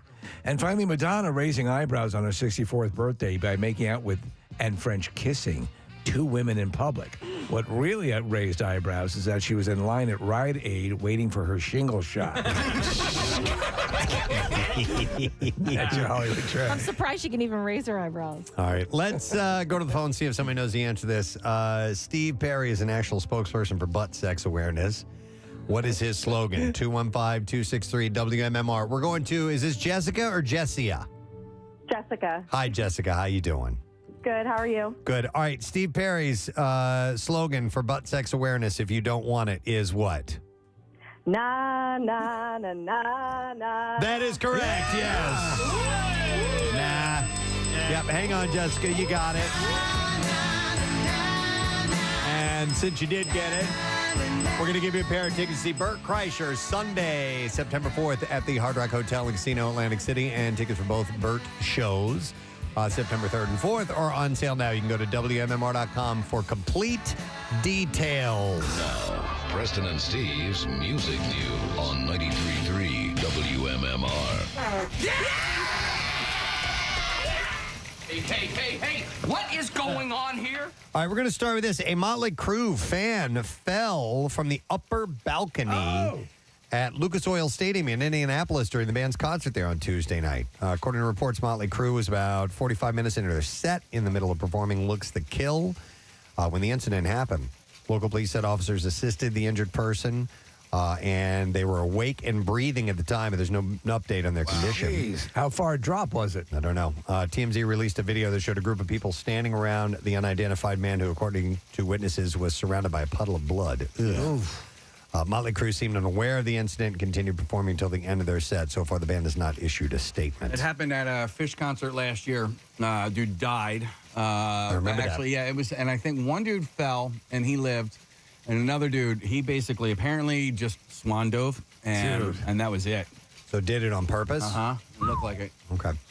Coldplay released a video for the song Humankind from their chart-topping Music of the Spheres album. The clip is a live performance video based on footage from the band's 4 sold-out shows at Mexico City's Foro Sol Stadium earlier this year.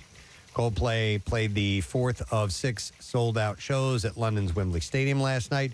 The tour takes the band to Glasgow on August 23rd before they head back to Latin America for a run of dates. And also, Steve, you sent over a clip of Natalie Imbruglia. Joined them on stage, Coldplay, Chris Martin, and they did a tribute to Olivia Newton-John. They did, and you want to hear a little bit of that? We don't have it yet. We don't have it. All right, well, you just sing what it sounded like. Wait, I'm thinking of the wrong song. What song did they do? Summer Lovin' had me a blast. Summer loving happens so fast. You know what? I have to admit, when Coldplay does these little things like this, I don't really like it. No. I don't really like the versions of them. And I like Coldplay. Oh, yeah. I think Chris Martin's an incredibly talented. I don't really care. I kind of thought this version was kind of underwhelming. Yeah. Do we have it? Yeah. Okay, here we go.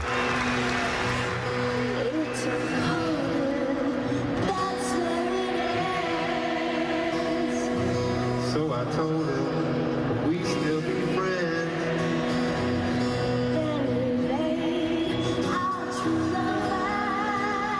I wonder what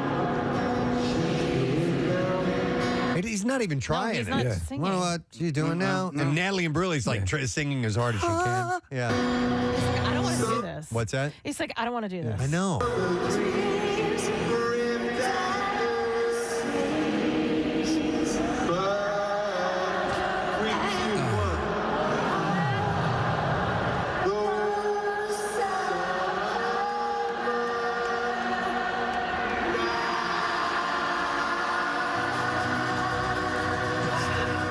It's nice they were doing a tribute to Olivia Newton-John. Bless you. It'd be nice if he tried. Yeah, a little more effort would be nice. All right.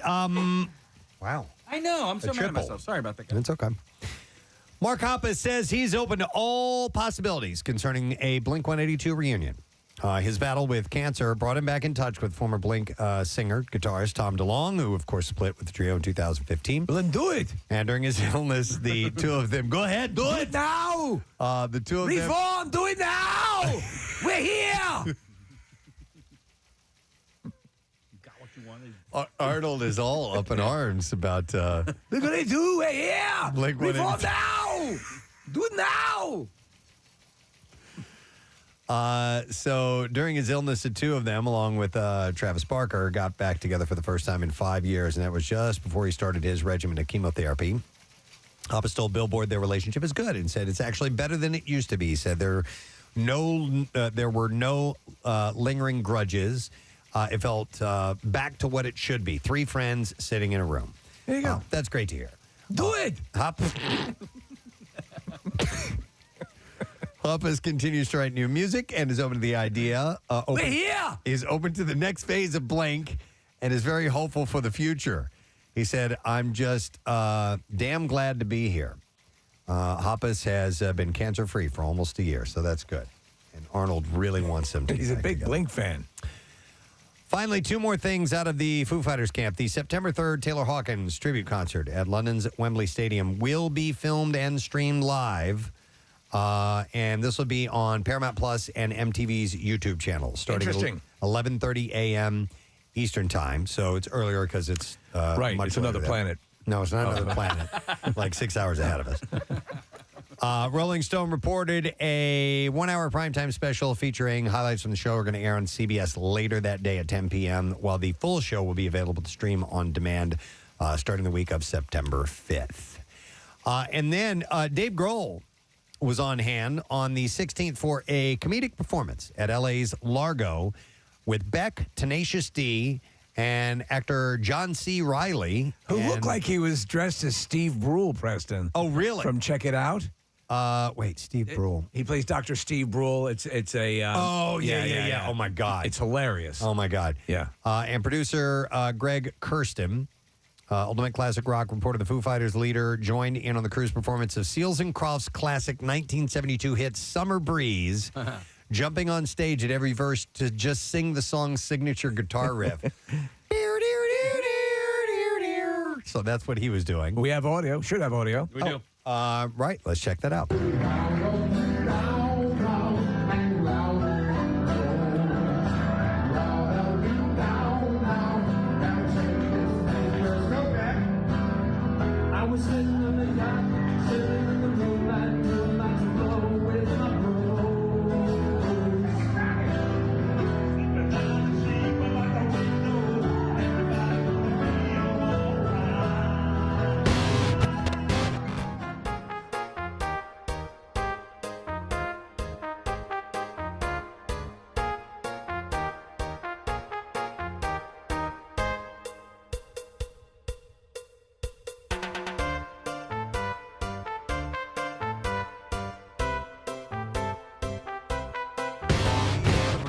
Appearing were comedians Pete Holmes and Sarah Silverman, with Tenacious D playing a mini set that features a take on REO Speedwagon's Keep On Loving You. Judd Apatow threw the benefit to raise funds for Victims First, which helps victims of mass shootings, terrorist attacks, and other mass casualty crimes. And that is where we will wrap up the music news for you. We have one final commercial break to take. And when we get back, we'll get the letter of the day for the word of the week. Brent Porsche again for Pierre Robert. Stay with us because you can't win that prize without that letter. We'll be right back. Preston and Steve. Have you heard about my girl? Name's Harry. She sings the title song for Dawson's Creek.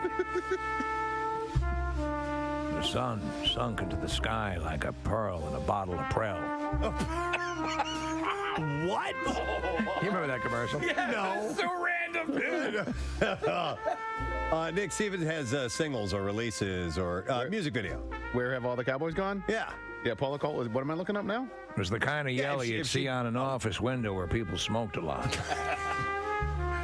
I didn't see the title at the top. I just thought that was the Paula Cole page. So yes, Steve, she did indeed do. Thank you. Where have all the cowboys gone?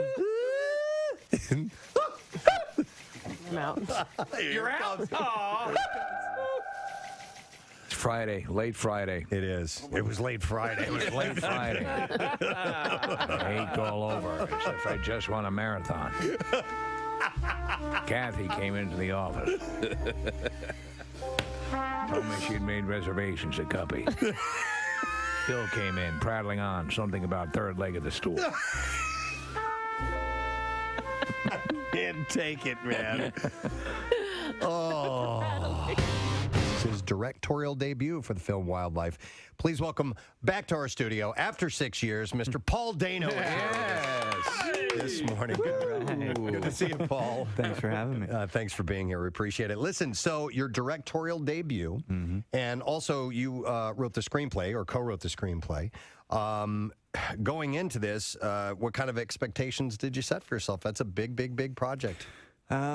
Yeah, it is. And honestly, directing is such a long journey and such a big experience. I think you're just sort of setting expectations one step at a time. Okay. So honestly, at first, you're just trying to write a good script and set yourself up with a foundation that you can feel good on.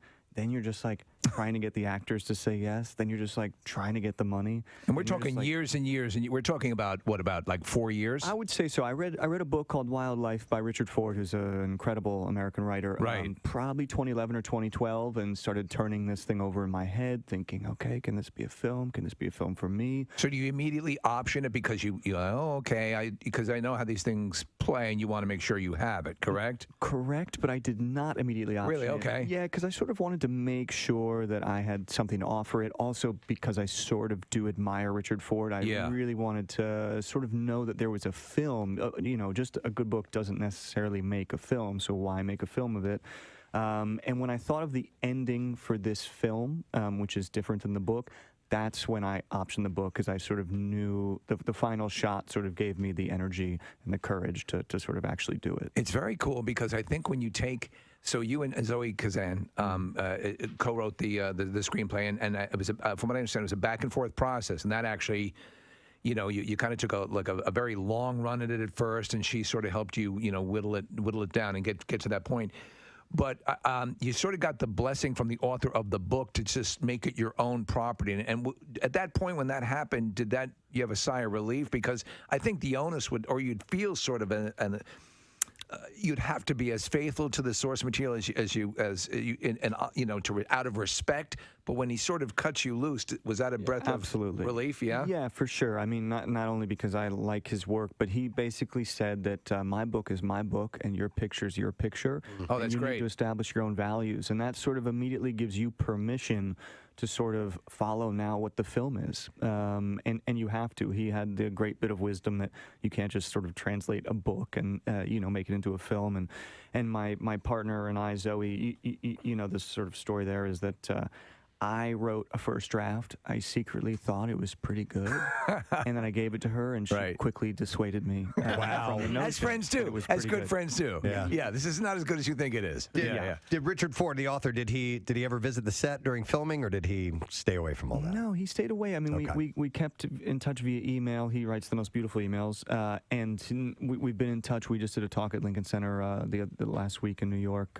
He loves the film, so that means a lot. So it's a story of a family, and a family going through changes, and it's a funny thing because, a simple story told this way, families can provide your greatest sense of support and love, and also your greatest conflict in life, and your greatest, your greatest issues to deal with, and that's what you were looking to explore with this, correct? That's exactly it. Richard Ford sort of captured a duality where he was able to look at this hard situation with a lot of compassion, a lot of love. That's certainly how I, sort of grew up. We lived in a one-bedroom apartment in New York. My family was close, but probably too close. And when my parents struggled, we felt it, and it's sort of, I moved to a new town when I was 14 to enter high school. At that point in your life, home is sort of the edge of the world. I didn't yet have friends in that town. And so that is sort of what the film is trying to express. It's really about a kid seeing his parents change, their marriage change, and sort of just being like thrust suddenly into adulthood. It's got to be wild. You mentioned your partnership with Zoe Kazan, and she was here with you when you came in July of 2012 for Ruby Sparks, and you deferred to her, I guess, when it comes to the writing process. But what is that like when you have an idea and you really love your idea, and then you give it to somebody else, and they say that's not bad, but I'm going to take. Is it trust? Is it how do you get to a point where you're like, all right, her idea is better than mine? Well, it's debilitating first. You're crippled. What do you mean? No, so in this case, it wasn't that somebody's idea is better. It was like, okay, this was my first time writing. Zoe is a proper writer. She's written plays that have gone up in New York. She's written screenplays that have been produced. She saw what I was trying to do, but was like, I can, and also, frankly, we just couldn't get through a note session because we live together, and you have to sort of protect the relationship from a certain amount of conflict. So I think she was like, why don't I just do a pass, because I think it's healthier for us than if we just fight through these notes. Okay. Yeah. And that turned out to be wonderful. And it sort of opened up our process, which was we would talk about the script for 2 or 3 hours, then one of us would take it for a few weeks and sort of do a pass. So we each had our own process. And at that point, once you're into it, you're fighting on behalf of the characters and the film, so you're not fighting each other. Somebody has an idea, you believe in it, you talk about it, you get into it, and then time sort of reveals the right direction. Those moments, though, where you as a director, like you're not moving the camera a lot, and you're just kind of letting it happen. To me, that would be such a hand-wringing thing. How do I do this? How do I convey the subtlety of this? Were there a number of passes, or did you just instinctively say, this is the way it's got to be? No, it was from day one a film that let's not move the camera if we don't have to for the moment. Let's not put score on it unless we have to. Let's sort of like... let it breathe? Yeah, and also just like leave them to hang out to dry almost, because you don't want to be reductive about something like this, something as complicated. My feeling is I've always loved the illusion of simplicity, like something that looks simple but is really not, and it was something I said to my crew even, was like, it's like we're trying to make a film that's like sushi. Like it looks simple. Quiet moments. It's not. Yeah. It's actually beautiful, and it's hard to make. And Right. I like and that. you can kill people if you don't make it properly. So there you go. Okay. I like the analogy. I love Mumford & Sons. They're like one of my favorite bands. Carey Mulligan is married to Marcus Mumford. Yeah. Did Marcus show up at all? Oh, sure. Did he? Yeah, we hung. Yeah, You made his day. Yeah, we would go hit some golf balls, hang out. We were in Oklahoma. We were sort of in, I don't want to say the middle of nowhere, but... You were in the middle of nowhere. We were in the middle of nowhere. Bum F. Bum F, as they call it. And, but that's also one of the beauties about making a film on location is this feeling of like summer camp. So, Carrie and I have known each other forever. Jake and I have known each other, known Marcus forever. Thank a couple of people. I would thank from the J. Wood Platt Caddy Scholarship, our friend Cale Beers, who checked in. And he gave us tickets to give away to the BMW Classic, which is taking place at Wilmington Country Club. And it's like even if you don't know golf, like the people are there, like Rory McIlroy, You'd recognize them, and all these people. It's the big the biggest golfers in the world, not by height. But, they're enormous. They're giants. It's great to be here. They're in our area, and this is a really important tournament that's taking place. So he gave us tickets. We gave those away, made some people happy, a little VIP experience. And thank you to Victor Fiorello. Yay! Philadelphia Magazine, the worst of Philly and the best of Philly are out for 2022. So you can check the website, phillymag.com, and find the lists and all the cool places to go check out, or maybe to avoid, or whatever it is. And his band will be playing at Dinner on Blanc tonight. Yes. What did they say? Dîner en Blanc. Which is tonight, by the way. It looks like the weather's going to be perfect for it. Perfect for Blanc. Lots of sunshine and no rain expected. Temperature's about 88. It'll be cooler when that happens, so it should be nice. Brent Porsche is here. Good morning. Nice to see you, sir. You as well. I was actually at the Best of Philly party a couple weeks ago down at Dilworth Park right outside City Hall there. Yeah. Ton of fun. Good food. A lot of great food. Yeah. Super hot. They had a tent out there. Oh, yeah. But it wasn't air conditioned. It was like 100 degrees outside. Everybody's in their Sunday best. And everybody's cooking all the food underneath and everything. It was one of those 98 Super hot, but degrees. the Yeah. food was so good. It was so good. Nice. Yeah. How's it been going middays this week? Loving it, man. Always Having love fun? filling in for Pierre. You have a great time. Excellent. Yeah. Well, let's do that letter. We got 2 more to go. You ready? Yep. Here we go. Preston and Steve on 93.3 WMMR. Now, the Daily Letter. All right, the Preston and Steve show is brought to you today by the letter. By the letter N as in near. I like that. All right, we have a 4-pack of weekend tickets to attend all 4 days as MMR Rocks Firefly Festival, September 22nd through the 25th.